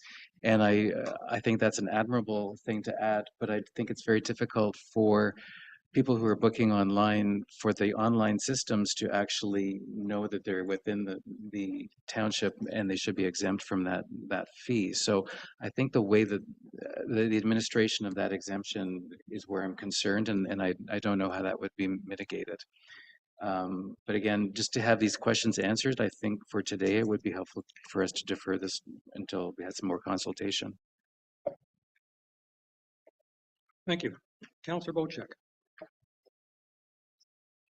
Thank you, and through you, Mr. Mayor, a little bit of a different approach on this from my point of view is, originally when we started talking about the MAT tax, we had issues at Myers Lake, we had issues some other places with Airbnb and noise and control bylaws, etc. And we came up with the registration portion of this so that we could find out what second homes or homes are being rented out, and there's obviously costs having bylaw departments, bylaw enforcement. There's costs related to that. How this escalated into the commercial end of things, I'm not sure. I certainly supported it to regulate and govern Airbnbs, but being from the hospitality business, I think this is far too premature, and we need to engage with the stakeholders. We need to really get their feelings on it. So a deferral is where I'm headed with this. I'm fine with what we've discussed about Airbnbs and the fees associated with it and the costs associated with it. But I think there needs to be more discussion on the commercial aspect of things. So I respectfully would ask that we defer this until we do engage with the stakeholders. Thank you. CEO Mariotti. Thank you, Mayor Kutsia. Just wanted to do a quick recap, if we can, and maybe Ms. Schneier can chime in if I get some details wrong. So we included the MAT tax as part of the budget that council had approved. I forget the exact number, but I think it was in the order of a couple of $100,000. So that helps subsidize the tax rate for the year. In terms of council wanting to know how this money is going to be redistributed, council will know every step of the way where the money or how the money is going to be redistributed, and council can have a choice as to whether they wish for us to go ahead or not and spend the money in that for these various causes. I can say that staff had a meeting with Segbay and the Historical Society last week. We discussed the benefits of the mat tax. Both societies have some great vision for the Brissett House and for the area around the Brissett House, and a lot of these projects can be funded by the mat tax and not impact taxpayers' money. And lastly, if I'm not mistaken, Ms. Schneier actually had a meeting with the owner of Christie's Mill, I think last week or the week before. No, you didn't? Okay. Then I'll stand. I'll stand corrected. But long and short, these are funds that we've kind of put in the budget that council will be aware of, and that they will be spent in partnership with council, with the stakeholders, and with Segbay and with GBB. So there is an element of accountability as to where the monies are going to be expensed. Thank you. I think with what I find interesting, I've heard all these comments about deferral. I'm not arguing with that observation, but I think, further to what you had to say, CEO Mariotti, a year ago when we were talking short-term rentals, while we had an appetite for mat tax or something against short-term rentals, we chose not to take it any further at that point. But I think you are correct that when we were talking budget, we thought, well, maybe a mat tax might be a good thing. I think what's important with this report is we've started down the road of research to find out what's going on. I don't question we have to do more. Now, when I look at the draft resolution, I'm not okay with the first paragraph, because the first paragraph is basically saying to two organizations, we're going to give you a quarter each of our mat tax. I think that's a cart before the horse thing. The second paragraph is asking our Sustainability Community Advisory Group to review and recommend the memorandum of understanding that could take place between the two groups. That makes sense. And I think, if we defer it, I'd still want that, I'll call it research, to take place. We're asking council, be careful. Maybe I'm canceling council. We're asking council to direct staff to draft a bylaw. Well, before the final version comes before us, they're going to have to do that. And we're directing staff to host a town hall for accommodators to understand the program. Well, I think, we should actually host a town hall to discuss options under this program. So to me, I would not want us to have, personally, I don't think we should be instructing staff to defer this indefinitely. I don't believe that this is going to be implemented to effect this summer just because we're in May already.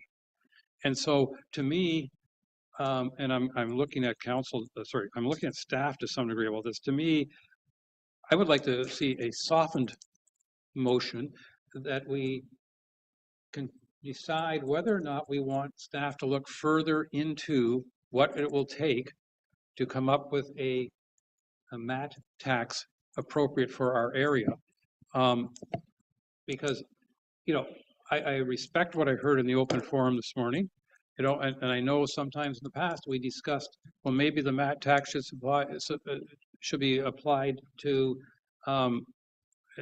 the short-term rentals, but not to the commercial establishments, or maybe it should be applied to this, not that. Like, I think I would like more input from staff and certainly from residents, including people like those in our audience who would be collecting this, and others who would be interested.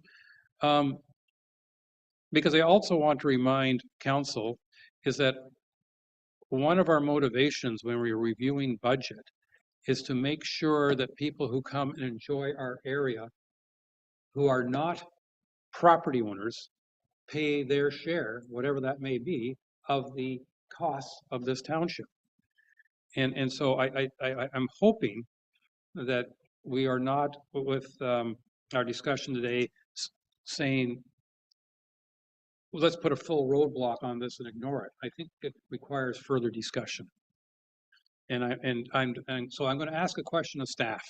And Commissioner, I see your mic is already on. My question to staff is, what do you need from council now to keep researching this project, and are you willing to keep researching this project? Ms. Schneier. Dr. Mariotti. You know, we've been talking about this for what, year and a half, 2 years. I think it's just going to keep going around in circles. We can come back with ideas and options. I think the issue that I see that we have as staff is that we approach a topic and it keeps going around and around, and it kind of prevents staff from moving on to the next project. So we can come back with another option, but my fear is that it's not going to be quite right, and we have to go back to the drawing board again. So really, the request from staff at this point is, does council want us to proceed with a MAT tax? There are other municipalities out there that administer the MAT tax, that have implemented the MAT tax. Does this township want a MAT tax, or does this township not want a MAT tax? And then staff can move on either way. It doesn't affect staff. Through you, Your Worship, I do have a couple other questions that I do need direction from council for. It's very difficult to work with entities that are being asked to put together a task list or a potential to-dos if we don't know what the allotment that you're intending to split or give with respect to the required percentage that you do have to provide to a tourism entity. It would be very difficult for us to go to Seg Bay Chamber of Commerce and Tourism and then present back to you a what if we don't know the general amount of allocation, and the same for the biosphere. So if we were to look at the recommendations with a bit of a softer lens, this is actually asking direction from you so that we can come back with information. So we don't know ourselves what would be in the MOU. We need to do that study and have those dialogues with entities. I need direction from you as to how or if you want to split the transient tax with one agency, with two, or somebody that I haven't even considered. I do need you to give me direction about the percentage that you are interested in collecting, and I don't need direction from you to do an enforcement plan because we're not there yet. So I'm happy to strike that from the motion for sure, but I do need support and direction from you in order to come back and tell you more. So in one way, Your Worship, this is a soft request. Well, okay. I'm just going to make the comment that it's the first paragraph that bothers me the most, in the sense that you're asking staff to enter into an MOU with two groups, but the second paragraph says that you want the Sustainable Community Advisory Group to review and make recommendations with regards to the MOU. Wouldn't you want to do that first before you enter into it? Thank you, Your Worship, for the opportunity to answer that. What we would like to do is be able to have that entity that Mr. Krzeczunowicz spoke about today, about a board or an agency to help govern and provide direction for both of these two agencies, and then come back to that committee of council. So I am more than happy to change the word direct as to develop into develop. Or create a proposed memorandum of understanding with these agencies. I don't think the township nor the agencies are interested in making a commitment. I think it's a matter of developing it, if that is the wish of council. And I am then saying to you, Your worship, that if you do want us to pursue this, then let's use an already existing committee of council to help create governance and support for this. To me, it made sense for the Sustainability Community Advisory Group, but if it's the wish of council to bring it to another, fine. And then, as I mentioned to you before, your worship, I just need to know what you want us to do in terms of the collection. Fair enough. I'm going to turn it over to Councillor Predko, followed by Councillor Hazelton. Thank you. And through your worship, just on the second round, I appreciate these changes and that does change the tone of the resolution.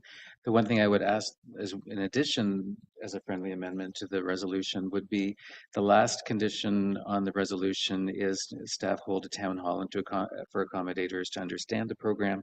I would appreciate if we move that before drafting the bylaw to make sure that they have an opportunity to be heard before we draft the bylaw. Thank you. Thank you. Thank you, Your Worship. That's completely fine, but looking at the timeline and the time of the year, I think that we're probably onto something that this wouldn't be enforceable in 2024. Councillor Hazelton. Yeah, maybe I missed something the first time we talked about this, or previous times we talked about this, but I didn't understand that we were going to have to give away 50% of anything we collected. I thought we were keeping all the funds. If that's my mistake, then apologize for it. But for me, there's two key things here. If we're going to charge a MAT tax, I think we need to focus very heavily on what it's going to do for our communities. And we have two organizations here that may have some ideas that they're doing tourism stuff, but I couldn't talk, I can't imagine anybody that I would talk to in the street who would think of Segbay as a tourism organization driving things for the community and the residents in our community. So I find that that's a bit of a mismatch. Don't know what the GBB does on that front either. I don't think either of those are really marketing organizations. So I have a serious concern with that, and what I would want before we as a township engage in more conversations with them, I think that they should have a task assigned to them of, we might do a municipal MAT tax. If we did and you were a potential recipient, what do you think you could do for our township? And come and tell our council what you think you could do. And let's understand and listen to those things before we go down the path of detailed MOUs and all kinds of other discussions. The other another key element here, paragraph 2, we have community advisory groups which generally don't have any authority to make any decisions. And it almost looks like the Sustainable Community Advisory Group is looking to do more than be a committee, but want to make decisions and review and deal with MOUs and things like that. I think that is taking that committee well past the terms of reference and responsibilities of that committee. So I'm concerned about that. So I think that there is, is there value in a MAT tax? Yes. Is the timing now? I don't think so. Is there a lot of work that we yet have to do? Yes. And I think council needs to be engaged along the way, because I can't see, I'm just repeating myself, I think these organizations don't have the strength of a marketing organization that we would want if we're going to start giving them a ton of money. And that's potentially what we're going to do. Thank you. Oh, thank you, Your Worship. I do have a question for Councillor Hazelton. I'm just wondering if he has another agency in mind that he thinks would be somebody that we should approach at a staff level to construct a draft MOU. I don't have any recommended organization, but I think that, if you're going to try to create an MOU, presumably there are things you're going to want to ask these organizations to do. And I think it would be useful for council to understand what those asks are going to be Similarly to, it would be useful, I think, for any organization that might be a recipient of the MAT tax to come and wow us with what their ideas could be for marketing tourism in our community. And right now, I don't see those kinds of things coming from these organizations. So I think we're definitely cart before the horse issues here. And just to follow up, Your Worship, to clarify, it does identify in the report that we have 2 draft MOUs that we are curating right now with these organizations. We've had dialogues with them about if they would be interested and do they feel this is in their wheelhouse. We didn't want to burden the process of this. If you looked at it from the softer lens that we presented to you, this report, we're asking you as members of council, do we move forward, and are these the right agencies? So again, I go back, Your Worship, to what is the percentage that you would want to split this at? And if you want these agencies to come to council to do a presentation, then that will definitely delay it because of the workload of, and I think the agendas are, I don't think we can get in front of you again until September through a public process, but we can come back to you next month with a staff report if you let us do the work and present to you the MOUs. And then, with respect to the Sustainable Community Advisory Group, if that's not the venue, that's fine. We can create a tourism board, but the regulation would require it to then become a committee of council. And so that would be another, knowing that the intention of the Sustainable Community Advisory Group is to make recommendations to council and has never stepped out of that scope, I thought it would be best to use that particular platform. Thank you. Councillor Wojcik. So I'm not going to repeat everything that's been said, but I don't support this at all. My original understanding was there was going to be a MAT tax imposed to control and monitor and to deal with some issues we had with Airbnbs and rentals. To collect a MAT tax from a commercial establishment to take those funds and to offer them to some marketing agency is not the business I want to be in.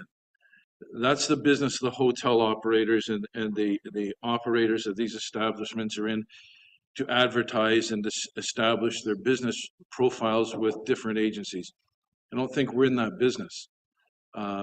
So while I do support a MAT tax, which would be used to govern the Airbnb business, which we were talking about, and the problems we were having, I will not support this when it comes to adding a MAT tax to our commercial establishments, period. Thank you. Commissioner. Thank you, Your Worship, for the opportunity to respond to this. I will address Councillor Wojcik and let him know that the registration process of these short-term rental operators has achieved the goal that you were trying to achieve. The building department is now overwhelmed with the amount of illegal operators that were over populating their houses based on capacity. So your intention has been solved with the registration process. It won't get any better because of a MAT tax. The MAT tax is completely separate. You've already put into place something that has found what it is that you needed to find with respect to septic overload and illegal apartments and actually illegal buildings. So that they're not the same. You've already accomplished that. And if you were thinking that the MAT tax would add any value to that, it's a completely separate entity altogether. Okay, I think we got to haul this one down. I got a few comments I want to make. One is I will make a couple of modifications to this resolution before I read it.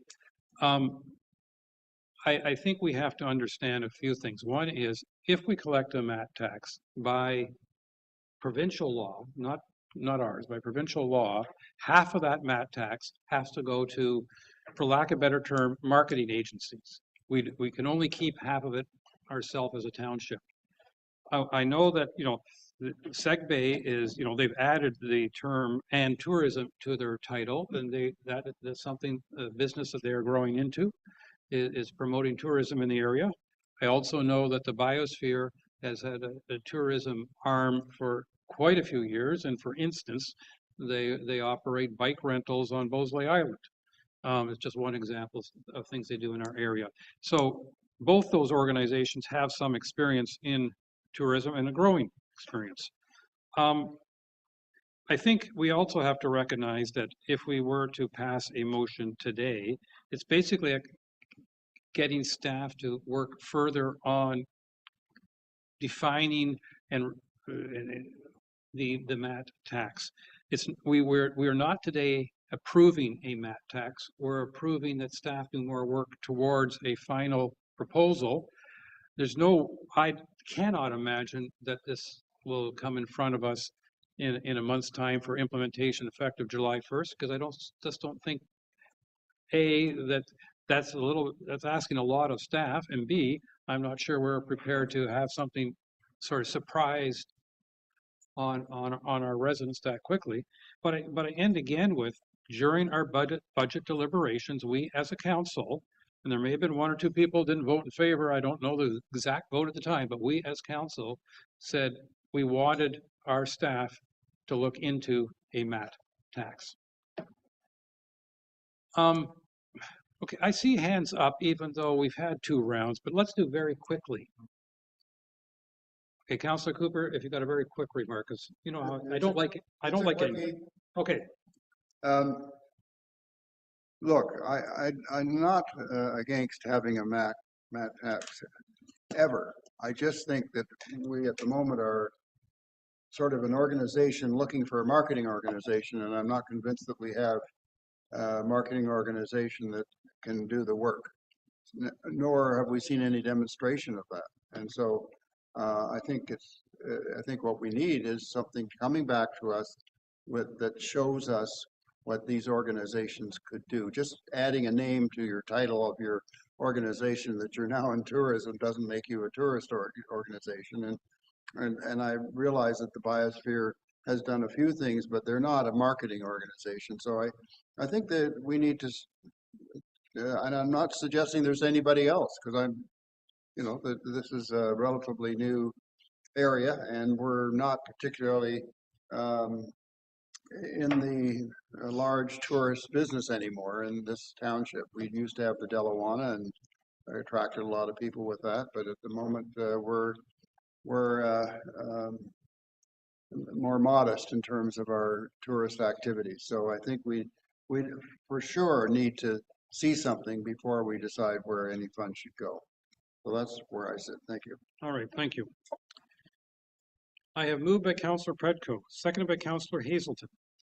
Be it resolved, the council directs staff to develop memorandums of understanding with the Georgian Bay Mindugami Biosphere and the Southeast Georgian Bay Chamber of Commerce and Tourism at a proportionate split of 50% municipal accommodation tax that will be 25% to the Biosphere and 25% to SegBay.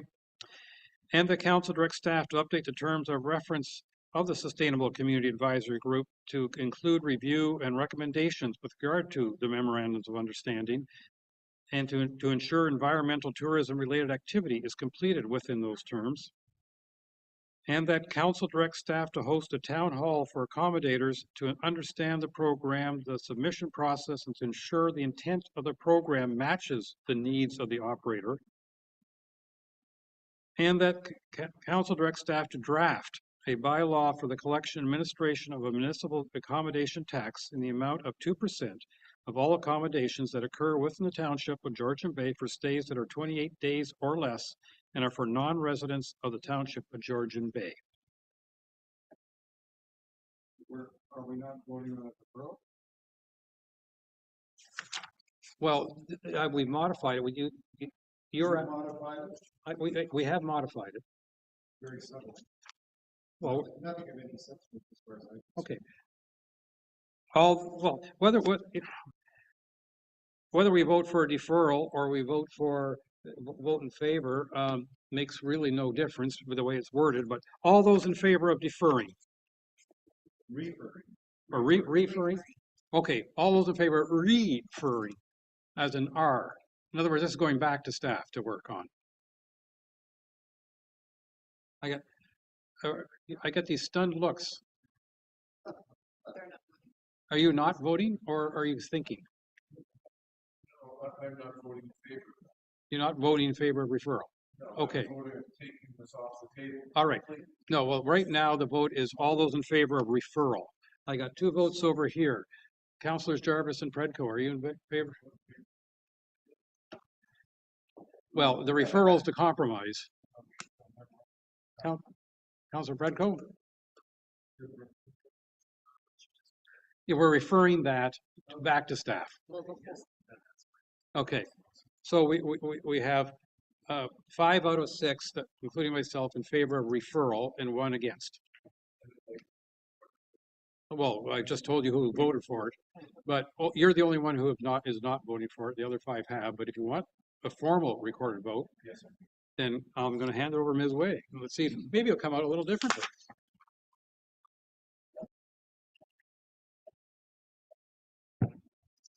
Let the record show that Councillor Bocek has requested a recorded vote on referring the motion regarding the municipal accommodation tax. Councillor Bocek, how do you vote? No. Councillor Cooper, how do you vote? Yeah. Councillor Hazelton, how do you vote? Yes.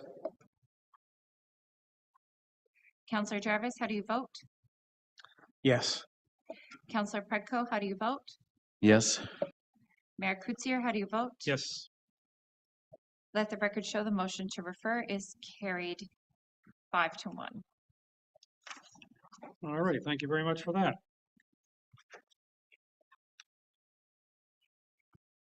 Okay, now we have one more. Well, many more, but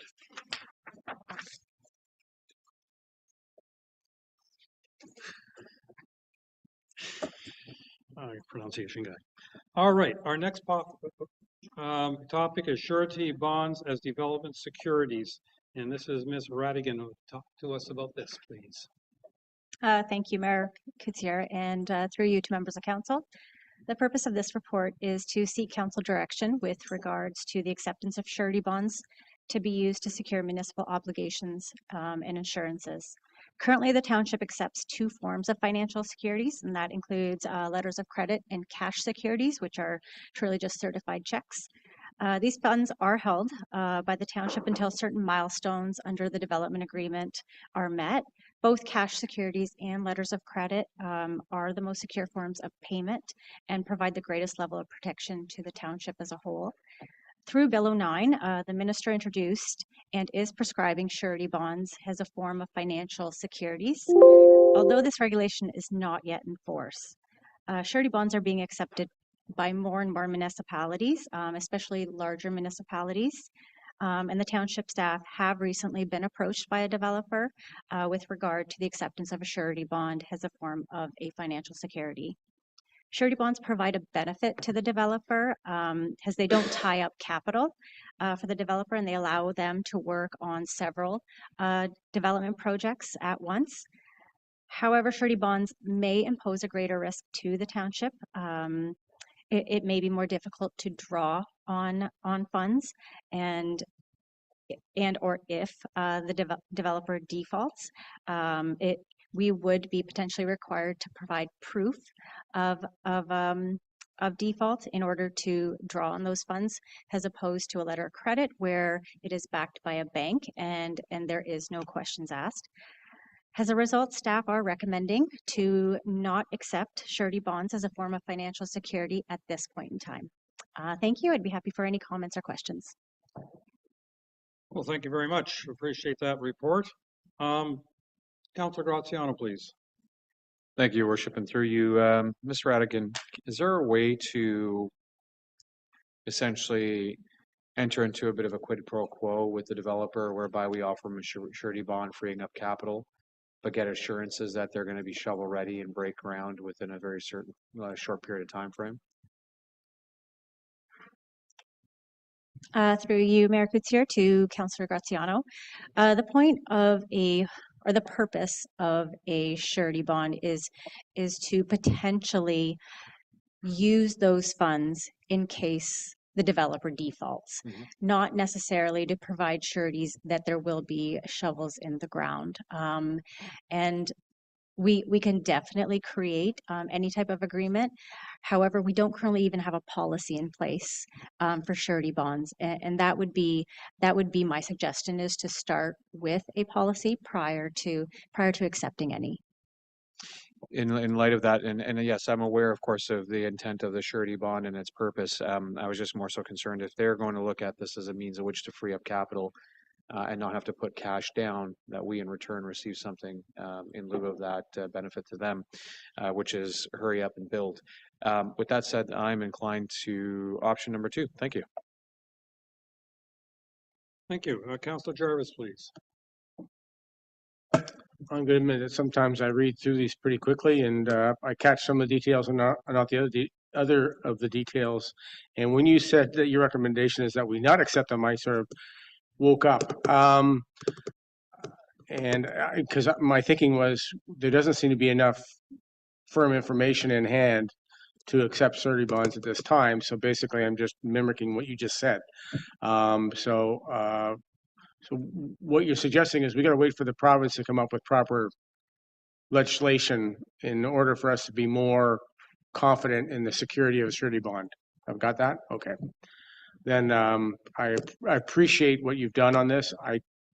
Sorry I skipped over the most important part, which was that one line, but thank you. Thank you. Councillor Predko. Thank you, and through your worship, Ms. Radigan, yes, thank you for the report, and I think I'm in the same boat as everybody else. I think the prudent thing would be to wait for full regulation and a policy. And are you proposing that we would write a policy after this vote, or wait until the province has settled on what their regulations will be? Through you, Mayor Coutier, to Councillor Predko, I would recommend waiting for legislation to come through. There's no guarantee that the province is going to be going that route. I know a lot of municipalities are proposing that they still do not wish to accept surety bonds as a form of financial security, simply due to not knowing if they can collect on default or not. Thank you. And then I guess the only other avenue to look at this is does this put us at a less competitive advantage than other municipalities for some development opportunities? Through you, Mayor Coutier, to Councillor Predko. I do believe that it is really dependent on the developer and the municipality. If we were discussing large developers, then yes, I would say you would be looking at a potential disadvantage because it does tie up debt to a developer. I don't believe right now we are at that state where we are looking at large developers. And I have worked with surety bonds. There's definitely no small municipalities that I am aware of that are accepting them at the moment. Okay, thank you. Councillor Wojcik. Thank you, and through you, Mayor. Most people that know me know I can't even balance my own checkbook. So when it comes to finances, yeah, I know I do. But recently, it's been brought to my attention by some of our residents, and I spoke to some of our fellow councillors about this, about developers coming to small municipalities, looking to use a security bond to secure planning regiment so that their value of their property goes way up in value. In other words, if they buy something for a small value, they get planning permissions, the value goes way up. Then they take those funds and they move back to the city and fund other projects that they were doing. Hence to what Mr. Graziano said here, is there some way we can put the shovel in the ground thing attached to this? Because they will take our funds and they will move back to another project they're doing and finish that, in 10 years down the road, maybe come back to us. So I totally agree we need to find out where the province is going with this. And at the same time, these revelations that have come to me recently from constituents now make some sort of sense, that these big corporations can come to a small municipality, put a security bond down, make a $10 million profit on planning approvals and take that money elsewhere. So I'm in total agreement with what you're saying. Thank you. Thank you. Director Whitlam. Thank you, Your Worship. Just may add or contribute to some of the discussion. So the point in time at which security, whether it's a letter of credit, as the township has been collecting to date, or perhaps someday a surety bond, the point in time at which it's collected is a point in time at which the execution or signing of the development agreement takes place. So in the case of subdivision agreements, as an example, as we know from other staff reports, those are typically first executed, and draft plan approval for plan of subdivision is a 5-year lifespan. Site plan agreements can also have a time span baked into them, such as 3 years. I've seen that in site plan agreements. So those are the types of guarantees municipalities typically seek in terms of time frames for being shovel ready. But ultimately, as we've seen, we also don't always have control over that, particularly when a developer comes forward with a request for an extension. There are some provisions in the province's Bill 185 to tighten up the ability to establish harder sunset clauses with respect to draft plan approval, and how that materializes is to be seen. So, until that's formalized a bit, and until, as we've heard from the Director of Finance, that until there's some sort of framework, regulatory framework, provincially around surety bonds, I think staff are on the same page here that it's best to adopt a wait and see approach at this point in time. Thank you. I think when I read all this, what concerns me, surety as in assurance, which means that what we're basically doing is asking the developer to put up some money that if they fail to meet their obligations, their commitments, whatever you want to call it, that we as the township can pay for the, I'll call it fixing the problems that they said they were going to fix and didn't, or completing the job that they didn't complete. And I think it's very important on behalf of our taxpayers, our residents, that if a developer is offering us a security, that it actually is worth the paper it's written on. And my concern with surety bonds is that it's not necessarily so. With surety bonds, we're taking the developer's word for it. And well, if we're taking the developer's word for it, then why do we need any documentation? And too many municipalities, and we're one of them, have been, I'm going to say, burnt in the past, where somebody said they were going to do something, and years later, we still have frustrated people who paid deposits or bought land expecting that there'd be a road in front of their place, and there isn't. And so to me, I hate to put it this way, but because some people have failed to meet their commitments, we have to go on the assumption that others may again in the future. And so I'm all in favor of not accepting surety bonds at this time until the province either makes them more secure, or the developer can come up with something else where we as a township decide when to collect because they have not made their commitments, not they as the one who issued the bond saying, well, no, we're still going to do it, so you have to wait longer. So anyway, so I'm in favor of the motion. Any other discussion? I have moved by Councillor Cooper, second by Councillor Hazelton.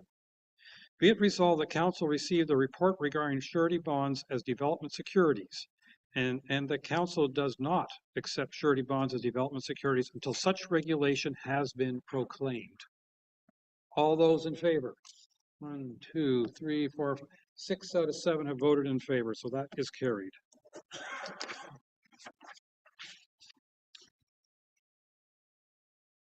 All right, and now we're talking volunteer agreement standard.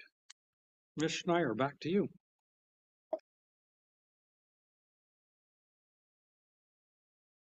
Thank you, Your Worship. This is a follow-up to some discussions that we had rather informally with council about how we needed to improve and ensure that our volunteer standards were supportive of both the volunteers' safety, but also the municipality's liability. So we present to you the volunteer agreement. There isn't really much in there that is different than what you have anticipated would be a part of the agreement, and we will attach it to the already existing link on our website that residents will be, who want to volunteer will be able to sign. And we'll do a little bit of a backhaul as well to make sure that our present volunteer program in all facets of volunteering are signing on to this agreement. Thank you. Council, any comments? Councillor Bocek, followed by Councillor Graziano. Thank you. And my question is simply one of, would this extend to volunteers that we use from outside of the township? In other words, we have water testing carried out by individuals for SSEA or Muskoka Watershed Council or the Biosphere. Those volunteers, would they be blanketed underneath this as well too? Thank you, Your Worship. Yes, anybody that's in our turf, so to speak, would do the volunteer agreement. Great, thank you. Councillor Graziano. Thank you, and through your worship, Ms. Schneier, sorry, I'm just trying to get the document up here. The first bullet says volunteers will not use their own vehicles for municipal business. Now, could you elaborate on that? Because I can't imagine a volunteer wanting to walk water samples into the township office.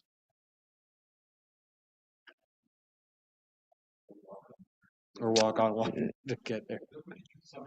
That's right. Okay, let me, through your worship, let me think about the wording of my answer to you, Councillor Graziano, because this is, I would think that if a volunteer chose to drop off water testing to the municipality, they can do that of their own choice, but we would not require it. So for example, if they want to leave it at a specific site, staff can come and pick it up on Monday morning. We wouldn't require them to do it. And I think more specifically, the example that I'm referencing is food bank deliveries, when a volunteer might be sort of coerced by the patron to, drop it, I don't have any food, that we would be able to stand behind a policy that says that they do not have to use their own vehicle. I think if we look at it from that lens, I think it provides a backbone of support for the volunteer. Equally, if somebody is doing water testing as a volunteer and they're even in their own vessel, we're not requiring them to do that. So if you look at it from that lens, perhaps that's a better answer for your question. So if I may understand better, it's discretionary as to whether or not they'll choose to use their vehicle or not. Rather, it's not a requirement. And that bullet doesn't pertain to liability, which is what I assumed it may have pertained to. I think that's a better way to, through your worship, I think that's a better way to look at it. For the example that I gave you about the food bank, I think that our volunteers need to have something very clear in writing. I think that there's always going to be various examples of so-and-so needs a quick ride, will you go pick them up? And they're underneath the volunteer, that's at their discretion. But we are saying that we are not asking you to do it. So if a dog scratches your car and you chose to do it outside of the policy, then that's on you now. If I may, one addition, and thank you for that. With regards to the water quality testing, some of the samples that will likely be taken this year are required to be submitted within 48 hours to the lab. And so time is of the essence, and I can't imagine staff would be able to turn around so quickly and pick something up if in the event that a volunteer opted not to utilize their car. So just some nuanced consideration there. It's in a different application or through a different application. But I know that, water quality testing is time sensitive. Through your worship, did you have a recommended amendment to it that you're thinking of, or? Councillor Jarvis, I'll defer to him. I was just thinking about this because, of course, Councillor Jarvis, you're supposed to wait your turn. With your indulgence, Mayor, with your indulgence. I'm wondering what happened to Councillor Predko, because his hand was up prior, but I've resolved my issues with him. I resolved my issues were minor in nature and didn't need to take up council time. But Now thank we'll you let for Councillor- interrupting to. We'll let Councillor Jarvis go ahead. And my apologies for stepping in perhaps without proper recognition. And having thought about this, because of course I use my car for the bead festival, helping out there. So I see the sort of conflict that arises from this. Could we not take that one bullet that says volunteers will not use their own vehicle and just say volunteers will not be required to use their own vehicle for municipal business? So it's basically adding 2 words in there.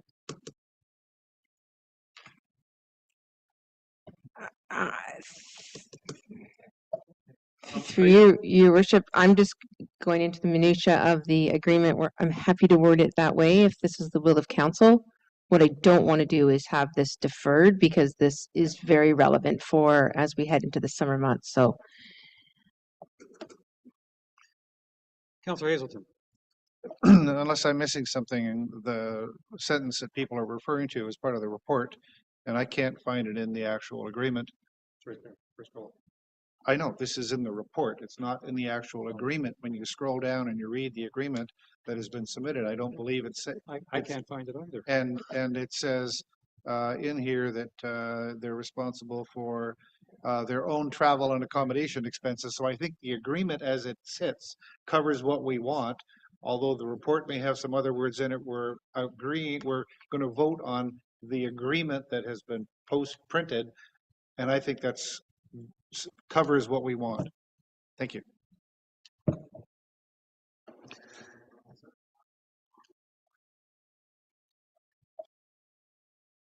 Okay. I think Councillor Hazelton brought up a valid point in that your report says that volunteers will not use their own vehicles for municipal business, but it's not in the agreement. Other than the agreement says they're responsible for their own transportation. Doctor.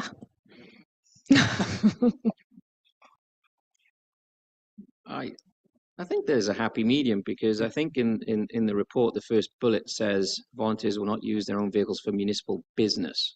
So volunteers, if you're volunteering for the community. You're not acting on behalf of municipal business. So I think the crux of it is the actual agreement itself, and that covers it. So. All right. I'm not seeing any other hands other than Councillor Jarvis, which I presume is from before. So I have moved by Councillor Predko, seconded by Councillor Bocek.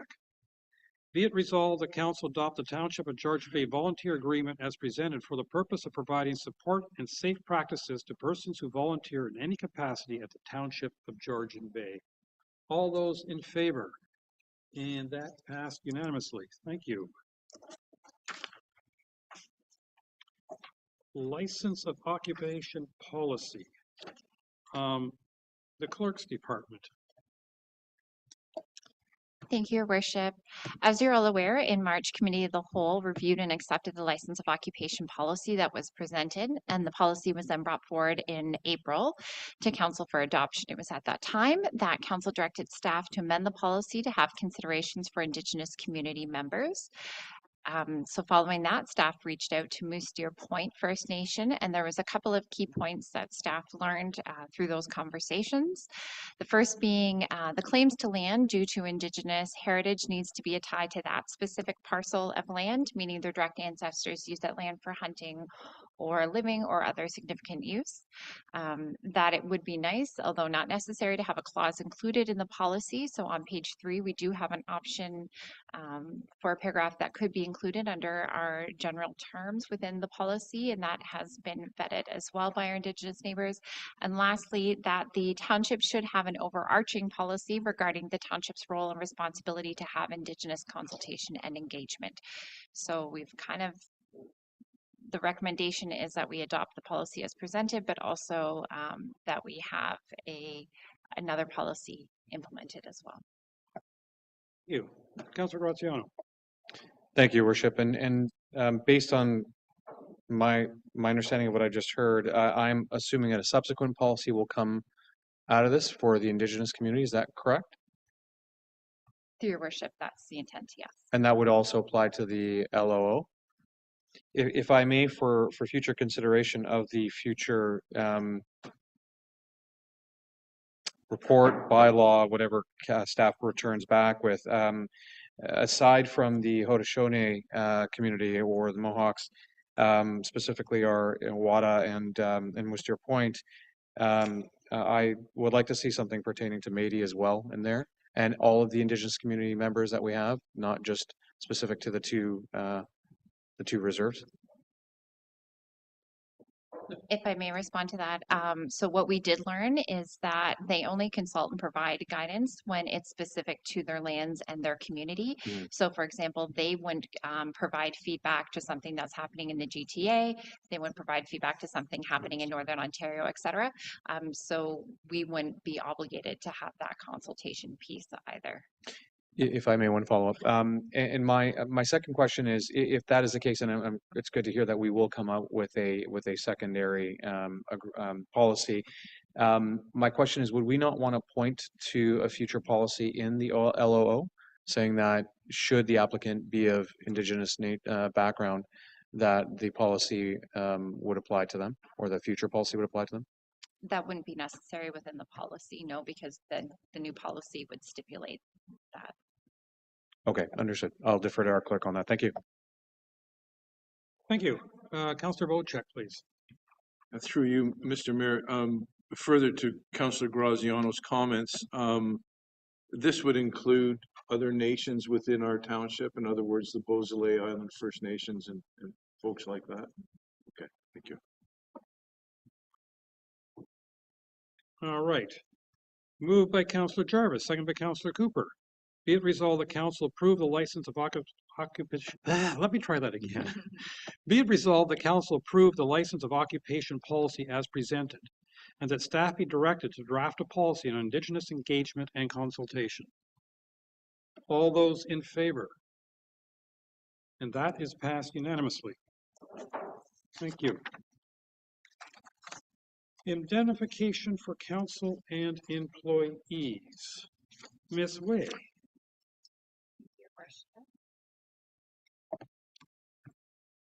So again, this is stemming forward from previous reports from council. So council requested indemnification bylaw for council be updated to include the code of conduct and MCIA investigations. The code of conduct bylaw has been updated and references the indemnification of council and employees bylaw. And that bylaw is listed further on this agenda for adoption. That was approved at our last meeting in April. Also in April, council reviewed the inclusion of the code of conduct indemnity, which is outlined in section 10, which is in the red text of the draft bylaw attached to the report. The provisions of that are still as presented in April. The addition to the indemnity was following, council has asked for considerations regarding the reimbursement of legal opinions obtained personally by members of council. So a legal opinion was presented at the April closed session that did not support this coverage. Staff have again reviewed this opinion along with other comparable municipalities' indemnification bylaws, and it remains staff's position not to recommend the inclusion of reimbursement of legal opinions. However, if council do desire the inclusion of reimbursement for their personal legal opinions, draft provisions have been provided for in the draft bylaw attached to the report under section 11, which is the blue text.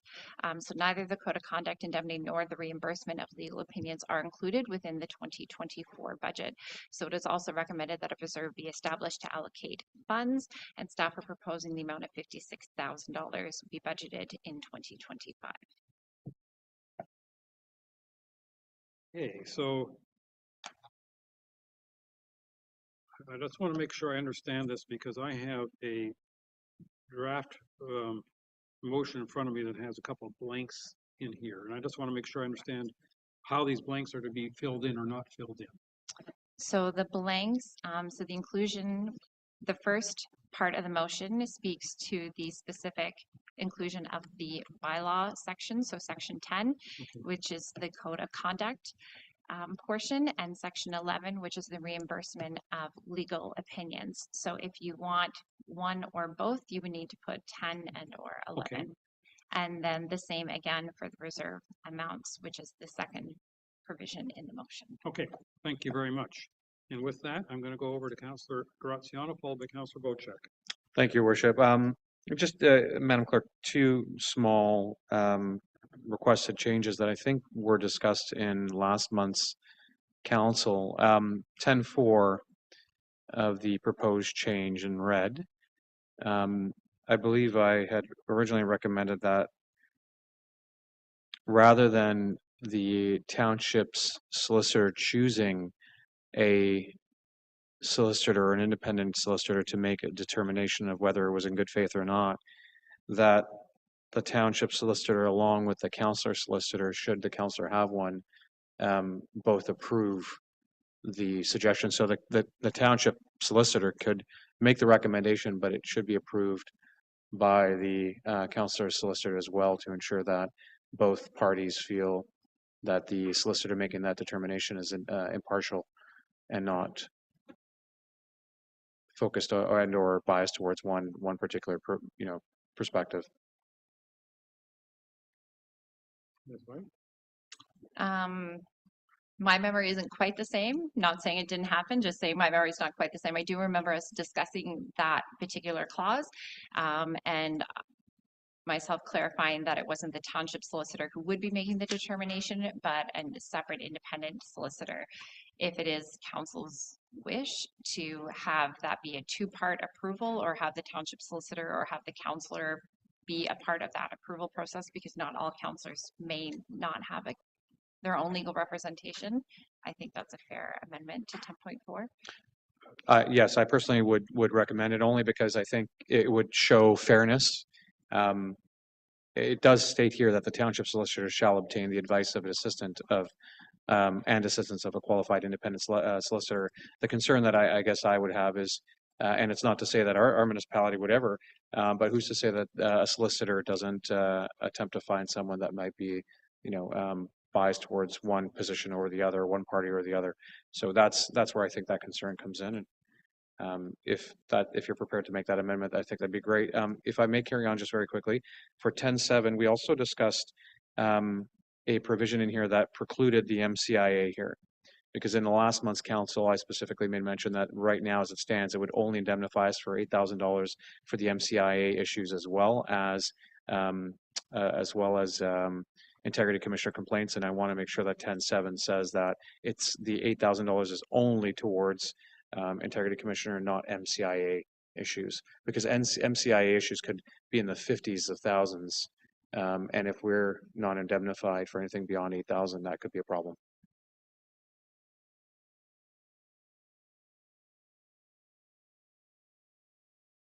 As I read right now, 10.7 is all encompassing, both MCIA and integrity commissioner.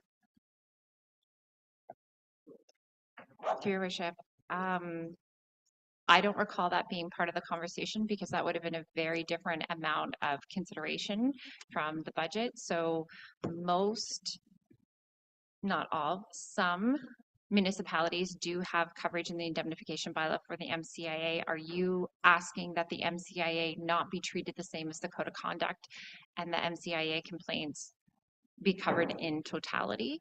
So my suggestion would be that the MCIA indemnification, which we currently have as a municipality under our bylaws right now, stays the same, and that the integrity commissioner complaints are broken out away from that, and an $8,000 per term amount be set aside for integrity commissioner complaints. So as it reads today, the MCIA indemnification stays whole, nothing changes. The only difference is 10.7 would articulate that as it is, MCIA would stay as it is, and then it will carry on to say each member's indemnification maximum is $8,000 for matters that pertain to integrity commissioner complaints.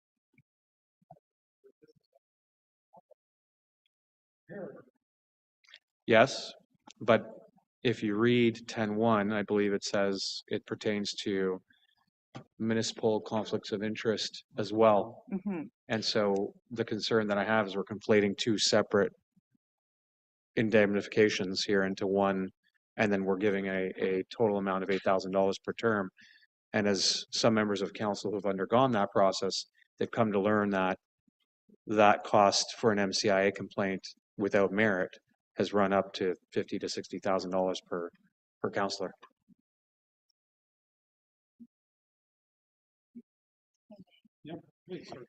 Um,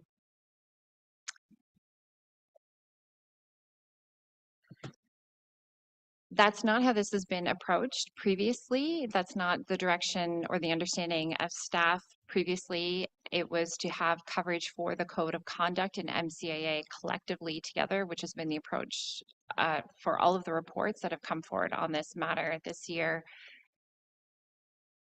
If council wants those two things to be treated separately, then the MCAA would need to be pulled out of section 10 and treated separately.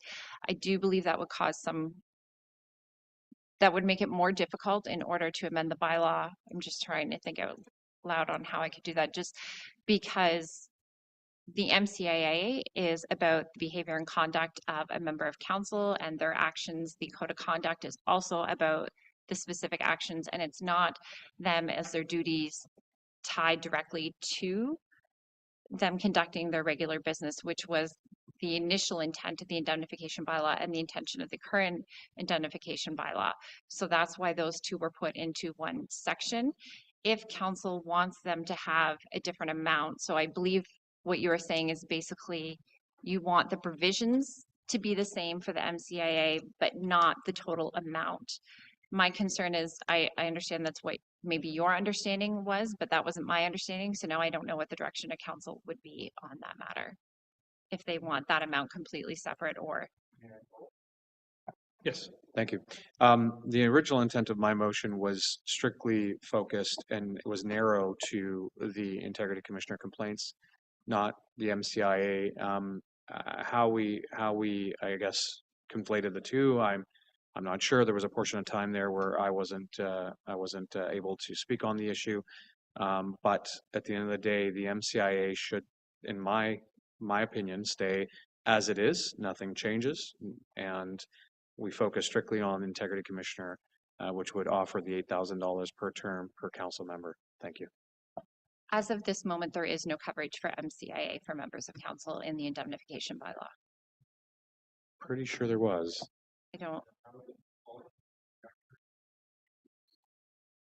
I was not here and did not participate in that situation. The wording of the current bylaw is not specific to the MCIA coverage. And the examples that were given to staff as references from members of council were specific to the MCAA. So that's how that inclusion came about.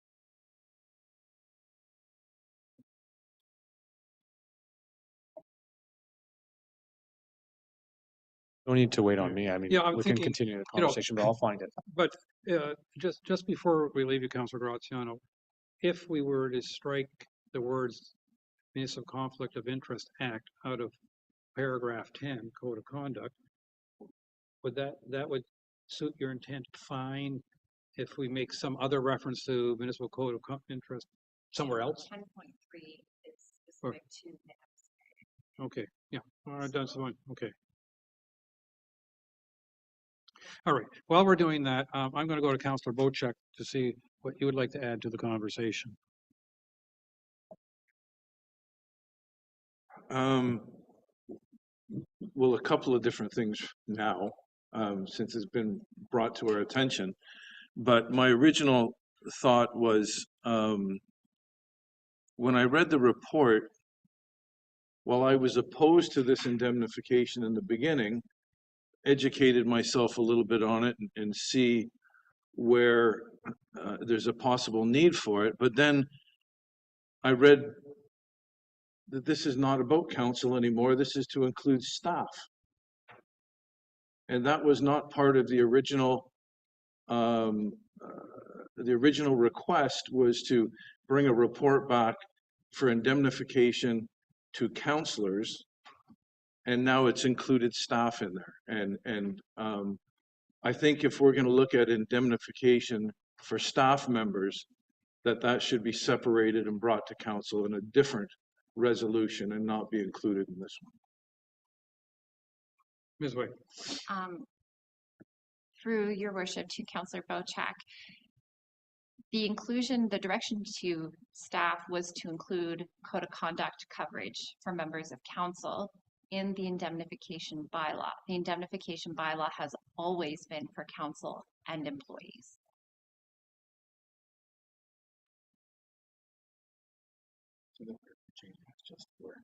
We're just adding more coverage to that indemnification bylaw that is specific to members of council for code of conduct complaints and MCIA coverage.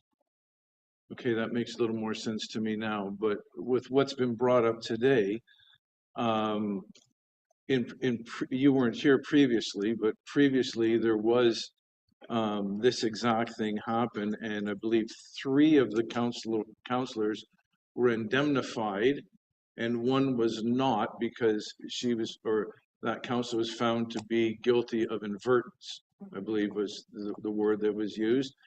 And there was a $25,000 or $30,000 lawyer fee that councillor would have had to have been responsible for herself. But then we found some sort of insurance indemnity, some sort of insurance policy that covered us for that exact matter. I want to make sure that through all of this, that councillors are not at risk for out-of-pocket expenses due to any reason. And I think 2 things that came to my mind is 1, that I didn't know staff was previously covered, because it looks by what is written here that this is in addition to, but I read it wrong, obviously. But the most important thing is here that councillors don't pay out of pocket when they're doing their job as a councillor, right? In good faith. And I think with your explanation, that covers it off. I'm just surprised that staff was included in the original indemnification. And I didn't know about that. And I would have to discover it somehow. Right? Okay. That's it for me. CEO Mariotti. Thank you, Mayor Kutsia. I just wanted to confirm that the original indemnification bylaw was quite old, so it needed to be it did need to be updated, but it did cover both staff and council for certainly council for the MCIA aspects. As you're aware, you were covered when that issue happened. The newness of this is covering council for code of conduct complaints, which when we look at comparable municipalities, that doesn't normally happen, which is why we ask for a legal opinion. Does this make sense, yay or nay? Because as you heard Ms. Craig tell us last Friday or the Friday before, her job is to try and educate rather than put down the hammer, and she is there. She's hired for council and staff to pick up the phone and say, hey, I'm not sure about this. Could this be a problem or not? And so that's where the money is being spent, is to try and stop us from getting into trouble in the first place. And if we do inadvertently get into trouble from a code of conduct process, then that again is where the Integrity Commission has an independent position, acts as the arbiter, if you like, between the complainant and the person who's receiving the complaint from both an informal and a formal process. So the novelty here is twofold. Is now are we indemnifying council and staff for code of conduct issues? And then the secondary component that you heard a legal opinion on in close last month is compensating council for obtaining their own legal opinion that they may later on share with council. So these two last components are not common. Certainly the municipalities that were referenced at the beginning of this whole conversation, they did not include code of conduct matters nor getting legal opinions. So, but MCIA, it's been covered. It's just the wording that needed to be sharpened up a little bit.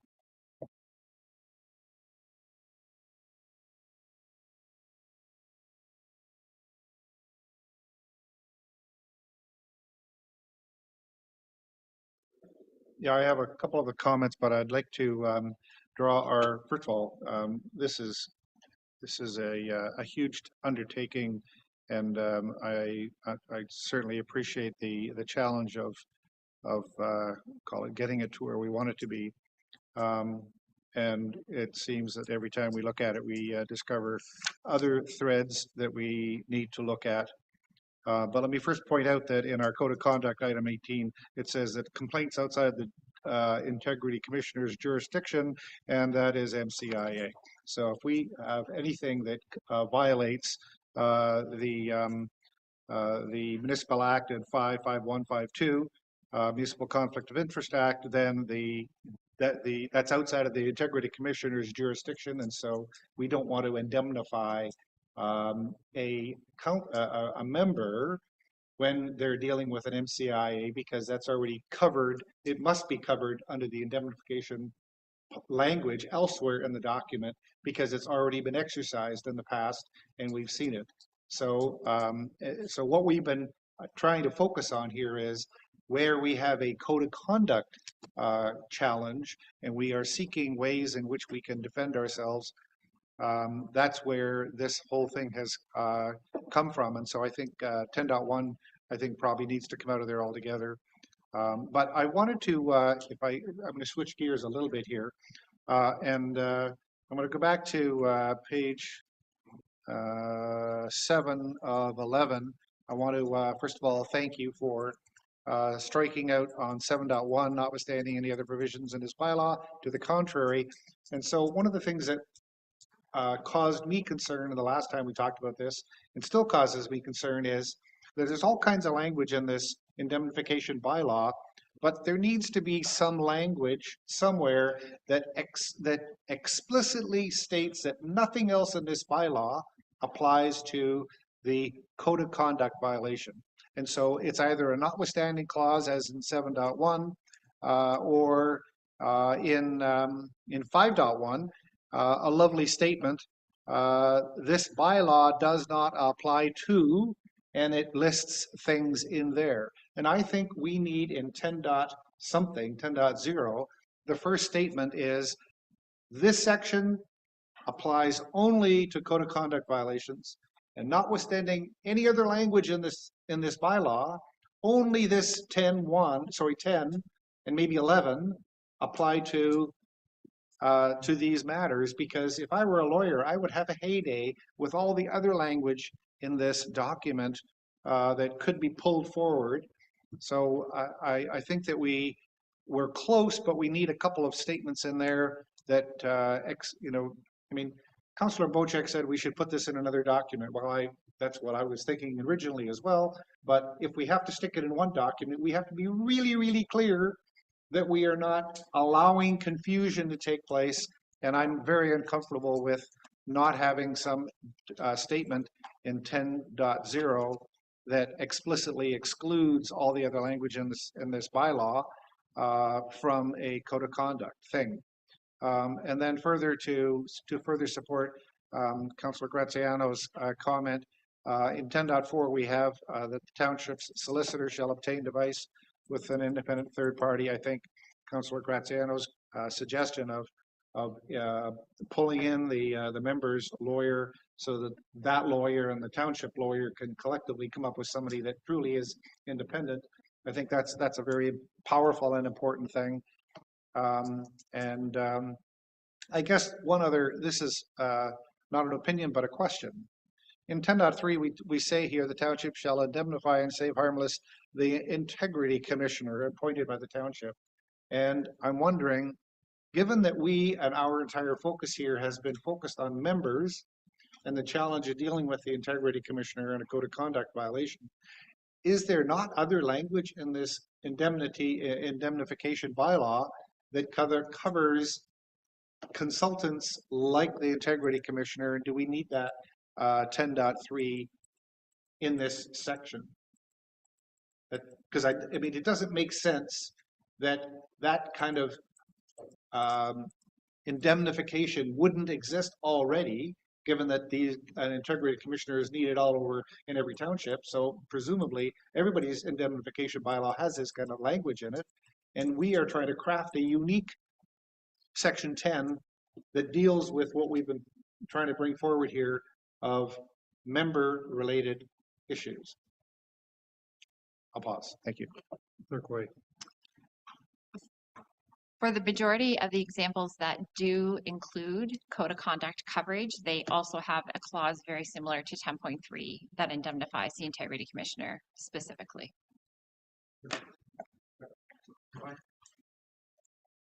Councillor Predko. Thank you, and through you, Your Worship, just the observation that I appreciate the need and the passion to get this right, to make sure that we're covered in the right instances. But as we continue to discuss this, we're being taken away from matters that affect our residents, and hopefully we can come to a resolution reasonably quickly on dotting these I's and T's, because I think, you know, it's extremely close, but again, we're diverted. And this $56,000, again, you know, this will benefit council, but it will be an increase of about 1% to the levy in 2025. So I just want us all to be cognizant that this is not a benefit to our residents, but to council and the operation of the township. So let's make sure we're doing this properly, but let's get on with it. Thank you. Councillor Cooper.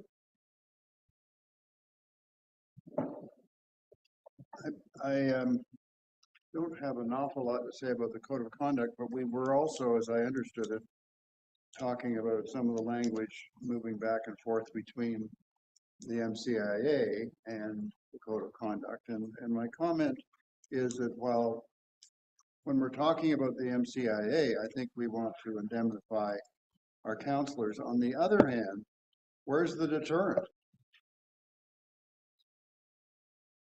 The MCIA Act is there, lovely, but if where's the deterrent for somebody who's misbehaving? And I'm not seeing that part. We indemnify everything financially. It's not the case. Ms. Wade. This indemnification is coverage for if the person is found to be not guilty and or done inadvertently. Okay, so if you actively, knowingly set out to break the MCIA and you're like, yep, I did it, here's the emails kind of thing, right? Then you wouldn't have coverage for that. Okay. I'm sorry, I didn't really, never been covered by that anyway, so I've never really understood it. But so there is a deterrent to a certain extent. Good. Okay, I think if you want, in my opinion, based on all that I've heard, I would like to see paragraph 10 more or less as it exists now, but if you'll excuse the expression, purified. In other words, make it just code of conduct. Get rid of MCIA out of that, because to me the intent was to add code of conduct to this indemnification. And if MCIA is covered in what we already have, then why don't we just purify it? Having said that,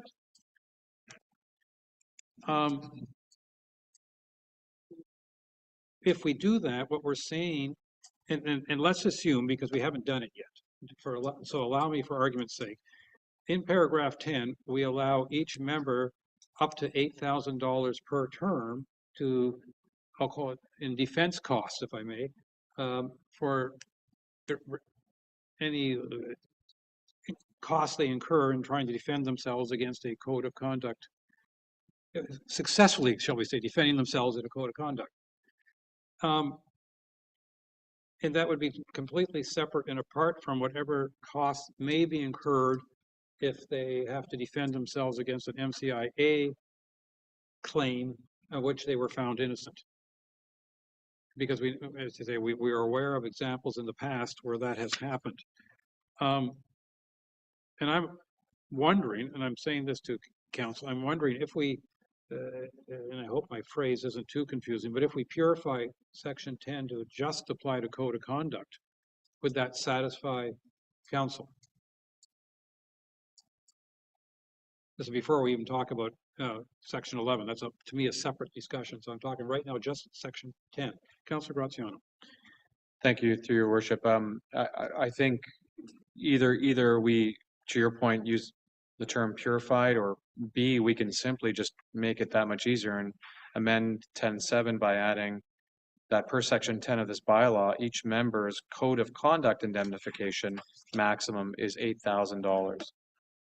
So we specify that it just pertains to the code of conduct and not the MCIA. I mean, it's one that might be the simpler approach. But. Either way, if we purify and separate it out, or add code of conduct, or specify in 10.7 that the amount is only for code of conduct, then I think we're good. And 10.4 again stands with regards to lawyers. Clerk Way, I know we've been going on this for, is it ever? I just have a question of clarification then based off the conversation. If the code of conduct coverage is only the 8,000, and that is the member of council's personal responsibility to obtain their own legal counsel, who is obtaining the lawyer for the MCIA? Because currently, if the township is covering the entirety of the cost, the township is responsible for obtaining that lawyer.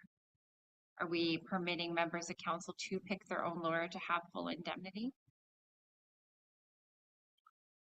Councillor Graziano.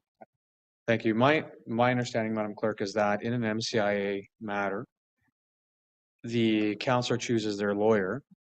If they're found to, in good faith, not, if it was meritless, or if they were found to be in good faith and that the error was unbeknownst to the councillor and it wasn't intended, that our insurance covers the costs of that lawyer through E&O or through the MCIA process. That's my understanding, and there is a counselor on behind the diocese here today has gone through that process, who I believe had their costs covered by insurance, if memory serves me correctly.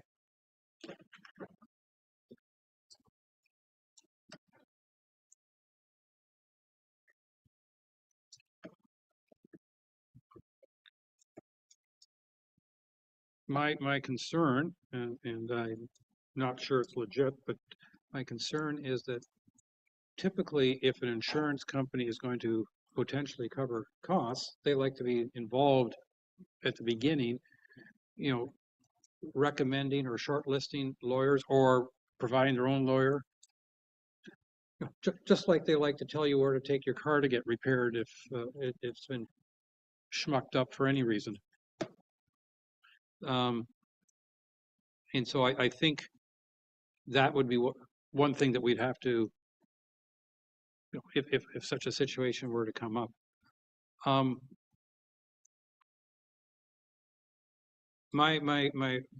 be quite honest, and I think Councillor Predko made reference to this before as well, we've been spending a lot of time on this over the past year or more, to say nothing of many years in different ways. And I think we have to try to get to something that is an improvement over what was there before, accepting that it won't ever be perfect. And I believe that if we add a little bit to 10.7, making reference that this does not include MCIA or removing it otherwise. I think my guess is council would approve section 10. And I think if we can do that, then we've made real headway. And I don't want Clerk Way to be haunted by section 10 for the rest of her life. And I think, you know, can we do section 10 and get it done? Then we can have a quick discussion of section 11 and maybe get it done so that we can keep on moving. And taking that approach, Clerk Way, what I've heard two suggestions, and I think Councillor Graziano's is actually the more efficient of the two. I readily admit that, and I like efficiency. How can we read a motion on section 10? You know, that the council the motion would be that we approve section 10 subject to the minor modification, and hopefully we can get 4 votes.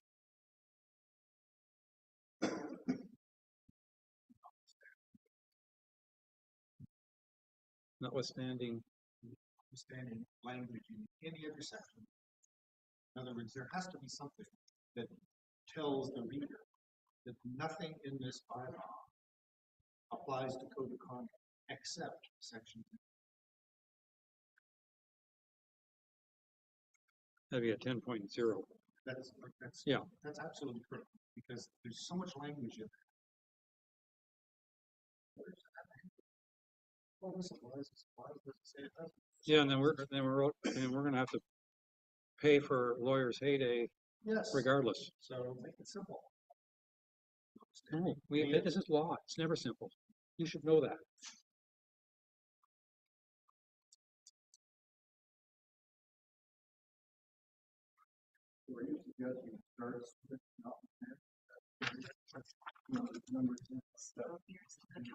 Any other language in this this the inclusion of section with amendments to the code of conduct application in MCA.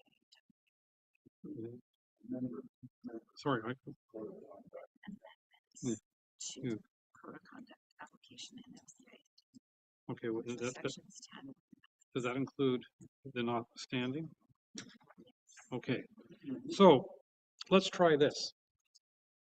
Moved by Councillor Predko, seconded by Councillor Hazelton. Be it resolved, the council directs staff to bring forward an updated draft of the identification of council and employees bylaw for adoption with additional inclusion of section 10 with amendments to code of conduct application, i.e. with notwithstanding, and MCIA indemnity, i.e. excluding. All those in favor? We're voting on approving section 10, right, with the addition of the notwithstanding clause, okay, and the exclusion of MCIA indemnity.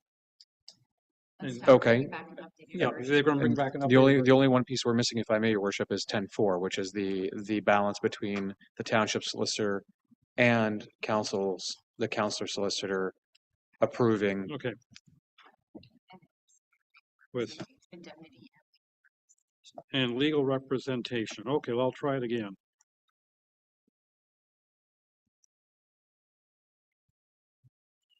So, moved by Councillor Predko, seconded by Councillor Hazelton. Be it resolved, the council directs staff to bring forward the updated draft of the indemnification of council and employees bylaw for adoption with additional inclusion of section 10 with the amendments to the code of conduct application. I'm just going to put in paragraphs, notwithstanding.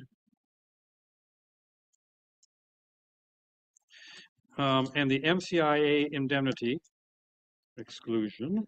Can we also add a timeline in there as well as to when it will and return? Legal representation.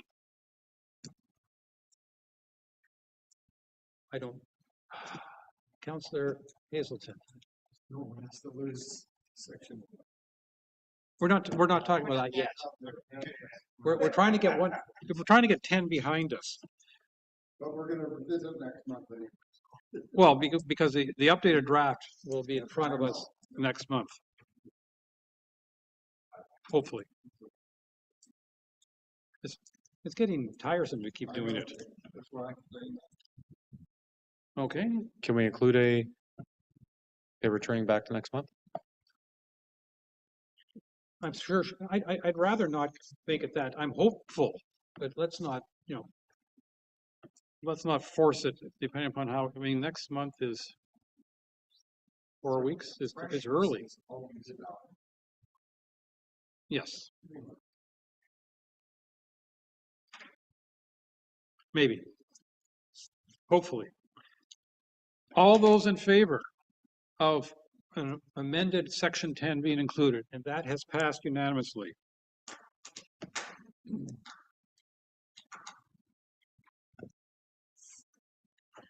I just make a comment? You may make a comment. Staff reports for the June meeting cycle are due Friday. Of this week. Yes. So she may not get it done for June. All right. Section 11 is our next topic. We thought we're making, does anybody need a break before we go on to section 11? All right, let's keep it moving then.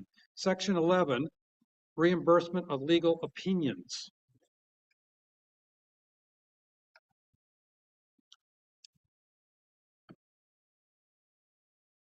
Any comments from anyone?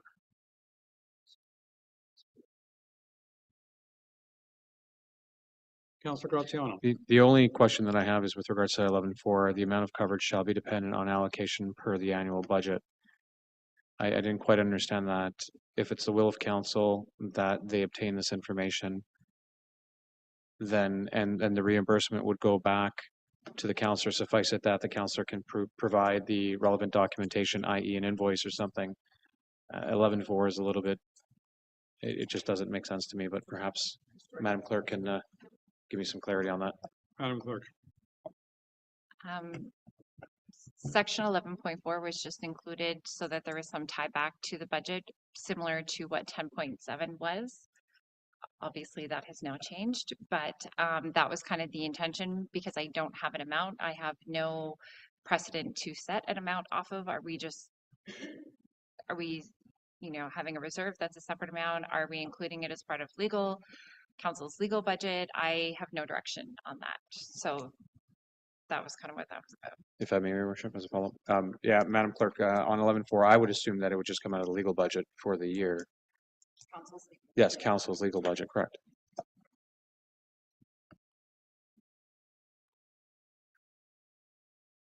Councilor Jarvis, please.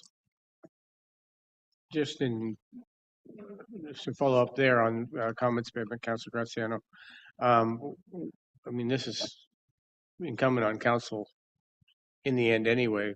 When we just have the amount, just as an alternative here, the amount of coverage shall be based on, depending on the will of council. In other words, we would discuss it and then decide then, because we got to figure out how it comes out of the budget, where it comes out of the budget, yada, yada, yada. I don't know if that helps or not.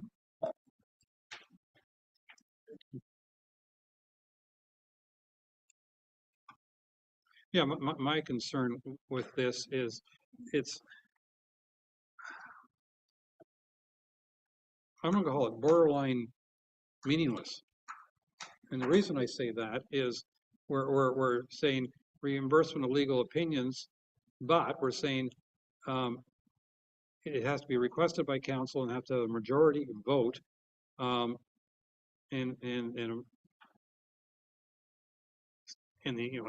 And I also am concerned that, as has been observed before, that if we as being council choose to pay for this copy of this legal opinion, we're also more likely than not to have township legal review as well. So I find myself with, I'll call it, mixed feelings about this, and because, as I think Councillor Jarvis was suggesting, every time that a potential claim under this paragraph comes up, we're going to have a separate council vote on it. And so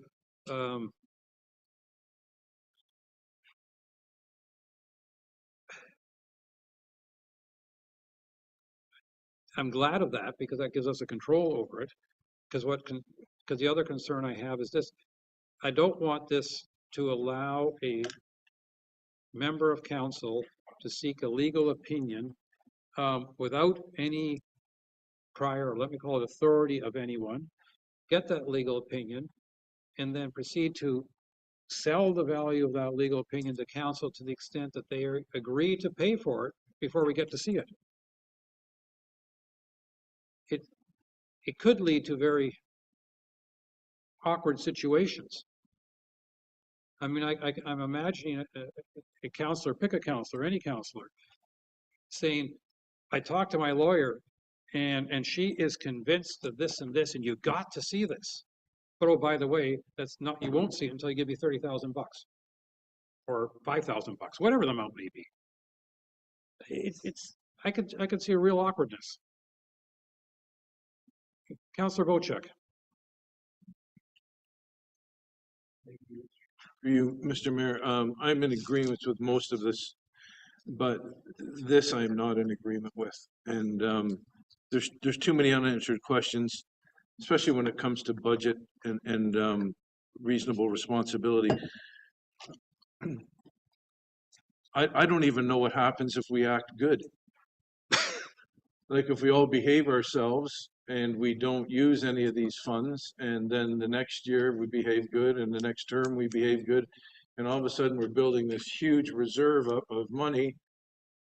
But that's a different topic. I know it's a bit of a different topic, but as it relates to this, I'm not in favor of indemnifying counselors for an independent opinion from a lawyer, which is what this section is asking for. And we all know, I think we've discussed enough whether there's merits in it or not, and it's whether council decides they want to approve this portion or not. And I'm stating the fact that I don't believe I would approve this particular part. Okay. Councillor Jarvis, I already see, well, the only hands I see are people who've already spoken, but I'll go to Councillor Jarvis.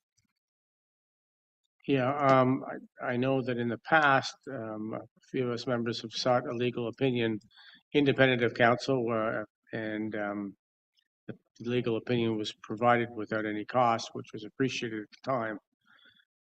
My thinking is that if we were going to seek a legal opinion independent of council, I mean, even if you look at this, some of this, the legal opinion would have to come to council before it's approved anyway.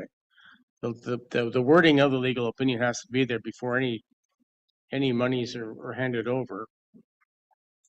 What's the difference in that versus us seeking it independently and then coming to council of our own accord, independent of any wording here and request and suggesting that we have a legal opinion? Here it is. Would council be prepared to pay for it? I mean, independent. If this wording wasn't even in here, would there be anything stopping us from coming to council with an independent legal opinion and then requesting payment for it and getting the council's approval to do that? I think that would be a debate at that time. Yeah. Well, it's going to be debate anyway. Yeah. Yes. Councillor Graziano. Thank you, Your Worship. We talk a lot about legal opinions coming outside of council or happening outside of council. And in fact, I mean, it wasn't so long ago that a legal opinion was obtained without council's approval, and that would have been John Muscaren's recently. So there are guardrails in place here, and that is that council needs to will it. That's 7 votes or 5 of 7 votes required to pass in order for the reimbursement to occur. And so there in itself, if council wills it and council wishes to see the document, then council should be entitled to see the document. The intent here was always, if in the event that the integrity commissioner or someone in council requested to see a legal opinion that was received for whatever reason, that upon furnishing it to the township, the person loses the intellectual property and essentially what they've paid for, and now becomes the property of the township, given that this person has furnished the municipality with it. Now, in some circumstances, perhaps the councillor endeavors to give it at no cost and say, here you go, over to you, without having to come to council requesting it. But let's say for all intents and purposes, a councillor is or has an MCIA claim against them. And prior to this arising, they sought the advice of their legal counsel. And their legal counsel guided them and gave them an opinion saying, based on what it is that, or the nature of your transaction, that you're not in conflict. But subsequent to that opinion, the integrity commissioner, someone within the community registers a complaint, the integrity commissioner investigates, determines that there was a conflict, and this goes to the courts. At which point, the counselor says, hey, I'm innocent because I sought legal advice, and upon the investigation of maybe the integrity commissioner or the courts, they say, well, let's see that. At that point, the reimbursement should be there, because ultimately, this is in their defense. This is to show that they have followed through on due diligence and they have acquired the information. Or if the integrity commissioner says, before I even elevate this to the courts, I want to see that document in order to clear you of wrongdoing. At that point, again, why should the cost be onto the counselor? So the intent of this, and we've discussed this and debated this ad nauseum with regards to this issue, is that it's not intended to just willy-nilly bring forward legal opinions at all times and say, here you go, guys, we should all see this. It is really at the will of council to say, okay, we want to see that opinion. If, hypothetically speaking, in a recent example, on rock crushing, there was a legal opinion that a councillor received in the previous term about this very issue. And that legal opinion said, no, rock crushing is not allowed. And council wanted to endeavor to review that opinion to determine what their arguments were, to see whether or not they could use that in strategy and legal strategy or amongst other things. Why wouldn't we pay for it?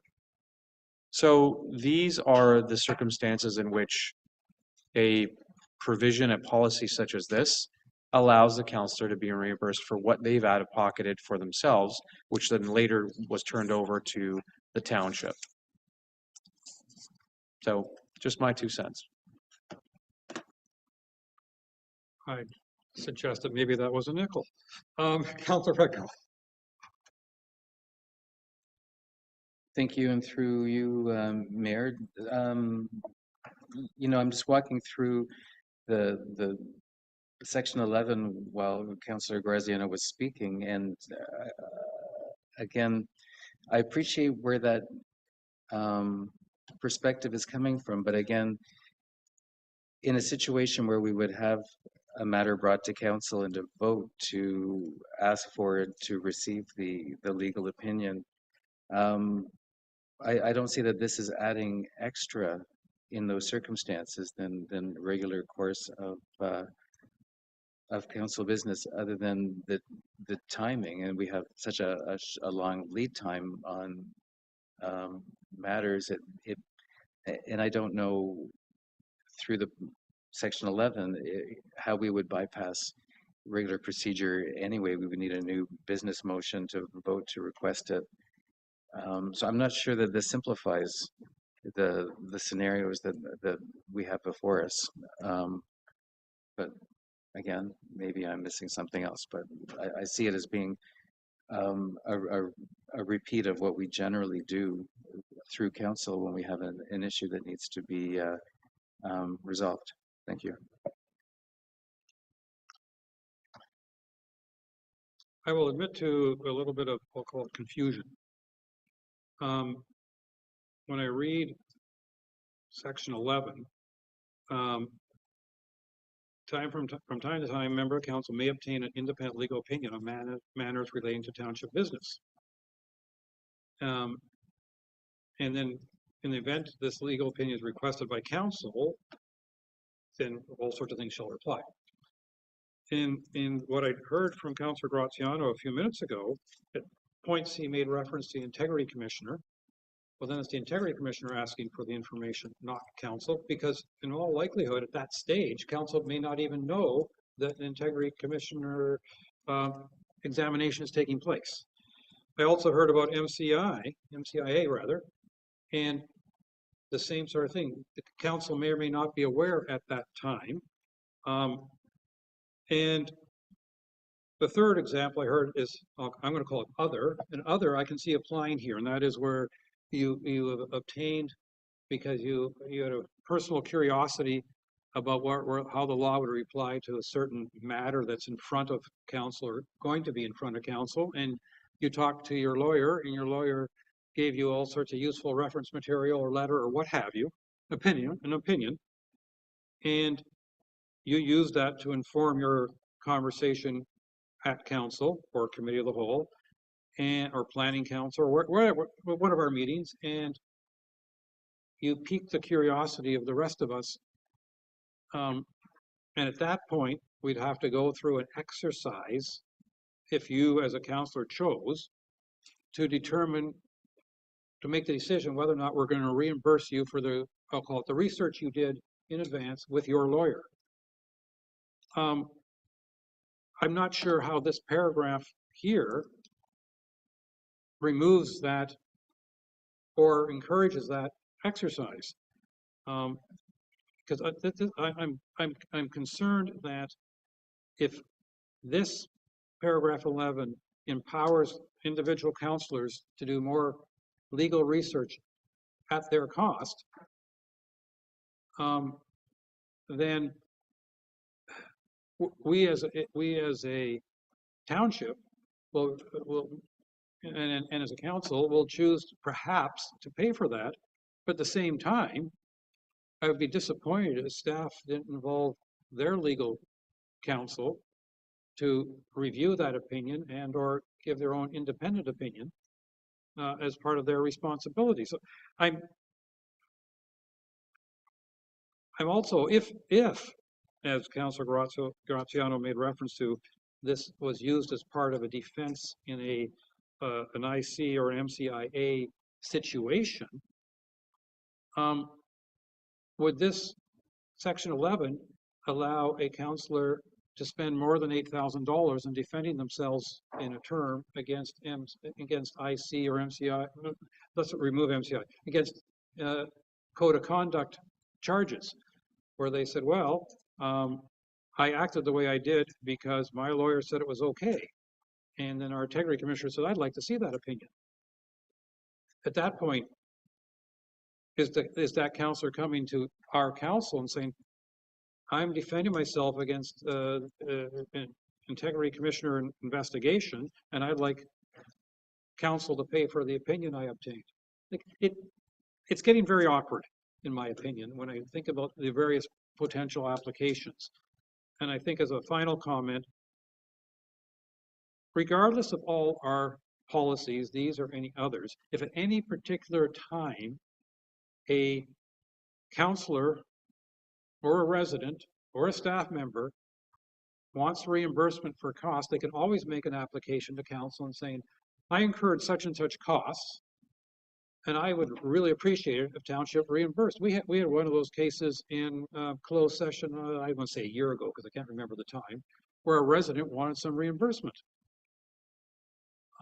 So I think, if memory serves, I think we even granted it. So I think that I'm not sure how this paragraph is adding value.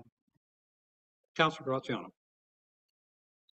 Thank you, Worship. On the MCIA, barring the parallel that I drew for Oak Bay as an example, or on rock crushing, but on the code of conflict, if the integrity commissioner were to request it, and it went to closed council for a discussion, the integrity commissioner would have to present it, I guess, to council requesting that. She has requested a document.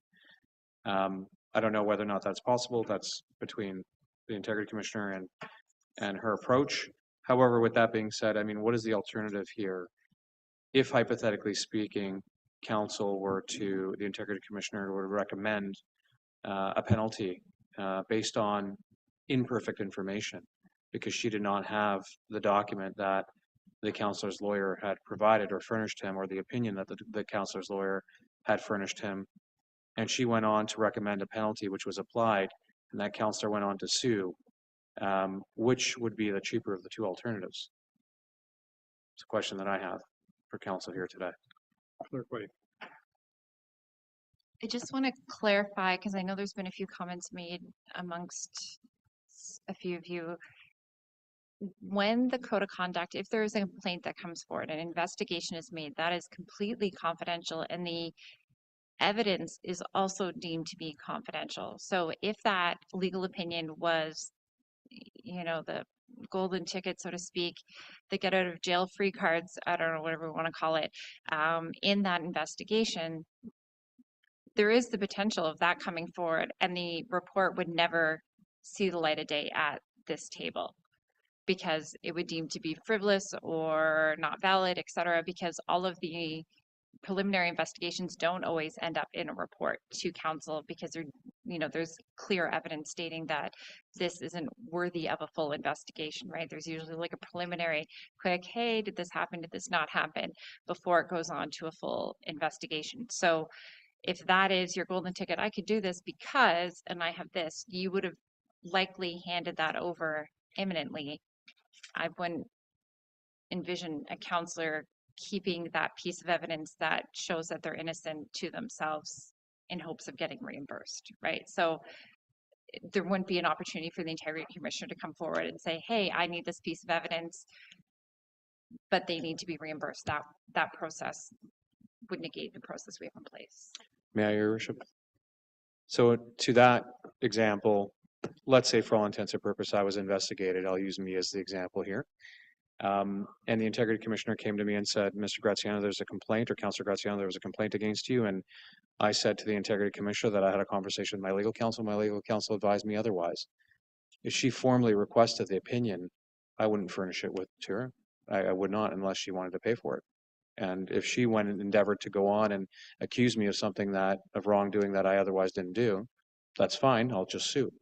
And that's the nature of it for slander or whatever else I can based on that conversation and based on her decisions to act. If she didn't want to take it at face value that I received legal opinion and that the legal opinion did confirm that I could proceed accordingly, then that's her decision. And perhaps we should reconsider indemnifying our integrity commissioner if that's the case. But with that being said, again, if council today wishes to remove section 11 because they don't feel that there's value in this, that's council's will. The intent here was to ensure that councillors were reimbursed for legal opinions that were requested by council and or by the integrity commissioner. And again, with regards to the process on the integrity commissioner, I believe, and I may be incorrect, we likely would want to clarify this with the integrity commissioner, but I believe that the integrity commissioner can come to council requesting that without disclosing and breaching confidentiality. She doesn't have to name names as to who's under investigation and what the matter is pertaining to, but she could likely come in close to request. That's my assumption. Again, that's not legal opinion, that's my assumption. All right. Lots of discussion here. So let's get to a motion. I have moved by Councillor Graziano, second by Councillor Bocek. Be it resolved that council directs staff to bring forward the updated draft of the indemnification of council and employees bylaw with additional inclusion of section 11. All those in favor? I got 3. All those against? I got 4 against. So that is defeated.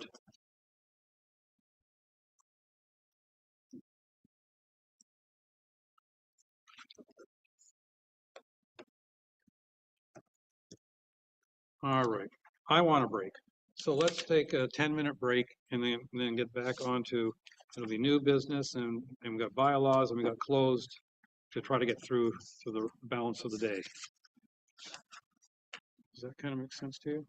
Okay.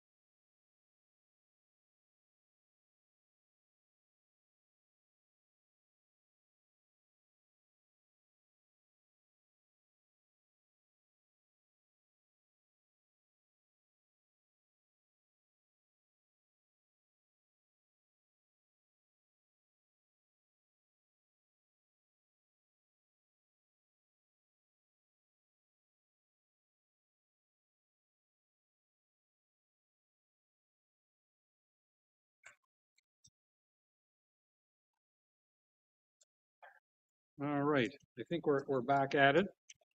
And I have moved by Councillor Graziano, second by Councillor Hazelton. Be it resolved, the council extends past 4:30 p.m., but no later than 6 p.m.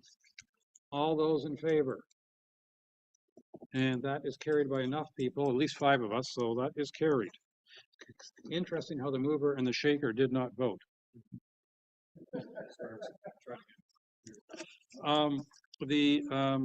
And if we need a motion to get cots installed on the council floor, as Councillor Cooper was suggesting, I think it'll be a separate motion a little bit later.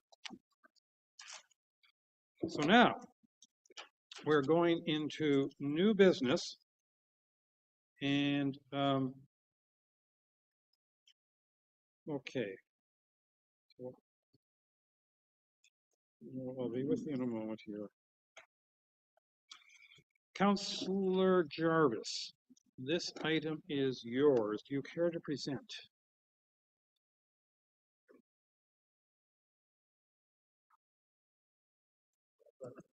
No, do you care to present on this topic? Sustainable infrastructure funding for small rural municipalities. As you can see, I pulled this out of the CIP that came through for us for this month. It's pretty self-evident. I do have a question which may, in fact, make the whole thing redundant. Whereas small municipalities, that's of 10,000 people or less, I'm wondering how that 10,000 is calculated. Do we know if that's based on permanent or permanent and resident? So that's permanent. So we would qualify as a rural municipality. Is that correct?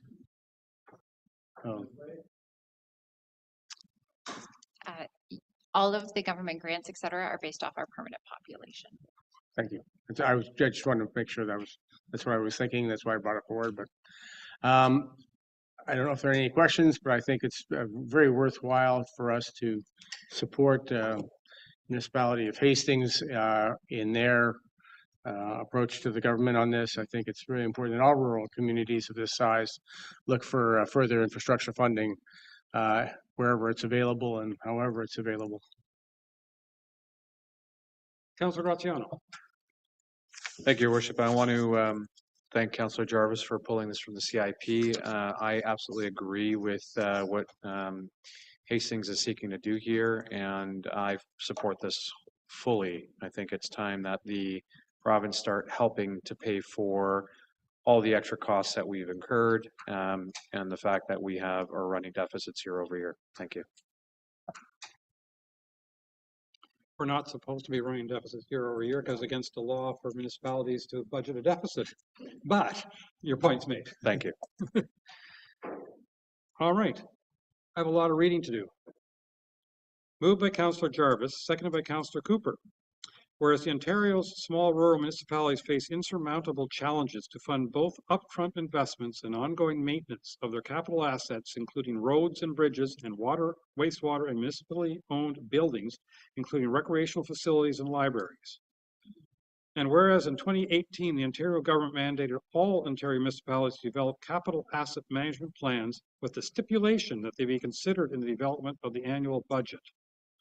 And whereas small rural municipalities of 10,000 people or less are facing monumental infrastructure deficits that cannot be adequately addressed through property tax revenue alone. And whereas the only application approved through the recently awarded Housing Accelerator Fund to a small rural municipality was to Marathon, Ontario, who received an allocation of $1.9 million, while over $1.369 billion going to Ontario large urban centres, resulting in a 0.2% investment in rural Ontario. And whereas the Ontario government has committed $9.1 billion to Toronto alone to assist with operating deficits and the repatriation of the Don Valley and Gardiner Expressway, and whereas small rural Ontario cannot keep pace with the capital investments required over the next 20 years unless both the provincial and federal governments come forward with new sustainable infrastructure funding, and whereas it is apparent that both the federal and Ontario governments have neglected to recognize the needs of small rural Ontario, now therefore be it resolved that Hastings County call on the Ontario and federal government, should we change that to our township versus Hastings? Yes.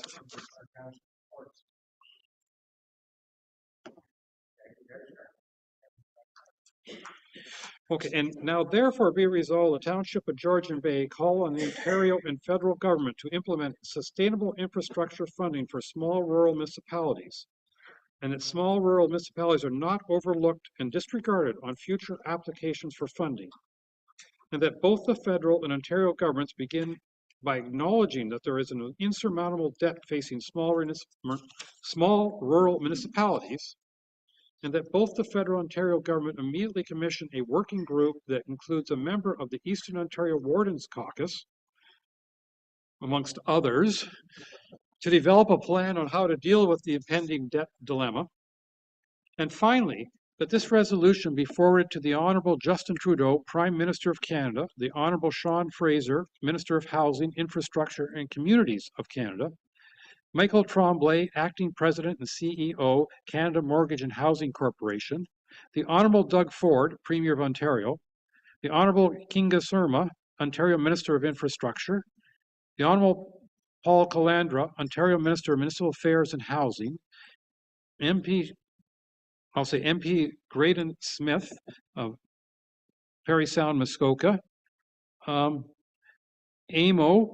Roma, FCM, and all municipalities in Ontario.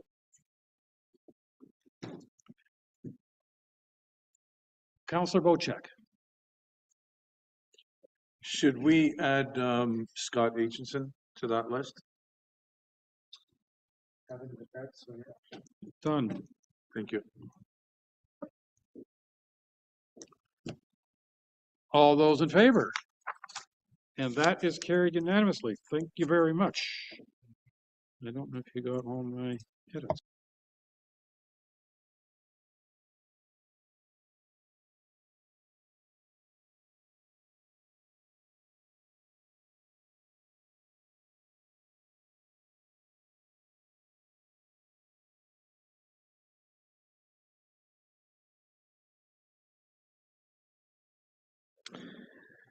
Thank you, Your Worship. And through you, this motion is intended to commemorate a long-standing and very well-respected community member who was a pillar of our community. Mr. Robert Morrell passed away on April the 27th. People knew Mr. Morrell as Pepe. And I thought, you know, amongst myself and other fellow friends of Pepe, that this would bring you know, good recognition or great recognition to him and his family and his wife Kathy as well, for everything that they've done for this community. So I'm recommending today that we commemorate him by erecting a plaque at the Baxter Ward Arena or outdoor hockey rink. My understanding is that he was a very instrumental person advocating for the rink, as well as for planting a tree in honor of Mr. Morrell and Ms. Gibson for their, you know, their contributions to our community. Thank you. Thank you. CEO Mariotti, please. Yeah, thank you, Mayor Kutsia. Just want to draw to Council's attention that we do have a couple of existing policies that we can modify. However, I think it's best that we follow the policies and procedures that we do have in place. So one of them is the township has a park furniture donation policy, and for a $500 donation for a bench or $1,000 for a picnic table, you know, which can come with a plaque. That's one option. And the other option is a recognition of life events policy, whereby the mayor and the CAO can spend up to $100. That's probably an old policy. You know, probably should be revisited and add an extra zero to that. But can spend up to $100 in the event of a passing of a prominent citizen.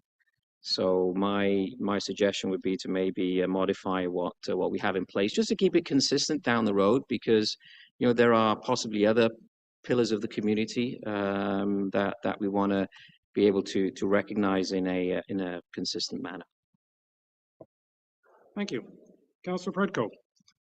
Thank you, and through you, Your Worship. In April of 2023, we passed a motion that I had brought forward. The motion is C 2023-225 for naming rights and commemorative policy, and that seems to have disappeared from the tracking list, and I think that's because we have a new naming rights item for the McTier Arena, but I think the intent of the original motion has maybe been lost a little bit. And hopefully we can bring that back up and have a full policy on commemoration and naming and that kind of stuff, in addition to selling naming rights. But I would perhaps ask that we use the existing commemorative bench program and council waive the fee in this instance. Thank you. Thank you. Councillor Bochek. Thank you, and through you, Mayor. Similarly to my fellow councillor here, I didn't think this would be an issue because we were able to name Mrs. C's Park in MacTier, Mrs. C's Park, and erect a big sign up for that. So I didn't think this was going to be an issue, but if it is going to be an issue, I think the changing of the policy to allow the mayor and CAO to spend up to $1,000 would be the proper course of action. And that way, with that signing authority, you could go out and get this plaque and whatever council decides on. So I didn't think to read into the policies when I read this, because we had a proven track record of doing things like this in the past for Mr. Arborough and for Mrs. C and that. So if we have to make a change to a policy, let's make a change to it. Thank you. Councillor Graziano. Thank you, and through your worship. I couldn't have said it any more elegantly than Councillor Bochek. He cited two examples, one of which I was going to cite as well. You know, I can't imagine or endeavor to understand that, given that there is so much work involved in the hockey rink, that a park bench would suffice. I'd like to see something, you know, some way of recognizing his contributions to the community via a plaque at the arena. And to Councillor Bochek's point, if an amendment to the policy is required in order for staff to have enough funds available to them to make it happen, then we make that change here and now. Yeah, I just can't imagine that we wouldn't otherwise want to recognize, you know, Pepe. Thank you. Thank you. A few comments. One is, I'm a little bit surprised, CEO Mariotti, with your reference to a $500 bench and a picnic table, because I know I recently arranged for a bench in commemoration of my father-in-law, which I'm sure was more than $500. And my alternative, strangely enough, was a garbage container. And I'm not sure who's going to dedicate a garbage container to the memory of a loved one. Now, but I didn't see anything about tables. So anyway, I don't know if you have we're looking at a different policy than what was shared with me when I made the inquiries. But I think that, and I was told that there's perhaps a dozen. I've forgotten the number. A dozen benches around our township that have commemorative plaques on them. I think it's important to note on those benches that those are designed, or the plaques are created, are worded, and the bench is paid for by families or friends of the deceased. And I think that's a very important policy to have, and I think maybe it should be reviewed. I absolutely agree with you that tying you and I to $100 limit on commemoration is a bit tight in today's world.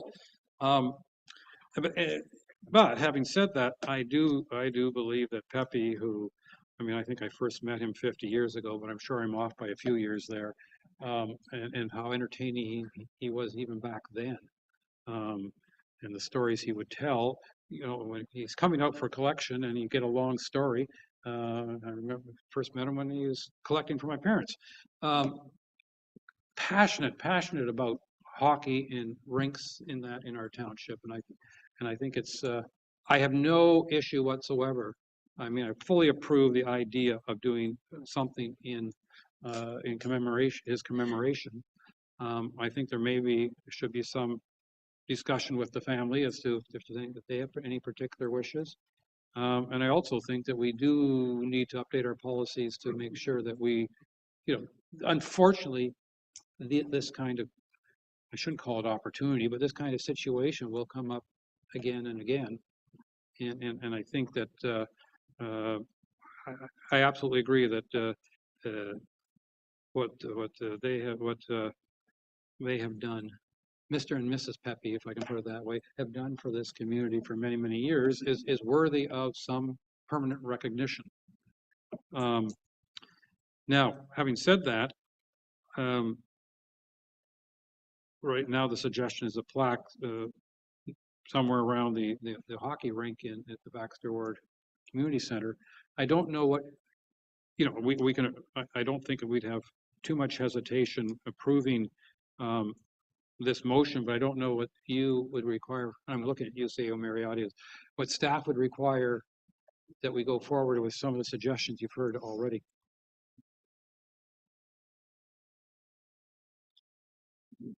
So from my understanding is we want to put a tree and a plaque, and I don't see that being a problem at all. And we can consult with the family as to the suggested choice of tree and wording for the plaque. And then in tandem, what we'll do is we will bring back that policy where we'll just update the amount back to council to approve, and that way going forward we can streamline any unfortunate future events. Councilor Graziano. Thank you, Worship. And if our CAO is going to be bringing back the policy, perhaps we also look at some other options besides a trash can and a bench. They could perhaps, donate or sponsor a municipal, I'm drawing a blank now. District of Muskoka trash can. Thank you.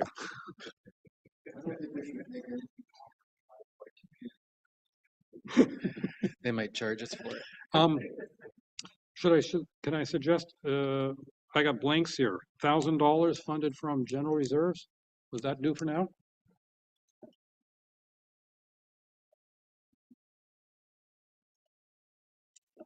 Okay, I have moved by Councillor Graziano, seconded by Councillor Bocek. Whereas the Township of Georgian Bay community has recently lost a dedicated and valued member who contributed significantly to the well-being and spirit of the township. So true.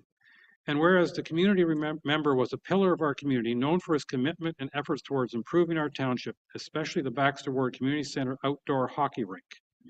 And whereas it is fitting to honor Robert Murrell and Kathy Gibson's legacy by commemorating their contributions with a lasting memorial, be it resolved, the Township of Georgian Bay commemorates the memory of Robert and Kathy by adding a plaque to the Baxter Ward Community Center outdoor hockey rink, recognizing the dedication of Mr. Murrell and Ms. Gibson's service to our community.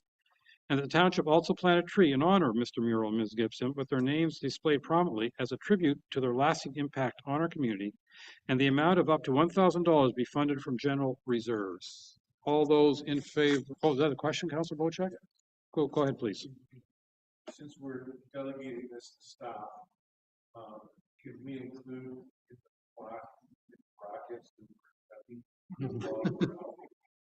most people know us friends, yeah. Well, I think we're going to put a resolution. Okay. I can, after his name, I can. Well, yeah, we'll add Pepe to the resolution. Yeah. I know every so often when I hear his real name, who? Huh? I don't know who you're talking about. Oh, yeah. Okay. All those in favor?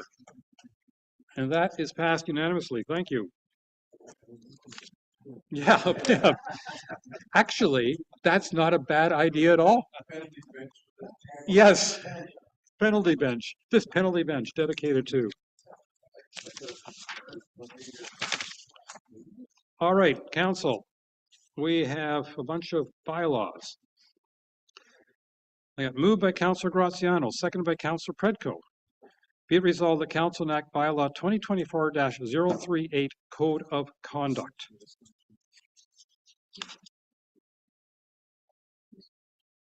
Oh, no, because that's the indemnification we were talking about. Yeah. Correct.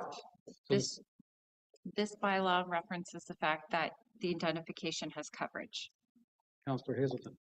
I think it's premature to I think it's premature to vote for a new bylaw that has a statement in there pointing to the indemnification bylaw when the indemnification bylaw doesn't yet cover code of conduct.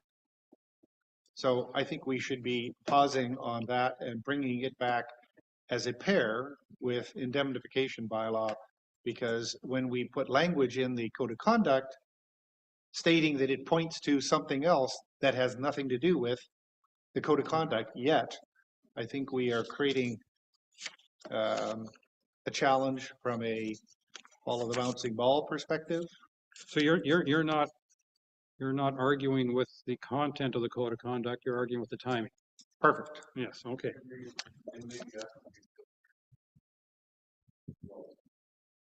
Appeal period. Councilor Hazelton said that it should be proposed at the same time.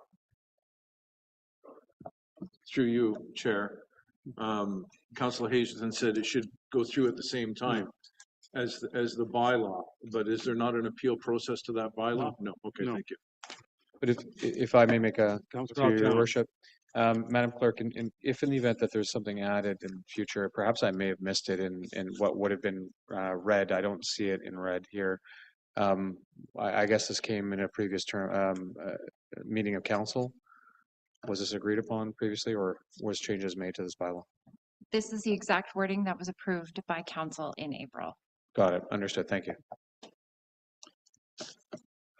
So in other words, you want this deferred?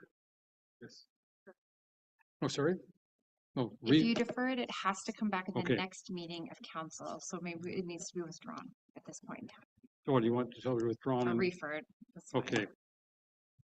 Well, one way, Refer it. back to Okay. staff, and then we'll make it come back. Be it resolved that Council enact bylaw 2024-038 Code of Conduct. All those in favor of referral?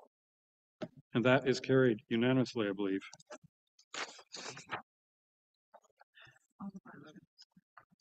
Oh, so you want this now changed to 38? Okay. Moved by Councillor Bocheck, second by Councillor Predko. Be it resolved that Council enact bylaw 2024-038 for the 2024 final tax rate. All those in favor? I know, well, we don't need them if we're going to pass this. All those in favor? Okay, we have enough votes. That's carried.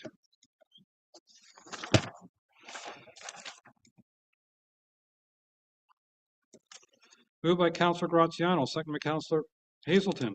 Be it resolved that Council enact bylaw 2024-039 site alteration bylaw amendment. All those in favor? And that is carried. Thank you. Moved by Councillor Jarvis, moved by Councillor Cooper, second by Councillor Jarvis.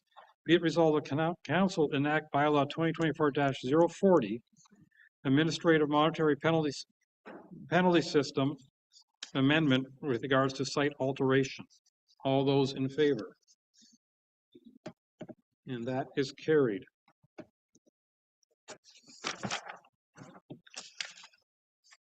Moved by Councillor Bocheck, second by Councillor Graziano. Be it resolved that Council enact bylaw 2024-041 for the MLEO summer appointment. All those in favor? And that is carried. This time unanimously. And now we're moving on to closed session, if I'm not mistaken.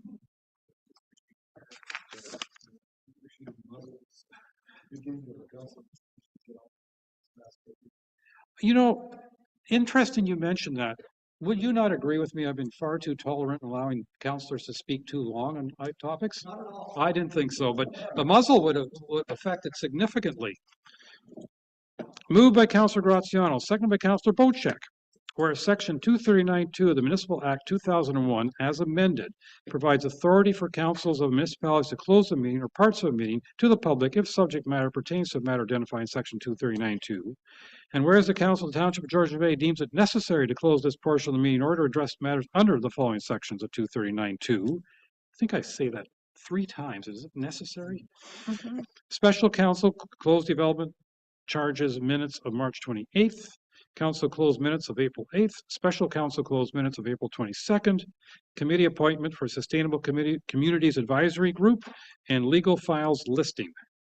Now be it resolved that the Council of the Township of Georgian Bay moves into closed session of council at 19 minutes after 4 or 4:19 p.m. All those in favor? And we're going into closed. Thank you. No. You can leave these on, you don't need them in close.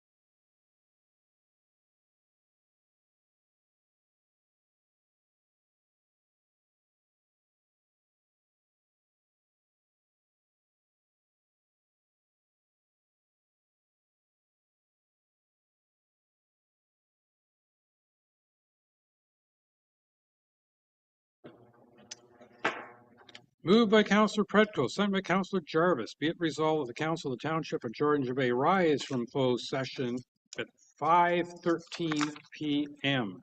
All those in favor, and we are arisen. Only my pen would work when you're highlighting. Okay.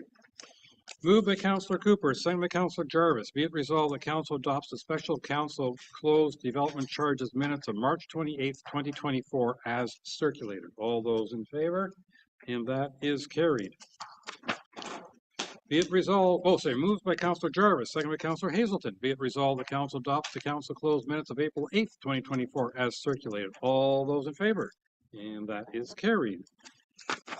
Moved by Councillor Bocek, second by Councillor Graziano. Be it resolved the Council adopts the special closed minutes of April 22, 2024 as circulated. All those in favor? And that is carried. Moving on at a good pace here. Moved by Councillor Cooper, second by Councillor Graziano. Be it resolved the Council adopts bylaw 2024-0, try to change this, 042, to confirm the proceedings of the May 13th, 2024 council meeting. All those in favor, and that is carried.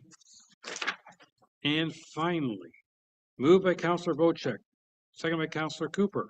Be it resolved the council does now adjourn at 5:14 p.m. until June 3rd, 2024 at 9 a.m. or at the call of the chair. All those in favor? And that is carried. Thank you very much. We are adjourned. A reminder that we meet again tomorrow for Council, Planning Council and Committee of the Whole starting at 9 a.m. Bye for now.